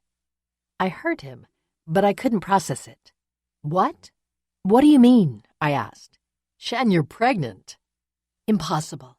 This is completely impossible." "Are you sure? I thought I couldn't get pregnant." "I'm sure," he said. "You need to go to the hospital for an ultrasound so we can see how far along you are." He gave me instructions, only some of which I heard. I was in utter shock. What was I going to tell Jerry? How was I going to do this? I couldn't be a mom. I had no idea how to raise a child. I had no one to ask. I hadn't even had a decent example of what a mom was. My mind started racing. "Shen, can you hear me?" the doctor was asking me. "You need to get to the hospital right away." "How far along am I?" I asked. "I don't know. That's why you have to get the ultrasound. Given your previous symptoms, I would guess about 10 weeks, he suggested calmly, with a look on his face that suggested these kinds of things happened all the time. After getting dressed, I dug through my purse, looking for my cell phone. I had to call Jerry. But what was I going to say? I made the call. "How did it go?" he asked calmly. "Are you dying?" he joked. I was quiet for a moment, and then said, "You're not going to believe this, but you have to meet me at the hospital." "What? Are you okay? What's going on?" I could hear his tone change quickly to real concern. "I'm okay, but you're not going to believe it," I repeated. "What's happening? Why do I have to come to the I stopped him. "I'm pregnant." "What? How is that possible?" He started asking questions quicker than I could answer. I'll be right there." For the next few minutes, I tried to compose myself, driving the 2 blocks to the hospital in a complete daze. As I sat in the waiting room, I wondered, what the hell am I going to do? Just then, Jerry arrived, smiling. "Can you believe it?" he said, overjoyed. I was shocked. Why was he so happy? Didn't he remember all the stories about my childhood? Didn't he remember how crazy my mother was? "This is great. I can't wait to hear what they have to say," he continued. "I hope it's a girl. She'll probably be born in August." I was silent. A nurse appeared. They mispronounced my name, a common occurrence for me. As I was talking to the technician who was conducting the test, I could feel her skepticism. "How could you not know you were pregnant?" she asked. I retold my story, a story that I would tell more than 1,000 times. "Okay, well, let's have a look." She started the ultrasound and began taking all sorts of measurements. She was talking, but I wasn't listening. I could tell she was making calculations. And then I heard her say something definite. "May, middle to end of May, is when you were due." Are you kidding me? I was 26 years old, running a law practice in which I worked 50-plus hours a week, and was raised as a nomadic child with no sense of belonging. How was I going to have and raise a child that was due to arrive in just 4 months? I had been telling myself for nearly 10 years that I would never have children. I was actually fine with it, and my husband was okay with it as well, though we talked about possibly adopting when things stabilized with the law practice. Now, I was flooded by memories from my childhood. I was living in utter fear. It seemed like a terrible idea for me to be a mother. I didn't have the skills, the compassion, or the strength. I couldn't even take care of myself. I wasn't sleeping, suffering from insomnia more nights than not, and my diet was disgusting. I ate the cheapest and quickest foods I could find, not caring about what they were doing to my body. I felt I had no practical talents and none of the qualities to make anyone believe that I was ready for this. All the voices from my past were screaming in my head at once. "You will be just like your mother." It was a feeling that was hard to shake, and suddenly it felt like it was becoming a reality. What if I was just like my mother? I had worked so hard to do everything in my power not to turn out like her, but in an instant, it seemed completely out of my control. I had no role models for parenting, no guidance, and no parents to give me advice. How would I even know what to do? Fear quickly turned to panic. I confided in Jerry. He tried to reassure me that I would do things very differently than my mother, that I could see how she had made mistakes and would make different choices. I would calm momentarily, but in the silence of the night, lying in bed staring at the ceiling, the fear would creep back in. What if I couldn't make different choices? What if the abuse had been ingrained into my genetic code? What if the pressure was too much for me?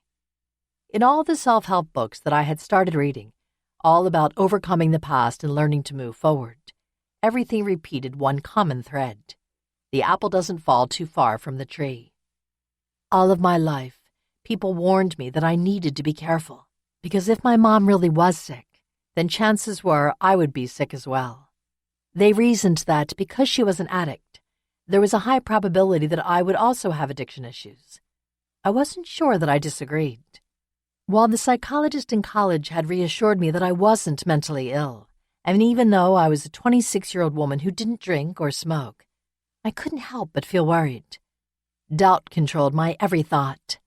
I had been able to ward off the demons thus far, had proved the critics wrong. But still, I was terrified that parenting was the one thing I should never attempt. I was brought to tears a number of times by that very thought. Even today, I have days and moments when I question myself, but Jerry is good at reminding me that I am my own person and that nobody can define me by the actions of my mother. It's a constant reminder that I need, and one that I think we all need. We make our own choices, good and bad. We control our own direction, our own lives and ourselves. For me, the good news was that because I had found out so late, this would be the shortest pregnancy in history. I wasn't given much time to sit and worry, which was probably for the best. By the time I found out, I was already 5 months pregnant and closing in on a 10-day murder trial as Jerry's only assistant. Jerry and I talked about marriage several times. It was something we wanted to do. But the cost of a wedding was impossible for us. We were barely paying our bills, and had no idea how we could come up with the money. Traditionally, it's the bride's parents who pay, but clearly I wouldn't be getting any help from my family. Jerry's family was quite large. By this time, we had attended numerous family weddings together, and they were always huge affairs. There was no way I could afford such an extravagance. Jerry and I postponed our marriage several times. We'd thought about doing a very small civil service in September of 2001, but then we were invited to a friend's wedding in Pennsylvania and just couldn't seem to work it out. Then September 11th occurred, followed closely by Jerry's parents announcing their decision to get divorced. It seemed that cancer had made his mother realize that life is too short to be unhappy. So, after years of arguments, talk of affairs and threats of divorce, they finally split their marriage. Their case raged on, with each parent vying for their children to side with them. Now that we were pregnant, we could not wait for the perfect time anymore. We were married 2 weeks after we learned our baby was coming. We had less than 10 people in attendance, some of whom are now in prison, then had a nice dinner out. Our friend, who was a judge, married us. It is perhaps my biggest life regret that we didn't have a proper white wedding with a big reception. Maybe we'll have a really rocking 25th anniversary instead. Chapter 14. Birth and Breakdown. Everything in your life is a reflection of a choice you have made. If you want a different result, make a different choice. Unknown. The first time I sat in a jail holding cell was when we went to meet the defendant of the Moran murder. I had interviewed plenty of defendants for my role in the law office, but nothing really surprised me until I met William Conway. He was dressed in the black and white striped Antrim County jail shirt and pants that were issued to all inmates. As the door closed behind him, we realized that we were alone in the small holding cell with the man accused of a brutal murder. There was no glass between us, no guard in the room to protect us. It was him and us. He had blonde hair, almost white, and it was meticulously groomed. We never saw him with a hair out of place. Most striking, though, were his pale blue, emotionless eyes. The defendant was obsessed with his physical appearance. He demanded that he have access to daily showers and additional grooming supplies that were not available to other inmates. He was tall, at least 6'1", and prided himself on his physique, which he had honed as a former wrestler. He had a nervous grin, with large white teeth that made me uneasy when he forced a smile. He was the type of person who was vacant of emotion. Perhaps he could be diagnosed as a sociopath. His childhood had been terrible. At a young age, his father molested him and his brothers. There were also allegations that his father would lead him and his 2 brothers out to seasonal houses and cabins around the Torch Lake area to break in and steal what they could, sometimes burning down the dwellings to cover up the crime. His brothers had served prison time for abuse of women and rape. He was the type of guy that liked to be in control, so it was no surprise when our investigation revealed that he was a part-time DJ and drug-dealing hustler who could also set clients up with a female companion for a fee. As part of one of his hustles, he would introduce a client to a female companion, provide party favors, and just when things got interesting, barge in and beat the person senseless, robbing him after. Perhaps it was his past or the drugs, but although he answered all our questions and participated in the conversation, deep within I had the feeling that he wasn't really there. This perception persisted over the next several times we met with him, but I couldn't put my finger on why until the trial. I was struck by how similar he seemed to all the men my mom had dated. I felt sorry for him, in a way I don't think anyone else could or would. I know that he killed someone, but still there was a sadness to him, a pain that he was covering with this macho attitude. He seemed very familiar to the men I'd known growing up. In the weeks and months leading up to the trial, I spent a lot of time trying to train a new receptionist. I knew I was going to be out of the office for at least 10 days during the trial and was expecting to have the baby in early May. By this point, the doctors had determined that I was having complications, with low amniotic fluids and slow growth. They were hoping to induce labor as soon as possible, probably 1 or 2 months earlier than my due date. The law partner who had talked such a big game wasn't helping. Clearly he was a disaster, but Jerry and I had so many other things going on that we put off dealing with him. Confrontation was never either of our strong suits. Avoidance fits us better. One Friday afternoon, Jerry asked our partner if he could assist with research for the murder case, to which he replied, "Nope, got plans already." This was a typical response. He was not a team player. By the time trial rolled around, my belly was fully showing. In fact, I was beginning to have pregnancy dreams about the baby. Combined with my own fear of being the worst mother ever, I was dreaming about giving birth to the very girl that our client was accused of brutally killing. Every night I would wake up in a cold sweat, unable to lull myself back to sleep. When the trial started, 45 minutes from our local hospital, the challenge really began. The doctor had put me on bed rest about 2 weeks before trial. I knew, even when he told me, that I could not stay on bed rest. There was no way. This case was too big and there was too much to do. Plus, we could only be paid at the conclusion of the case. So every other day, I would drive to the courthouse, sit through the morning session, drive to the hospital over lunch for a checkup, then head back to the courthouse for the afternoon session. On one of the trips in, my doctor asked me how the bed rest was going. "Oh, I'm really bored, but it's going okay," I said, in what I hoped was a convincing manner. "Really?" he said. "It's funny, I saw you on the local news last night." Caught! The circuit court judge in charge of the case warned me not to sit too close to the defendant during trial. They even put leg braces under his street clothes to ensure that he couldn't run. Tensions and emotions ran high as witness after witness was questioned. During the trial, the prosecutor theorized that, after dyeing his hair black and attaching costume mutton chops into Elvis sunglasses, our client somehow broke into the victim's car and waited in the truck, only to overtake her while she was driving. We never bought into the idea of a surprise attack and believed that the victim had asked to meet our client, probably because of a false promise of an apology or an offer of cocaine. We also never bought into the theory that he did this alone.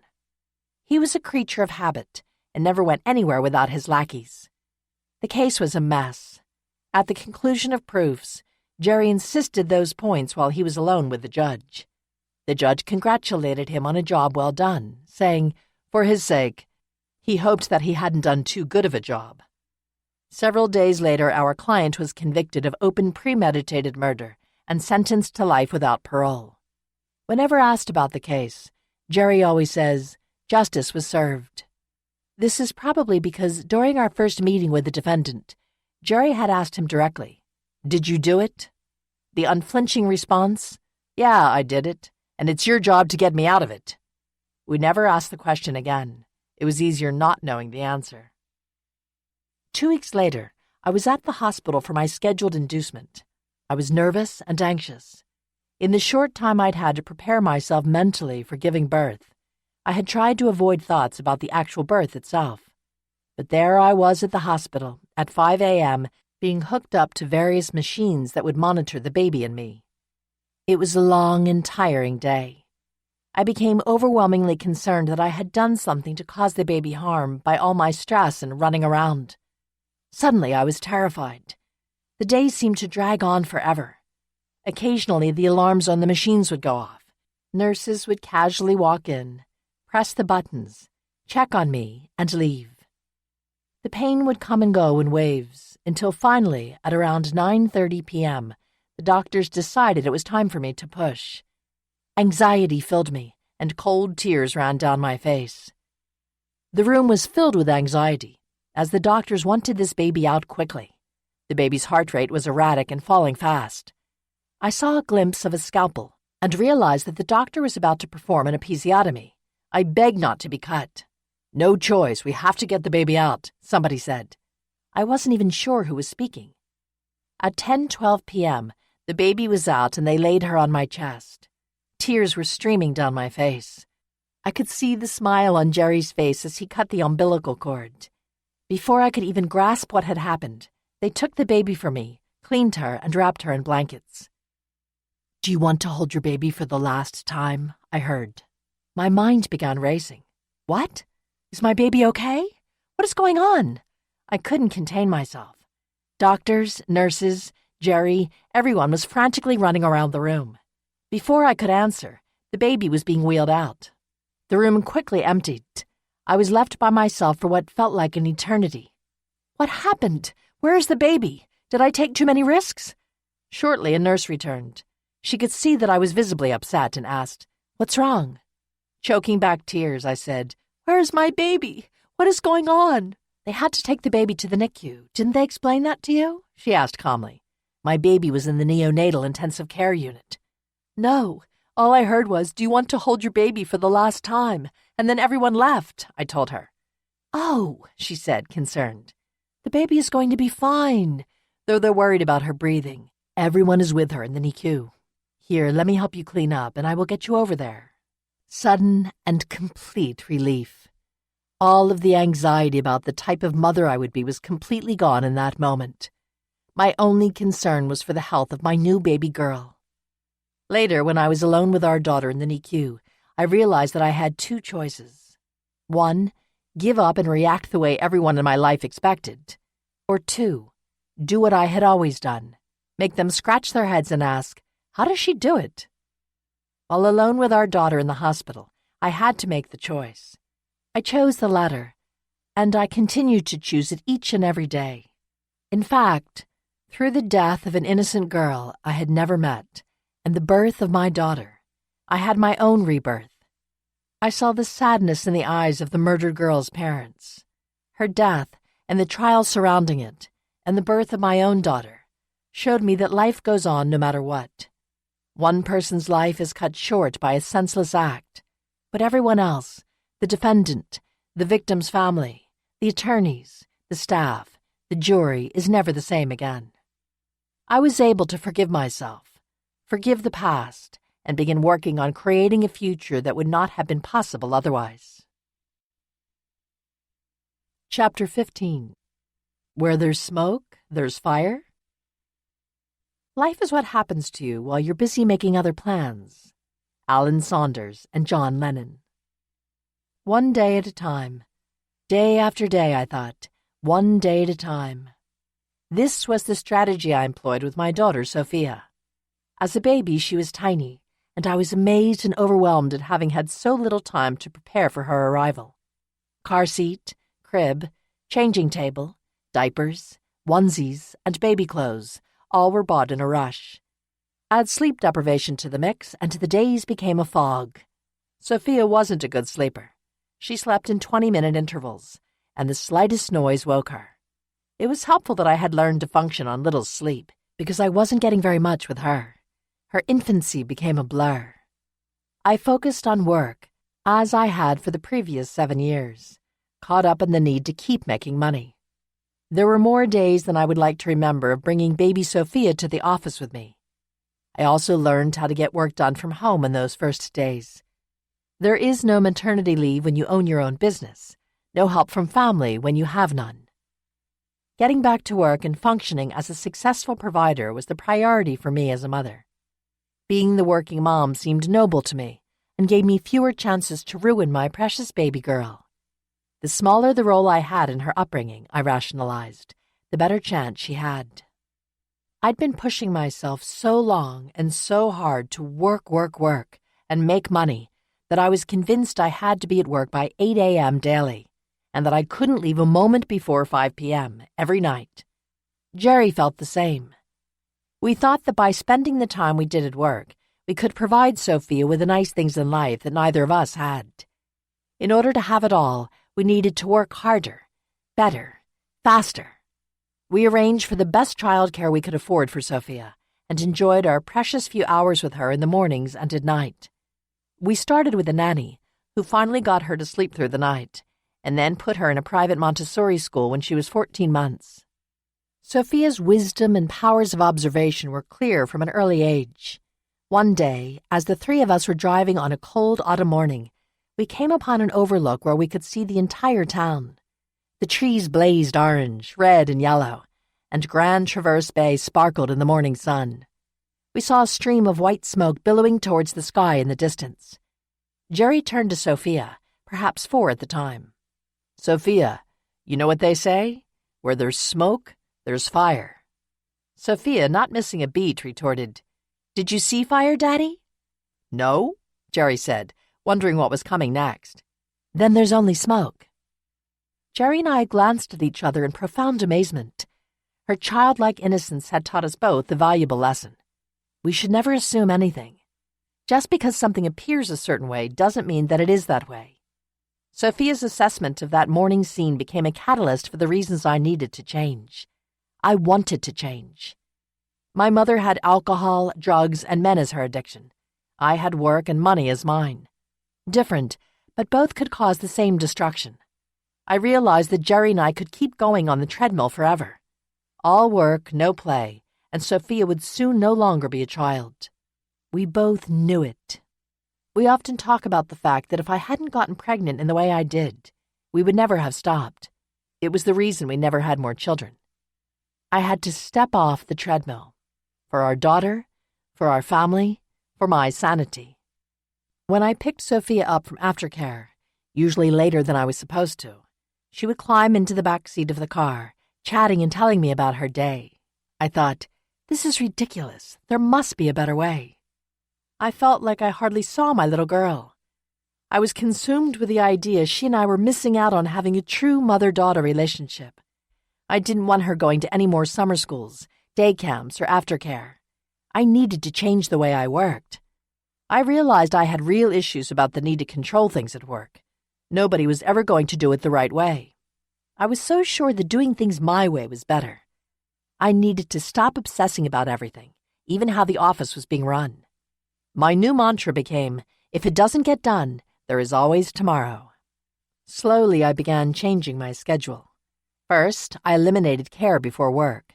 Then, after a few months, I began to pick her up after school and eliminated aftercare. Soon, I was covering snow days and no school days. Before I realized it, we got through a whole summer without putting her into a day camp. And, to my surprise, the work was still getting done. I had a real relationship forming with my daughter. Sophia progressed from being a baby to a toddler, an elementary school student, and now a teenager. After she was born, I remember thinking, I'll be fine raising her until she's 12. The age of 12 was the pivotal point when I decided that I could no longer tolerate how my mother was treating me and took action to get a better life. I was afraid Sophia would feel the same way and want her independence from me. But she turned 12 and then 13, and with each passing year I still breathe a sigh of relief. I don't know if I can let go totally of the feelings I had at that age about my mother, but I do know it's getting easier. My special time with Sophia is after school, before Jerry comes home. I wouldn't give it up for the world. I grew into the role of the mom who has time to go to the bookstore or the library and can help with school projects and to make dinners. We have TV shows that we like to watch together, play games that I used to play with my grandmother, and have a lot of fun. I'd rather be around Sophia and my husband than anybody else I know. They have become my longest-lasting relationships and friends in life. Another decision I made a long time ago was that, since I was brought up in a house of deceit, secrets, and lies, I would be completely honest with my own daughter, no matter what, when she asked questions. When I was a kid, I was often told that it was time to pack up all my stuff, but no one ever explained why. Maybe it was because my mom hadn't paid the rent, or a drug dealer was after her, or perhaps she was just bored with where she was. I never knew. I was not trusted with the truth. I wasn't even trusted with the truth about who my real father was. I thought I wasn't trusted because I had done something wrong. It was isolating and terrifying. Honesty for me means that when Sophia has a question, I present her with the facts and let her come to her own conclusions. I want my daughter to understand the way the world works, in a way I'm not sure I ever did as a child. I want her to know that some people can be trusted and others cannot. Most importantly, I want her to know that I trust her with information, and that no matter what, I will always love and support her first, before anything else. I want her to know that no matter what decisions or choices she makes, she will never have to seek my approval. I want her to be independent enough to make choices and decisions because she wants to, not because she thinks she needs to in order to keep me or Jerry or anyone else happy. Sophia is not like most teens. She's worldly, wise, thoughtful, and introspective, an old soul. I sometimes wonder if she is the keeper of my grandmother's spirit. She has a good sense of who she is, and has a great entrepreneurial spirit, even running her own design company and selling her work at a local store. She is her toughest critic, but watching her makes me want to be a better person. She has never been afraid to stand up for what she feels is right, a quality that I envy. She also has the wanderlust spirit that both my mom and grandmother had. But with her, it seems that the travel is tied to wanting to see and understand different cultures, different landscapes, and different people. She wanders to find herself. I want my daughter to have the best possible experiences growing up, but I also understand that even with the niceties in life, growing up isn't easy. We make it a point to travel to interesting places and experience life. We went to London and Paris when she was 11, her dream at the time. None of us wanted to come back. Perhaps we've all caught the wanderlust bug. Recently, we did a road trip all over the Southeast, from Michigan down through the Shenandoah National Park all the way to Key West. Then we headed to New Orleans and rounded back home. The point of these trips is to experience new culture, new food, and new people. We want to expand and grow as a family and appreciate the time we have together.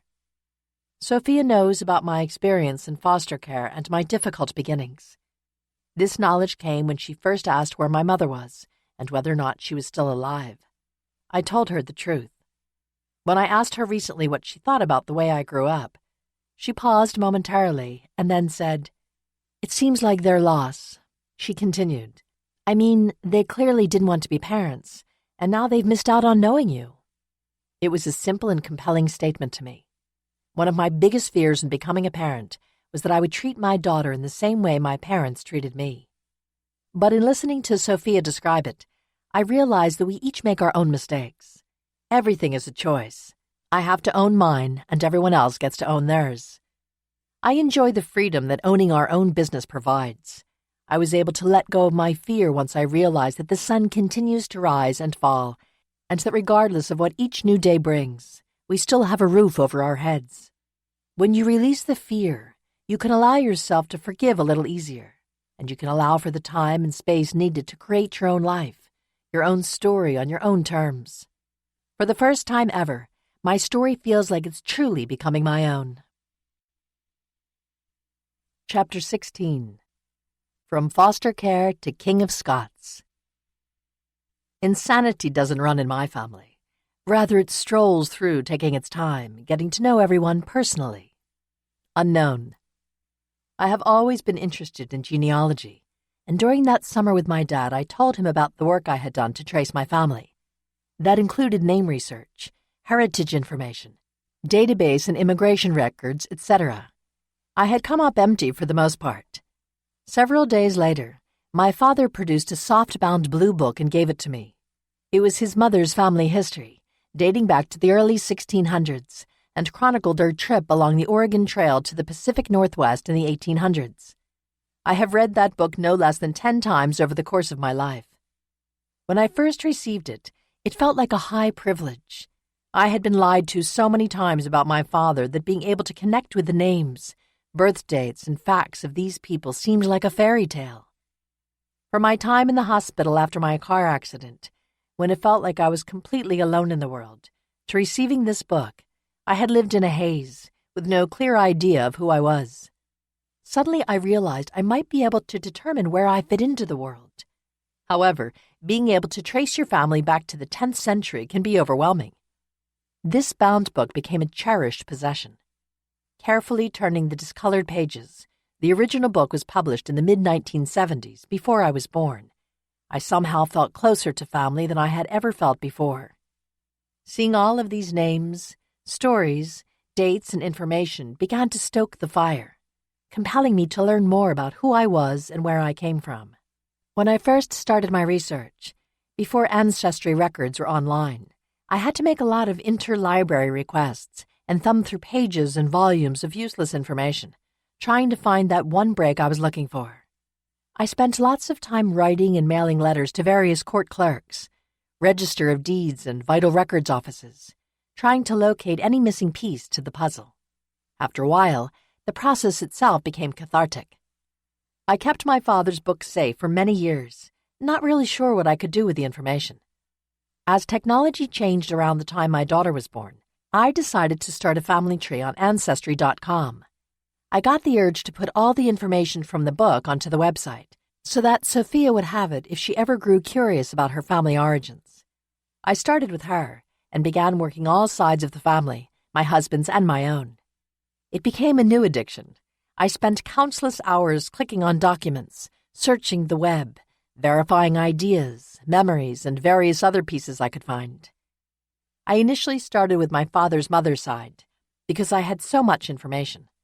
The data soon led to several interesting connections on my father's side as well. Soon I had found several relatives who fought in the American Revolution. In fact, I had found relatives that fought in every American war. I kept going. I'm still going.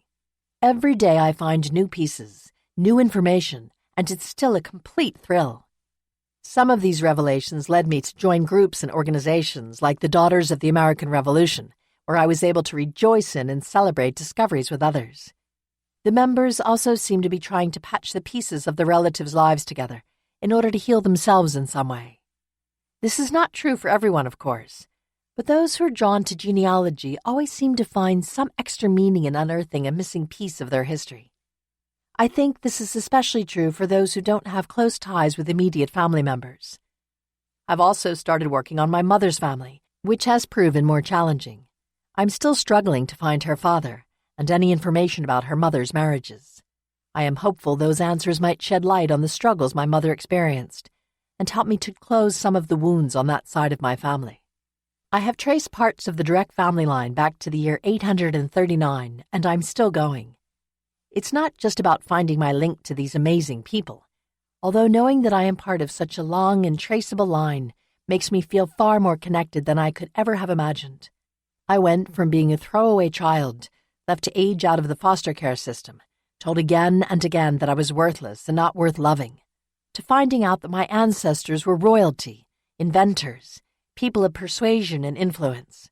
I discovered a great-grandmother who was the only literate person in a royal court and who advised her husband, the king, on legislative orders. It makes me proud, and I hope Sophia will enjoy discovering her heritage when she starts having a family of her own. I want her to see the connections that have led her to this life some 1,000 years later. Part 2. Figuring Out Normal. Chapter 17. Relationships aren't automatic. The worst thing about being lied to is knowing you weren't worth the truth. Unknown. About 1.6 million people are in prison in the United States. Of those, it is estimated that approximately 1.3 million have been foster kids at some point in their lives. Learning these facts changed how I saw my own story. How did I make it when all these other people did not? How did I beat the odds? I know that from a very young age, I thought about escaping. The only way I ever saw people get out of the areas we lived in was through work, and getting a better job meant going to college. I'm not smarter than anyone else. I'm clearly not luckier. But without even knowing, I made a decision to be different than my mother. I set my sights on that goal, moving forward no matter the result. Regardless of the obstacle, I found a way to survive. I was not going to allow anything to break me. It was me against the world. I'll show them what a success I can be by not following in her footsteps. For me, rebellion was doing everything I could possibly do to keep from becoming like my mother. I'm not like my mother. I can never be so irresponsible and selfish, especially to my own daughter. Being a mom was the fuel for my desire to be a better person. Now that I understand who I am, I have the power to create whatever it is that I want. That doesn't mean I don't still face obstacles. Relationships are still difficult for me. I suspect that they always will be. But now I choose the relationships that fulfill me and nurture my spirit. I only have room in my life for people that enrich me, and I refuse to create excuses for those that don't. My mother. Today, my mother has become all but a faded memory. I have lived without her longer than I ever lived with her, and I haven't heard from her since I got the card in the hospital when I was 17. Thoughts and memories of her come to me less and less. I only think of her near her birthday or when someone asks me about my parents. In the moments that I allow myself to dwell on the pain that she caused me in my childhood, I quickly remind myself that even as a child, I was in control of my own life. I made decisions, sometimes difficult and painful ones, which led me to where I am today. I have no anger, no hatred, and no ill will. I simply wish her, as I would any stranger, the best. My stepfather. Prior to his recent death, my stepfather, who treated me terribly as a child, who lied, who abandoned me, would still pick up the phone and stand in as family from time to time. When I wanted someone from my family to attend my wedding, it was him I called, no one else. The sad thing is that no matter how badly someone treats you, there's a comforting familiarity with the dysfunction. It is this undeniable fact that I think leads to most of the unsuccessful foster care placements.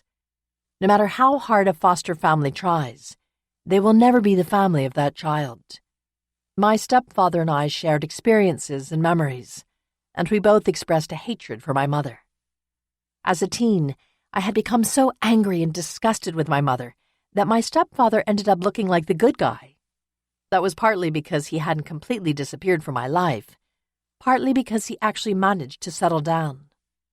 Over the years, I tried to put more of the blame on my mother. It was easy since she wasn't around, and everyone else was eager to allow her to accept the blame as well. But my stepfather was calculated and manipulative, qualities he never lost over all those years, though I tried to convince myself they didn't exist any longer so I could finally have family. Near the end of his life, he remarried and moved to the Traverse City area, ostensibly to be near Sophia, Jerry, and I. We had kept in touch over the years, talking weekly and seeing each other on holidays. We were excited at first to have family so close, and thrilled by the idea of local grandparents for Sophia.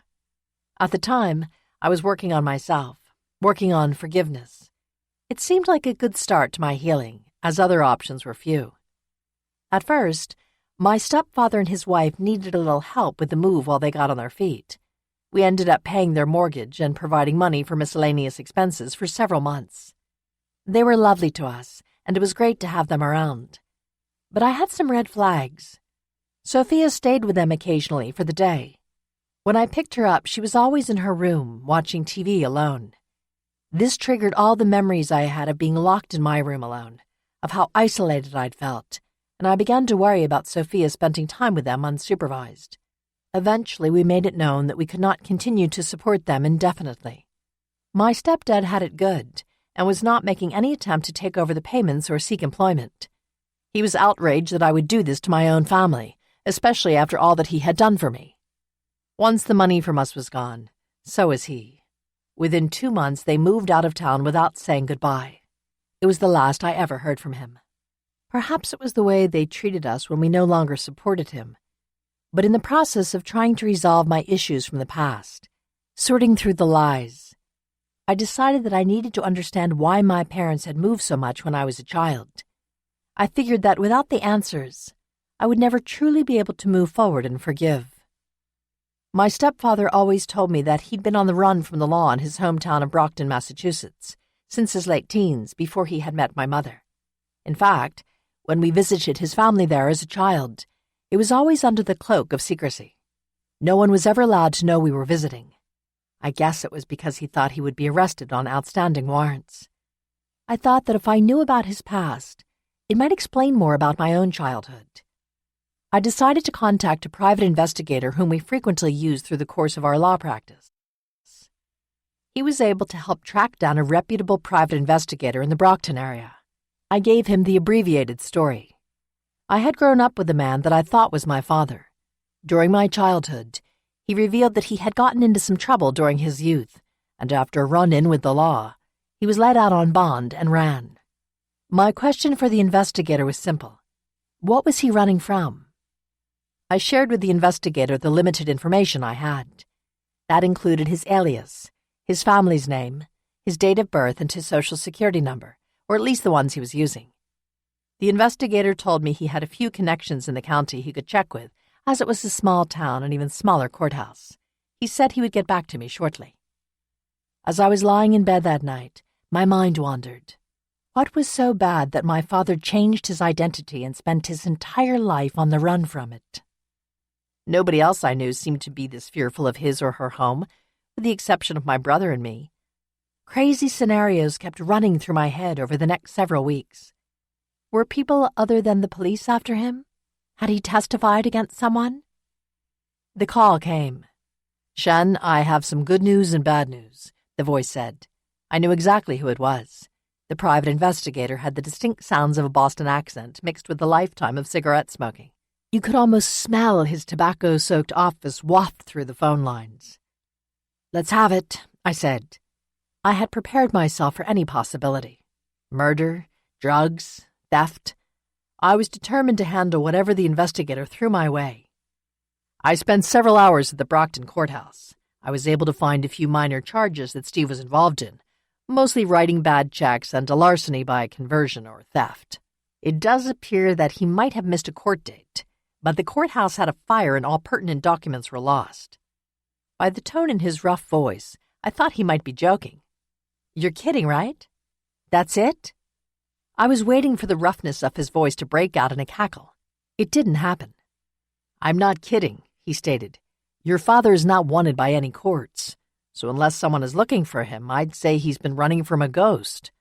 Frankly, given the amount of time that's passed, I figure even if he was in some trouble, they've already forgotten all about him by now." My mind was racing. It started to feel like that call to my Uncle Jim all those years before. I was stunned. I fell silent. "Hello?" the voice broke in. "I'm still here," I said. "I just can't believe it. What about the feds?" I knew I was grasping. If the federal government was after him, they would have picked him up a lifetime ago, but I had to ask. "There's nothing in the federal system about him," the detective answered. "He's not wanted." I knew he was trying to convince me. I'd spent my whole childhood running from absolutely nothing.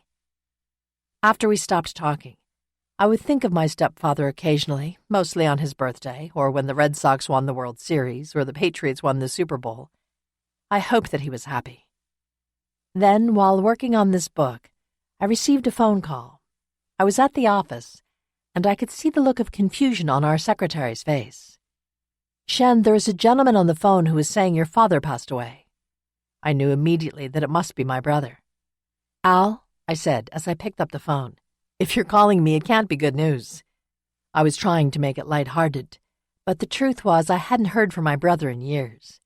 He had stayed in Muskegon, eventually marrying and having 2 children, both now fully grown. We have a strange relationship. We don't speak unless it's absolutely necessary. I think it's too painful for us to interact with each other, as we are reminded of the past. We are both different people now, in very different parts of our lives. I wished it wasn't this way, but you don't always get to choose the way a relationship with someone evolves. "Steve died," my brother said flatly. I could hear the pain in his voice. I don't know how my brother remained so close to my stepfather all those years, but somehow they were able to stay in touch in spite of the past. Perhaps my brother was still looking for his forever family as well. "What happened?" I asked, wondering if his chronic illness had been responsible. "I don't know," Al stated. "The police were just here, letting me know. I haven't even talked to his wife." "How are you taking it?" I asked.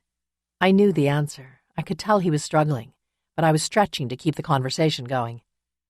"I'm pretty upset, but I'll be okay." "Do you know any of the details? When the funeral will be or anything?" I wasn't completely sure why I was asking, but it seemed like the right thing to do. "I don't know anything." "Well, call me back when you hear something. I'm here." That's all I said. I couldn't think of anything else. "Okay, I just wanted you to know. I'll call you later this week." And that was that. My stepfather had died. Days passed into weeks, and I never heard from my brother again. Picking up the phone seemed impossible for me. I stumbled across my stepfather's obituary in an online search. It was difficult to read. It felt as though I was reading an obituary for a stranger. The man described was not the man I knew, but it was the way he would have wanted it. A generic story that mentioned nothing of who he really was. It didn't even use his real name or mention my brother or me. It was all made up. In the end, I suppose it doesn't matter. For me, the child that suffered at his hand, the adult who still can't gain understanding of the relationship. I am left only with a sense of peace. Perhaps the feelings I had when reading his obituary, where he felt like a stranger, hold true. Perhaps I never did know him, and now I never will. My father. Deep down, I long for a family connection. I think everyone does. I haven't given up on trying to establish a rapport with my birth father, though our relationship suffered numerous ongoing setbacks. Jerry and I visited him for a few days in 2000. I wanted my future husband to get to know someone in my family, and with the uncertainty of the law office, Jerry and I were looking for other options. But after our wedding and Sophia's birth, neither of which my father managed to attend, I gave up on him. My father was still sending Christmas cards, but I just couldn't respond. I had almost no energy left to try and engage in a relationship with him.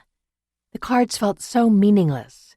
Too little, too late, I thought, with the arrival of each one. I was content to never see him again. This contentment was reinforced when, out of the blue, I received a card and letter from Carol, his wife. She went on for 2 pages about how I was a selfish person for ignoring my father's need to connect with me. This sent me into a rage. The audacity, I thought. Any chance of reconciling our relationship was completely off the table. Finally, after 3 years of prompting, I started a Facebook account. I had been reluctant at first, because I thought that my mother might try to contact me, or even worse, ask for money like my stepfather. I had only been on it a few months when a friend request from my dad popped up in my inbox. This is exactly why I didn't want to get on. I ignored it for a month. When Jerry asked me what I was afraid of, it was easy to respond. Disappointment. I was so tired of the disappointment. Then I considered the possibilities. I knew I needed to confront the issues. I knew that I needed to find forgiveness. Perhaps this was my opportunity to lay it all on the line, like I had wanted to do so many years before during our first meeting. I accepted the friend request and sent him a very lengthy and brutally honest message, listing all the ways in which I thought he was a disappointment. I explained why it was difficult for me to forget the past and act like a father and daughter. I was looking for one thing, an apology. I didn't get it. What I did get was a song and dance filled with excuses about his life, his difficulties, the reasons why he didn't fight to be with me. I had no patience for it. The anger was killing me, and I knew I had to release it. I just didn't know how. I thought I needed his apology to make myself forgive. Ultimately, as I was meditating in yoga class, a practice that I had taken up to help me cope with daily pressures, I became overwhelmed with the sense of peace. I realized that I may never get the apology in the style and manner that I expected, and that I had been choosing to stay bitter and angry. Just like that, I found forgiveness. That Christmas, my father sent Sophia a gift. As she opened it, she asked when she was going to meet her grandfather. She was 10. I sent him a message relating how thankful we were for the gift and told him that Sophia wanted to meet him. He visited 3 weeks later in the middle of a harsh northern Michigan winter. His wife Carol had passed away 2 years prior, so perhaps the timing was right for a new beginning to our relationship. It was the first time he had shown up since I graduated from high school. Jerry took him ice fishing, and they spent time together bonding. It took a lot of pressure off of me. I was nervous, and keeping him busy with activities was a way for me to cope. It was a short visit. After he left, I realized I had finally started to do my work on our relationship, and that he had his own work to do in turn. At last, I had the beginnings of an honest and truthful connection with a real parent. Then one day, after I taped a radio interview on my experience in the foster care system, I got this beautiful and unexpected email from my father.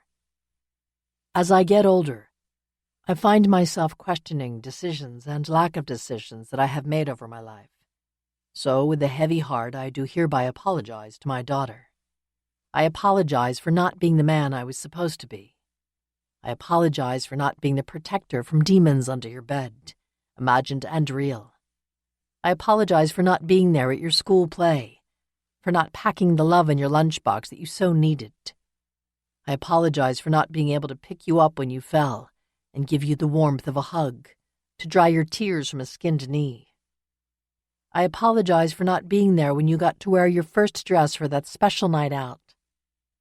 I apologize for not scaring off that first boyfriend of questionable intentions. I apologize for the lack of respect you have gotten for going through the first half of your life without a father.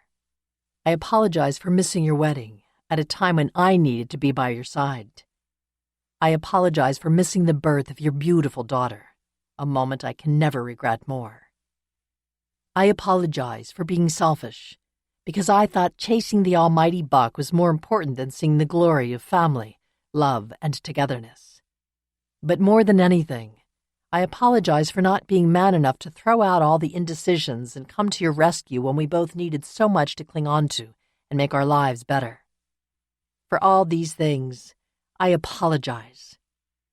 They say time heals all wounds, but time never heals a broken heart. Please forgive me. As I write these apologies, there are also things I won't apologize for. I won't apologize for bringing you into this world, for the day you were born when your eyes were full of wonderment and awe. I won't apologize for the joy you gave me when you took your first steps, for the love I really felt when I awoke with you in my arms, only to find us both soaked with the surprise of a late diaper change.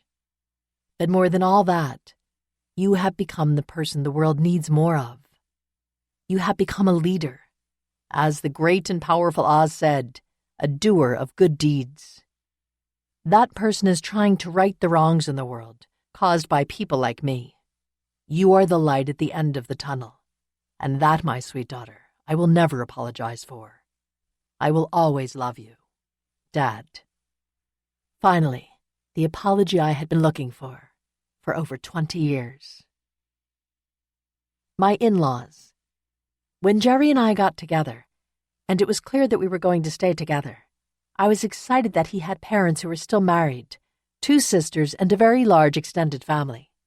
At last, a normal family that I could bond with and share holidays. My enthusiasm promptly faded when the reality of his family life became clear. When Jerry and I met in September of 1997, we went on one date, and within a few weeks had moved in together. It just happened. There was no real discussion. Jerry had graduated from law school and was then studying for the bar exam, which was a full-time job. He had been denied a bar loan and had taken out student loans to pay for law school. When he started, his father was working for a local bank that provided the loans for Jerry. His father asked him how he wanted to handle the interest on the loans, and Jerry told his father that he wanted to defer the interest because he could not afford to make payments while going to school. This didn't sit well with his father. He knew that deferring the hefty 13% interest would be more costly in the end. Instead, he offered to make the interest payments for him. It turns out that the payments were never made. There have been varying stories on why or how this happened, but bottom line, the payments weren't made, ruining Jerry's credit. Of course, he didn't find out about this until he was denied a store card at a major retailer. Ultimately, his credit became such an issue that it had to be explained when he applied for his license to practice law. We lived together so he wouldn't have to pay rent.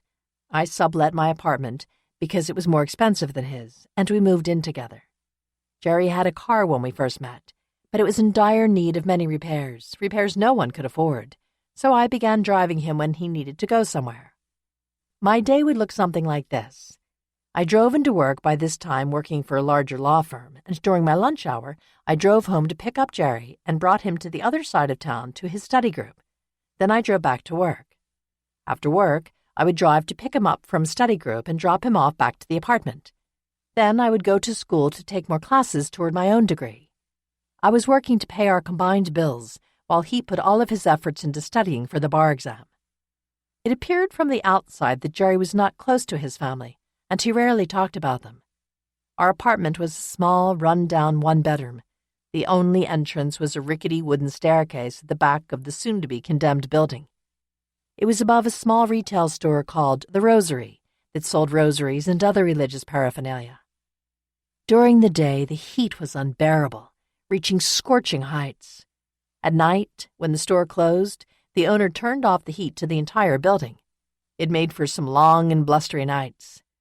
But the view from the kitchen was spectacular. Through a small window, maybe 12 inches by 15 inches, We could see the dome of the Lansing Capitol building aglow at night. One day, driving home to pick up Jerry for his study group, I pulled into our assigned parking space, maneuvering my car between the two storefronts and pulling my side mirrors in so as not to hit the buildings. Coming to a stop, I noticed some cars there that I hadn't seen before. I walked up the back stairs, opened the door, and came in, finding Jerry with his mother and sister. It was the first time I'd met them. I remember immediately becoming uneasy as I introduced myself. His mom was sitting in the corner chair, a chair Jerry had inherited from his deceased grandmother. I sat quietly on the couch. Jerry was teasing his mom about her wig. She was receiving chemotherapy at the time for breast cancer treatment. Jerry was already completely bald in his 20s, and soon the back-and-forth teasing began.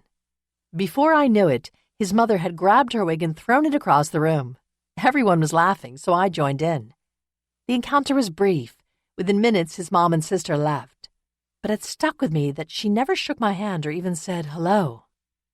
Jerry explained that he and his mother had been close during his childhood, joining forces to survive the wrath of his father, who had a terrible temper. But since his mother had been diagnosed with cancer, she seemed to be changing. She seemed bitter and was very different than the nurturing fifth-grade teacher he had described. Given these circumstances, I tried to roll her lack of interest in being cordial to me off my back. Initially, I chalked up her frostiness to the stress surrounding her cancer treatments. But it soon became clear that Jerry's mom didn't approve of me, no matter what she was going through. Parents had always seemed to like me, so this was a first. Although I've never completely understood the source of her venom, I assumed that since I was a foster child, she considered me to be lower class. I didn't come from good enough stock. On our first Christmas together, I pooled all the money I had and bought a trip to Las Vegas to celebrate Jerry's hard work on the bar exam. I've always felt a connection with Las Vegas because of the time I spent there as a child. It seemed the closest thing to a home for me. Plus, it made for a very inexpensive destination. After spending Christmas alone for several years, I thought inventing a new holiday vacation tradition with Jerry would be fun. But Jerry's mom was furious that I'd booked it for the day after Christmas, as she'd been looking forward to spending time with him. Years later, when we excitedly told Jerry's family the news, we're pregnant, I thought that it might finally bring the clan together. I had hoped, post-divorce, that Jerry's mom would be happier and less focused on me. That hope quickly disappeared when she asked me, "Are you sure it's Jerry's?" After about 3 years of running our own business, Jerry and I purchased a house on a lake. We thought it would be a great place to invite friends and family for summer visits, barbecues, boat rides, and fishing. He said that he and his mom used to talk about buying a cottage up north when he was a kid and spending the summers on a lake. The primary purpose of the house was to entertain. It's located on a magnificent lake, approximately 2,500 acres. The first time Jerry's mother, stepfather, and sister came for a visit, I was excited but also very nervous. I knew that I was not their favorite person, but I thought that I had made improvements with Jerry's mom. She had lived with us for a few months after Sophia was born, and although she hadn't agreed with all of our parenting decisions, I thought she could see how hard we were both working. I confided in a friend about how nervous I was for the event. I shared countless examples of times I hadn't done things right in their eyes, and worried over how I could get his mother to really like me. Perhaps if I could get this visit to go smoothly, it would change everything. I had begun to hone my cooking skills, learning as I went. It was going to be a long weekend, and I wanted to serve a great home-cooked meal for their first night. My friend very sweetly said that she would help me prepare this whole meal from scratch. I was eagerly looking forward to being the hostess with the mostess. After spending 2 full days in the kitchen preparing and meticulously setting the dining table to be sure that I hadn't missed a thing, I was ready to show off my work. After everyone had arrived and gone outside to enjoy and relax by the water, I called them in to dinner. My mother-in-law sat down at the table while I happily scanned the room, listening to the oohs and ahs of the other guests, admiring the food and the beautifully decorated table. Then, almost as quickly as they sat down, my mother-in-law abruptly stood up and proclaimed, "What? There's no salad?" She then left the room, never to return. I was in absolute shock. My dream of the happy extended family evaporated before my eyes. Although Jerry doesn't get along with his family, He still feels immense guilt for not being around them more. They love him, but he doesn't want to visit them by himself because it's painful for him. If I go with him, they won't accept me, and if I don't go, it's not the right thing. Jerry's family believes that I'm cutting him off from them, that I've taken their son away. Yet this guy was on the verge of being homeless, and I gave him shelter, rent, food, transportation, inspiration, acted as a study partner, and most importantly, loved him. It's always a very reflective time for me when Jerry talks about his family. I see the love he has for them and the pain that he feels for not being around them. I also see the other side of his pain when they make comments about me or disrespect me in some way. He is caught in a trap, and I wonder if maybe I am the lucky one, abandoned by my parents but no longer feeling the pain. Because I spent much of my life being told how worthless I was, I will not accept having those kind of people in my life any longer, and refuse to expose my daughter to such negativity. I don't think anyone should be treated that way, and I certainly will not allow Sophia to think it's okay to endure such belittlement. Jerry, Sophia, and I love each other. We are not only family, but also friends. Perhaps we only need each other. Perhaps Sophia has it right after all. Just look at how much fun we have. We don't need anything else. I believe she is absolutely right. Chapter 18. You can't always run. You don't always have to hide. When I let go of what I am, I become what I might be. Lao Tzu. I have spent my entire life running. Originally, we were running from the police, landlords, or secrets that I still haven't begun to uncover. Perhaps we were running from phantoms, born of my stepfather and mother's paranoid minds. Although my parents were legally relieved of their parenting duties, my need to run still hasn't released its hold. I was running from the pain of my past, from the truth of what I thought I was, what I thought I should be, and from myself. Running has always been easier than facing the facts. Yet as I have aged, my ability and desire to run have faded. I've come to face the pain of my past. I am confronting it, the best I can, when I can. The biggest lesson I have learned during my ultramarathon is that the universe has a way of handling some of the confrontation for you. Case in point, after Jerry and I mustered the courage to stand up to his former partner and air our concerns that the relationship wasn't working, we were served with a lawsuit from him the following day. He claimed that we had wronged him by leaving and that he deserved to be paid. In a sense, he was right. Without us to market, work the practice, clientele, and cases, he had nothing. That lawsuit almost financially, emotionally, and physically ruined us. We were both tested.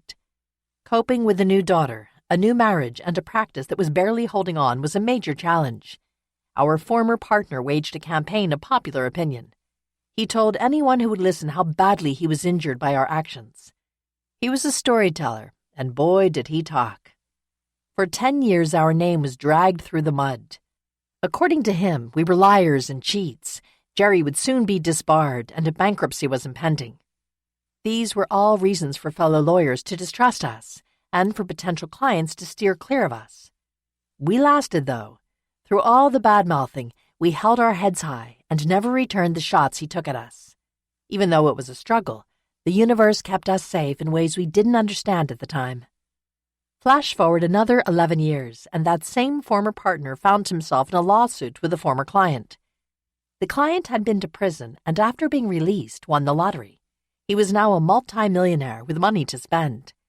It turns out that our old partner had entered into a business deal with his client, but as in our situation had brought no money to the table. Our former partner once again brought his name, connections, and legal acumen, and then demanded to take half of everything.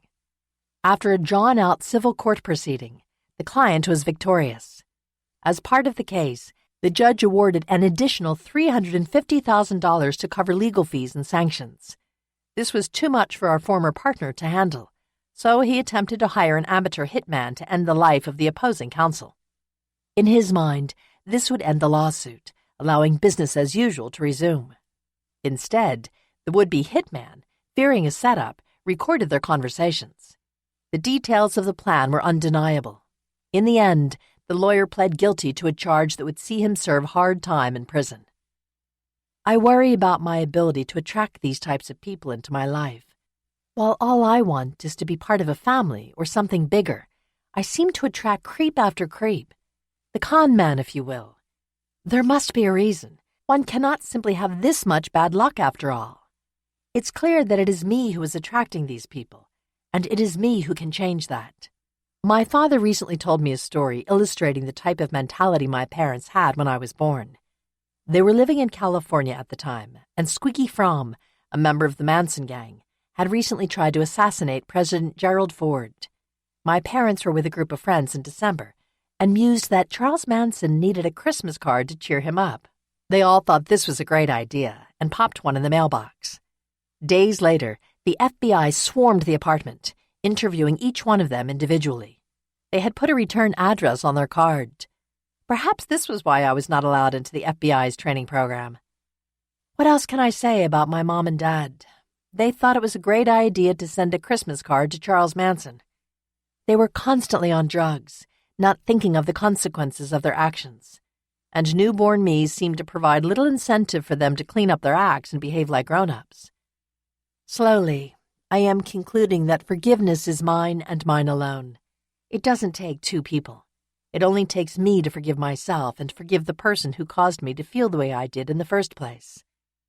In writing this book, several people kept asking me how it was going to end. They too seemed to be looking for a fairy tale ending, the happy conclusion that I had given up on so many years before. When are you going to track down your mother? They would ask. It's then that I understand they haven't been able to grasp the totality of my story. Reconciliation isn't possible. The fairy tale ending isn't coming. It is impossible for me to allow a woman back into my life who has caused such irreparable damage. A woman who has now become just the person who gave me life, content in not knowing whether I lived or died. In fact, when people ask about her, I am somehow transported back in time, back to the courtroom, back to wondering if she would show up to claim me. I am the same child, holding the same hurt. I have no desire to find my mother. Perhaps it is because of the pain and disappointment I initially felt after finding my father. I believe that I would experience no satisfaction in a meeting with her. After numerous years of working through the pain of what happened to me, and growing emotionally as a result, I have come to accept that I cannot change the past or other people. For years, I struggled to make people understand that I was really okay with the way things turned out. I didn't want to dredge up the past. I hold no ill will towards my mother, father, or stepfather. They made their decisions, and I made mine. None of us can take them back. When I began writing this book, I spent long hours asking myself the real reason I wanted to write it. Was I trying to cause pain to others? Was I looking for sympathy? I wanted to be clear with myself. In looking for answers, I found some in the unlikeliest of places. For fun one day, I went to see a psychic. I went into the reading with one primary question. Am I writing this book to help myself or others? And if it is truly for others, why do I feel so guilty about sharing it? I was staggered by what I heard. The psychic began by telling me that when she stepped into my vibration, the first thing she noticed was a fishhook. The hook had me snared through my skin at my neck, upper back. What the psychic didn't know is that I have had neck and upper back problems for years. I'd been to numerous doctors, massage therapists, acupuncturists, and other healers to try and remove what seemed to be a permanent brick that lay just beneath my skin. In fact, my massage therapist often joked with me that I carried a bowling ball on my right shoulder. As the description continued, I began to cry. It was the first time in my life that I felt as though someone truly understood what I had been feeling for so many years. She continued to say that, although the hook only pierced a few layers of my skin, it was painful. The pain was causing me to not move forward. The line was taut. Every time I tried to move forward, I would feel the pain from the hook and stop. What the psychic noted as particularly interesting was how light and thin the line seemed to be, yet how powerful it was at stopping me. She could have said nothing more, and I would have felt as light as air. This was exactly how I'd felt, only described in a way I could never explain. No matter what I had accomplished in my life, or what I wanted to accomplish in my life, it always felt as though something was holding me back. With time, it felt as though the pull grew less and less, but it was there nonetheless. The question now became, how would I permanently remove that hook and allow myself to be free? In examining my life, I realized that I had been guided to walk along all sorts of paths that have been thickly lined with trees and brambles. These paths, of course, are the many experiences and choices I have made in the past, choices that I was led to make with the hope of finally freeing myself from the hook. Ultimately, my path has led me to explore the ideas and lessons in this book. It is this book that has finally allowed me to permanently remove the hook from my shoulder. By addressing and, more importantly, sharing my story, I have been enabled to continue my journey without pain.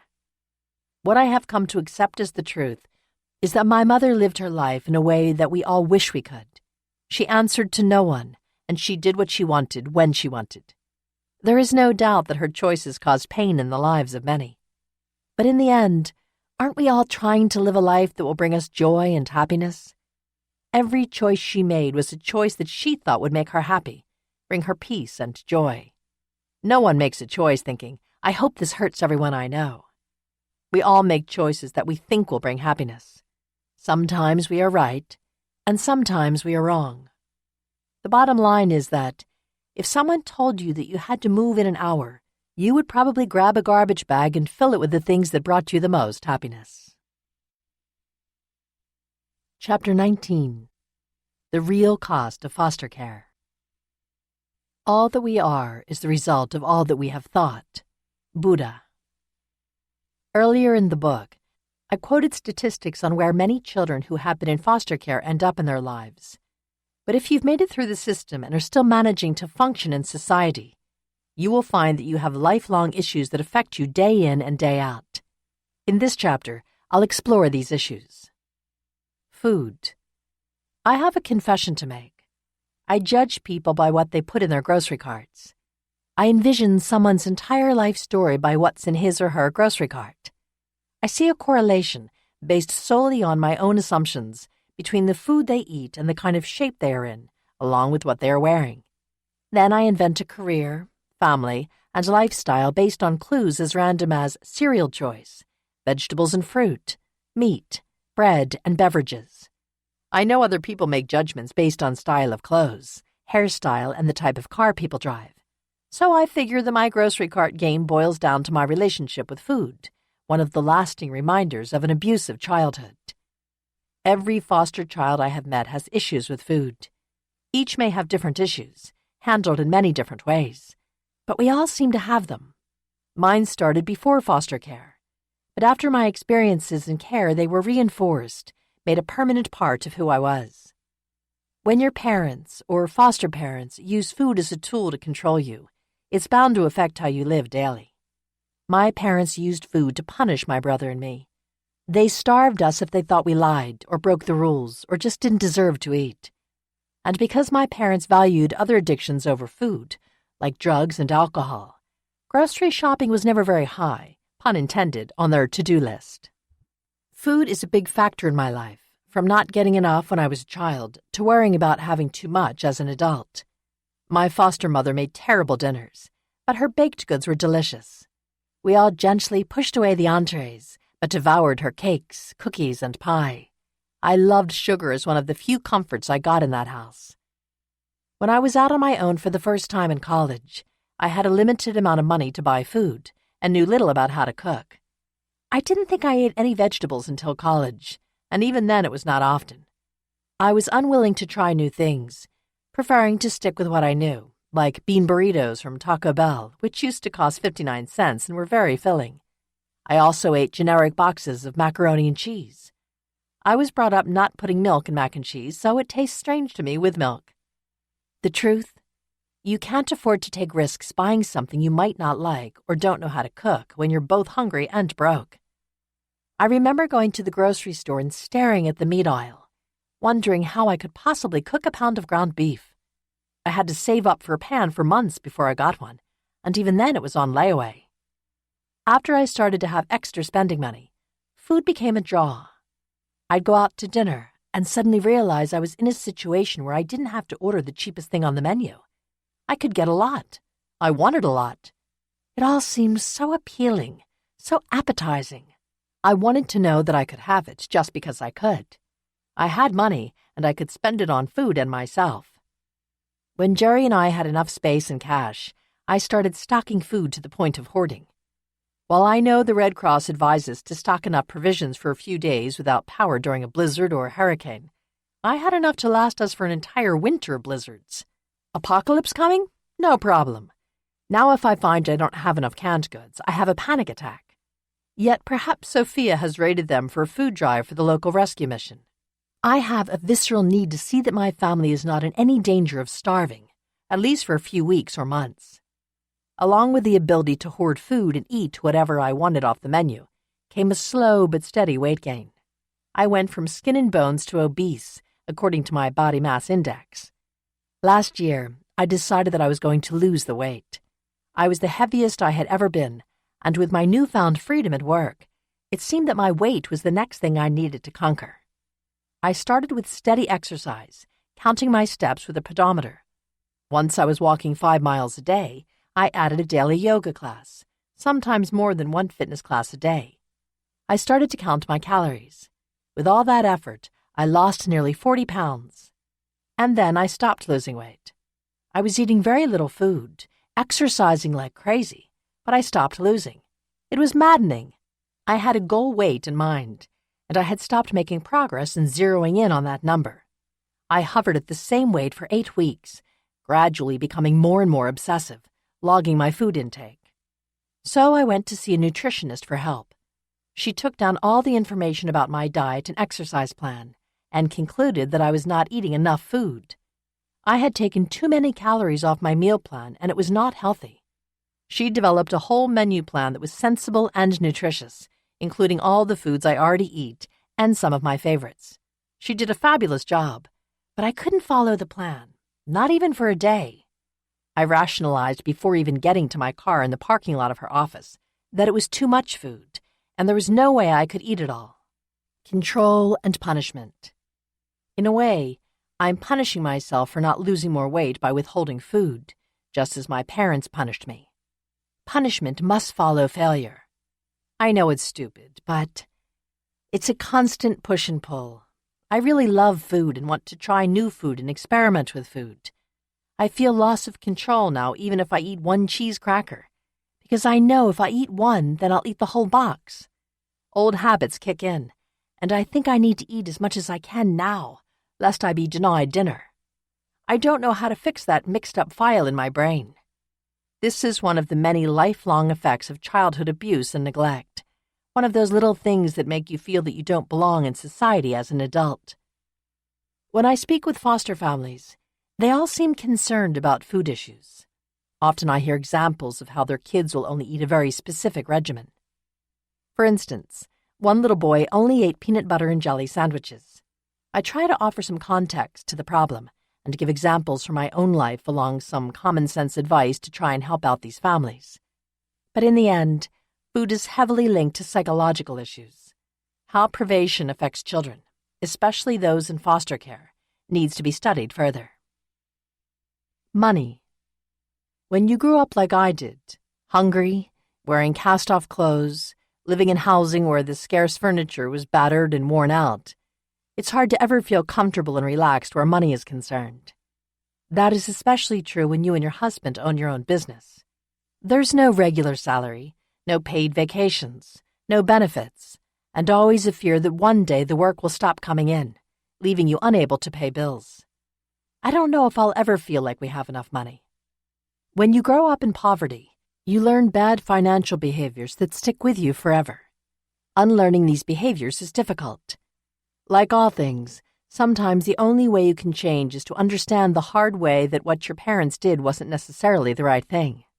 One of the things I learned growing up was that all extra money had to be spent immediately.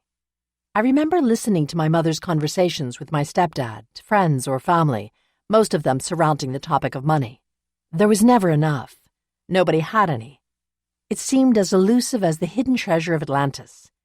If you had any money, then the next thing you had to do was spend the money. There were always things that needed to be paid, including rent, utilities, food, and car insurance. There were heated debates about which ones really needed to be paid that week and which ones could wait a few more days. These decisions would often leave us cold, hungry, or both. You can never have too much money, and as soon as you have it, spend it, or you might lose it. This is a terrible habit and makes no long-term sense. But when you are used to having nothing, allowing yourself to have money in a savings account feels like a luxury. Another lasting effect of growing up poor is the need to go overboard on gift-giving. This is a constant struggle for me and has been for a number of years. It's not hard to understand if you read about my life as a child. Needless to say, I received very few gifts. Birthdays and holidays were often forgotten. On the rare occasion that I might receive a gift from a friend, I was often asked to return it so that my parents could use the money to pay bills. Once I started to have success in my career and I wanted to buy my husband as many gifts as possible. I loved to spoil him. I remember one Christmas clearly as it took him nearly 2 days to open all of his gifts. I knew that I had gone overboard, but I couldn't help myself. I still struggle with not spoiling Jerry and Sophia. On the other hand, I'm a very bad gift receiver. It's awkward for me if I have to open a present in front of the person giving the gift. These are great, I say, but people don't feel that I am really enjoying their thoughtfulness. Perhaps this comes from not being practiced in receiving gifts, or from not seeing myself as deserving. I'm not sure. But I do know that I'm not alone in my difficulty. It's shared by millions of foster care survivors. People skills. For me, one of the major lifelong effects of growing up in a dysfunctional, neglectful, abusive home, and then going into foster care, is that it's really hard for me to like and trust other people. We moved so often as a child, it was difficult for me to ever have a long-term friendship. By the time I got into a more stable situation in my foster care home, the damage had already been done. I was so wary of being myself and telling the truth about my family situation that I could never engage in deep conversations, make strong opinions, or be the life of the party. I didn't trust that people liked the person I was, because I knew I wasn't being myself. My gut reaction is to believe most people are lying all of the time, or that they want something. I live in a state of perpetual doubt and angst over where I stand in any relationship. I also have a difficult time asking people for favors. I don't mind doing things for others. I will go out of my way to help. But it's difficult for me to ask for the same assistance. I assume I'll be let down. I am positive these interpersonal problems all stem from my childhood, growing up in utter chaos and dysfunction. I fear that if somebody's being nice to me, he or she must have an agenda. My first instinct is to ask, what do they want from me, really? It probably doesn't help that in the process of running a law office, Jerry and I are exposed to all of the town's secrets and misdeeds. We hear about the divorces, the cheating, the drug use, the stealing, and the cons. This makes me cynical about whether anybody is truly on the up and up. I've always wanted to be liked, but I'm starting to care less about what other people think about me. Maybe it's because of the life experiences I've had and the people I've met. But now I just assume people don't like me. I don't usually banter wittily or engage in superficial conversations, so people might think I'm cold and unfriendly. It's hard for me now to lie or to put on a front. My worldview is heavily influenced by the fact that I lived for a considerable period without reliable food or housing, and that the people I should have been able to trust the most in the world abandoned me. Conversations about what people did over the weekend or what TV show they're into don't engage me. Instead, I worry daily about people who are involved in real-life disasters, like our dysfunctional foster care system. I'm not saying that those light conversation starters are a bad thing. I just have a hard time joining in. Perhaps I never learned how. While people have recommended therapy to relieve myself of the anxiety and stress, I can't accept that it would actually help, and don't see how it could aid me to move forward. I don't have trust in the process of therapy, specifically because it requires a relationship based on trust. And truthfully, after being forced into counseling as a teenager, when I was diagnosed with various misleading disorders, this lack of trust has stayed with me.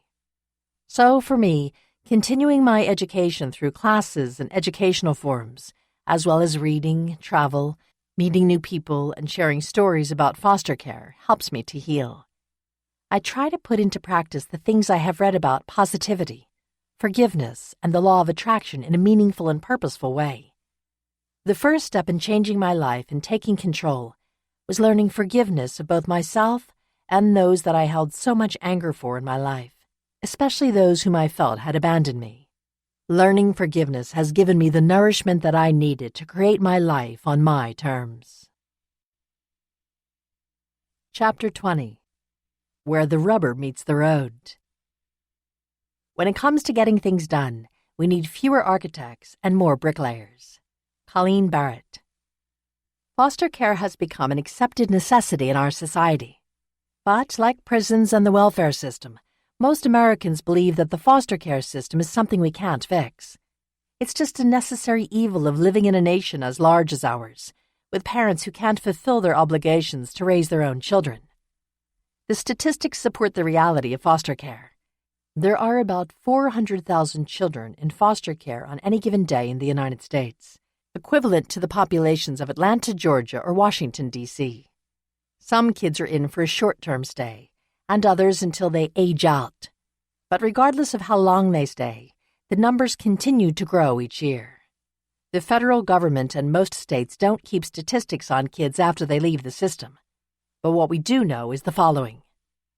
About 61% age out without having a place to live, either with a family or their own place, rendering them homeless. Less than 3% will go to college. Less than 1% will receive a degree. Less than 50% have received a high school diploma or GED. Over 50% are unemployed, and over 80% will become a parent and receive some form of public assistance within 2 years of aging out. Foster children are also given psychotropic medications 12 times as frequently as other low-income children living with their biological families. The Casey family study showed they experience post-traumatic stress disorder, PTSD, at twice the rate of Iraqi war veterans. Despite their increased need for health services, nearly 33% of adult foster care alumni surveyed had no health insurance. Adults who had been in foster care as children suffered worse prognoses than their peers in almost all domains. This chart contrasts those who are in foster care to the general population. Ailment, PTSD. Foster care, 25%. General population, 4.5%. Depression. Foster care, 24.3%. General population, 10.6%. Anxiety. Foster care, 43%. General population, 5.1%. Addiction. Foster care, 11.1%. General population, 2.5%. Males convicted of a crime. Foster care, 60%. General population, 10%. Homeless for more than a day. Foster care, 22%. General population, 2%. It sounds bad, and it is. Amarillo, Texas reported that it had 349 children in care.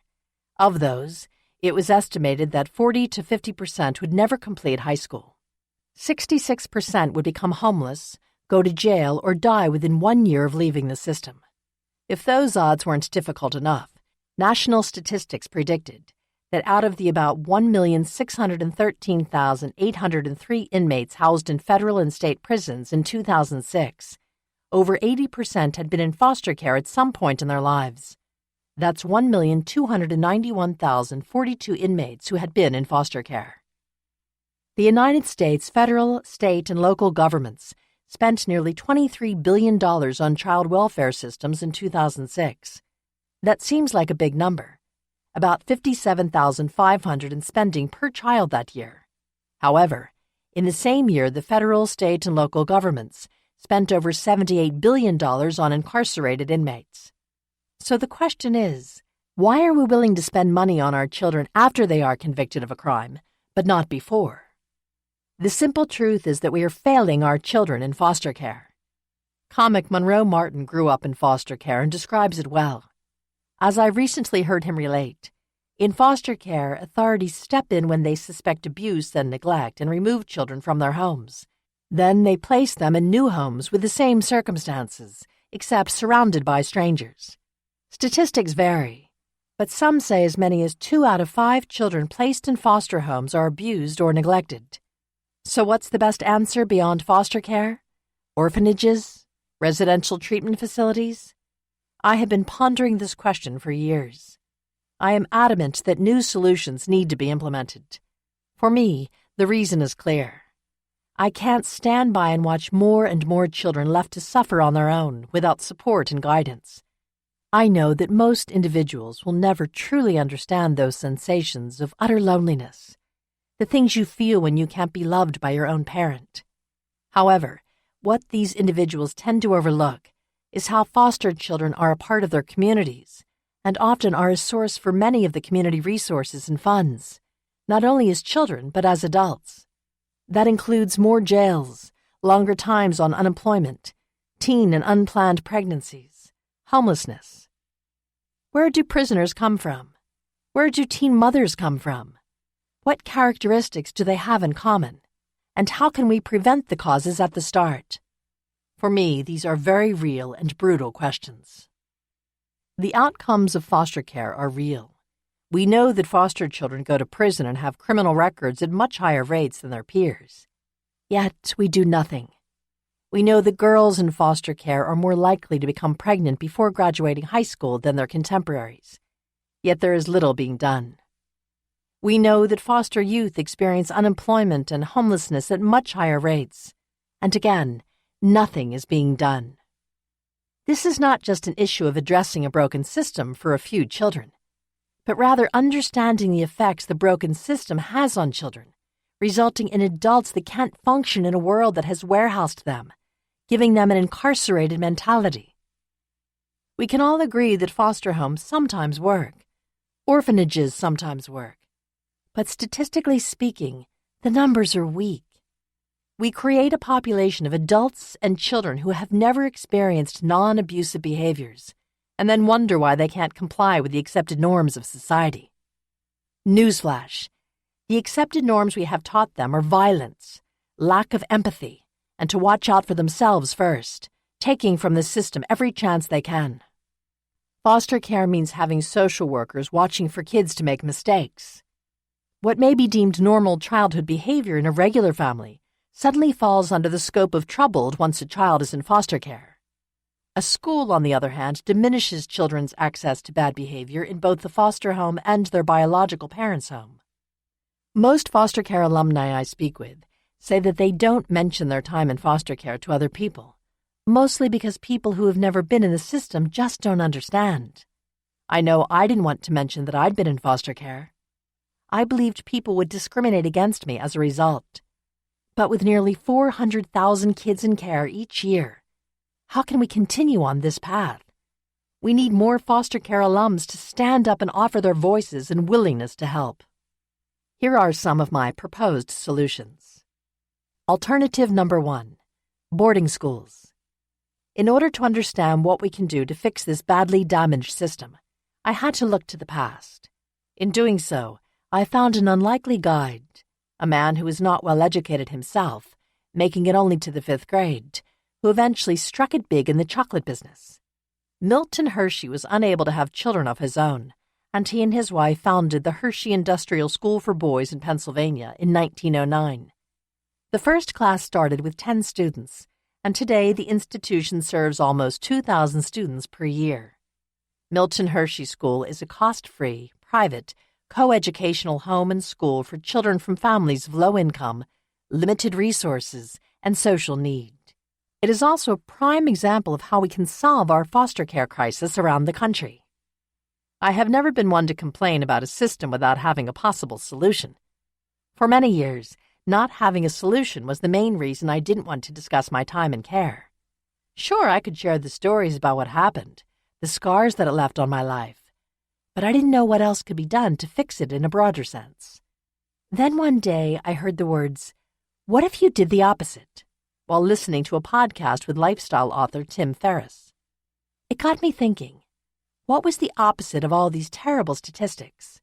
Where were the kids with the above 90% graduation rate? What was a common denominator among the most successful people in the United States? I started researching. According to a study conducted by the Arts and Science Group of Baltimore on behalf of the Association of Boarding Schools, boarding school students are more likely to achieve positions of management earlier in their careers than their peers at private day or public schools, and reach higher management positions throughout their careers. Boarding school students are much less likely to watch television or play video games than their peers, from high school into adulthood. Boarding school students are also more philanthropic as adults, continuing a pervasive tradition of service. The study also dispels stereotypes that persist in popular culture about boarding schools as havens for rich and troubled children. Boarding school students are not sent away, but rather choose to enroll primarily because of the high-quality academics. Boarding schools are not homogeneous. Most boarding school students said their social lives do not revolve around drugs and alcohol. About 70% of boarders said that school helped them develop self-discipline, maturity, independence, and the ability to think critically. About 87% of boarding school graduates reported being very well prepared academically for college, compared to 71% of private day and 39% of public school alumni. So what if a boarding school for some foster students was opened as an alternative to traditional placements? It has plenty of initial positives. Removing children physically from locations that may be abusive. Providing not only stability and security, but also consistency, which seem to be lacking in almost every foster child's life. Providing housing and potentially transitional housing for those students who graduate and move on to college, but have no place to live during college breaks, including holidays and summers. Providing mentors, teachers, and other students who understand the specific needs and challenges that only foster children experience. The ability for fostered children to be treated as children who can accomplish great things, rather than children who we pray don't end up like their parents.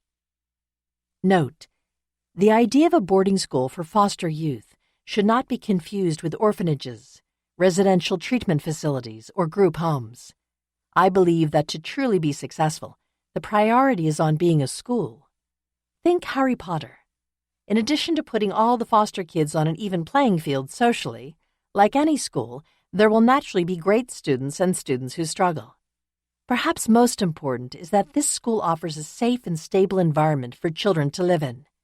I believe the ideals of security and education can turn around our failing system. A boarding school allows children to invest time in their futures, rather than waste time explaining their pasts. The miraculous thing is, this boarding school model already exists. It has been succeeding for nearly 2 decades. The Crossnor School, located in Crossnor, North Carolina, has been performing miracles for children in that region for over 100 years, but has been specifically using their current model for the past 15 years.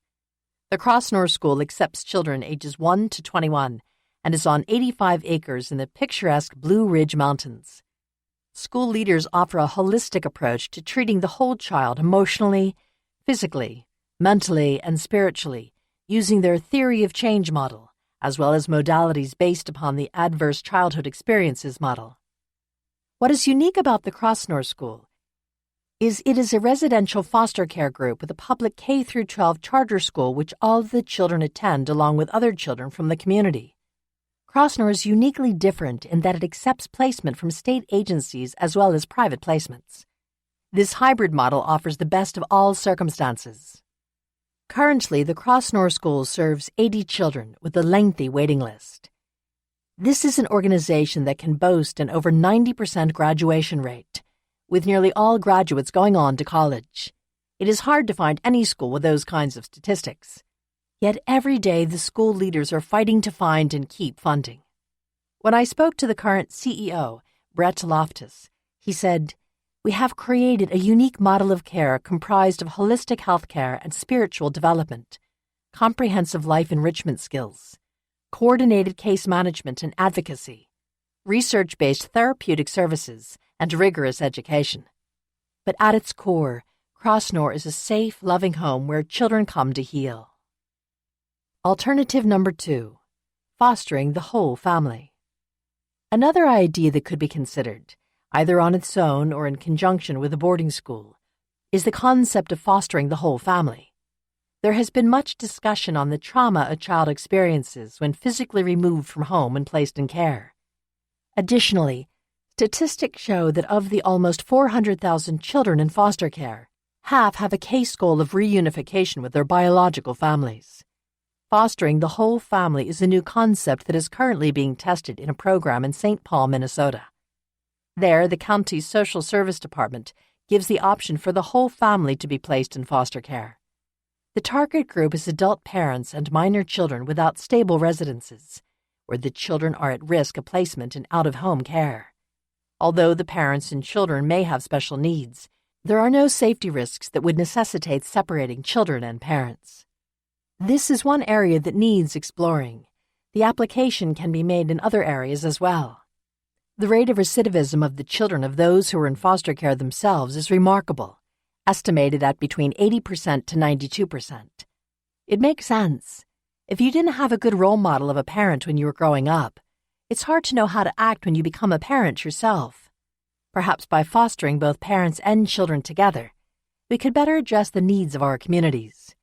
There are numerous stories of children being placed within foster homes, sometimes even being adopted, only for the foster or adoptive parent to receive a call asking if they would be interested in taking another child recently born to the same mother. This is a call that can happen 3, 4, or even 5 times. In part, this occurs because the needs and challenges of the birth mother have never been properly addressed. This is the obvious root cause of the need for care in the first place.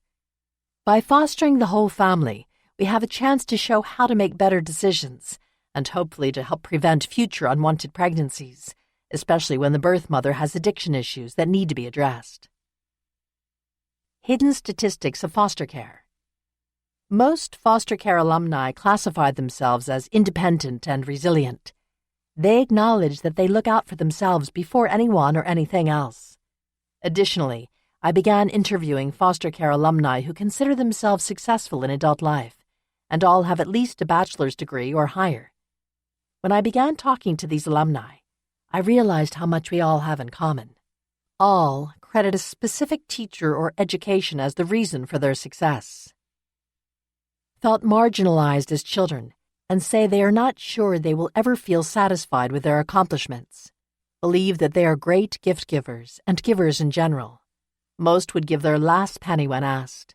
However, all believe they are the worst gift receivers. Most acknowledge that during their time in care, their birthdays were often empty and that the holidays could be a confusing time. Are loners. With the exception of spouses and children, most of the former alumni I spoke to classified themselves as loners. Those who did not said they kept friends at a distance and didn't believe they had a best friend. Are independent. Most were not allowed to attend camps, participate in sports and activities because of the cost. Those who were allowed to do these things had to figure it out on their own, including all costs and transportation. One former foster child said she received a tremendous amount of help from a school guidance counselor when applying for college scholarships. She received a full ride. However, when in college, she still needed a place to live on holidays and breaks. Her former foster family told her she could come back, but that she had to pay full room and board. This is another problem area that I believe the boarding school could be successful in helping. We could allow our students to come back and live in the dorms on campus during these downtimes at college, again providing a safe and secure place. That is especially needed during the holidays, which tend to be very difficult for most youth. It is clear that the current foster care system has been largely unsuccessful in transitioning youth who are in the system to becoming productive, independent adults. Study after study cites the atrocious statistics. We can no longer allow our youth to decay within a system that has become a holding tank for the criminal justice system, the welfare system, and various other forms of public assistance. What is needed are long-term placements for these children, placements that last until adulthood. We must look to well-run facilities that provide stable environments over time, educational opportunities, and the chance for children to develop emotionally in secure and nurturing environments, such as those found at Krosnor, the Hershey School, and Boys Town in Nebraska. We owe it to our most vulnerable citizens, our children, to take a chance, drop our fears, and move forward with love, forgiveness, and a commitment to make a change. Together, we must focus on solutions and move forward into greatness.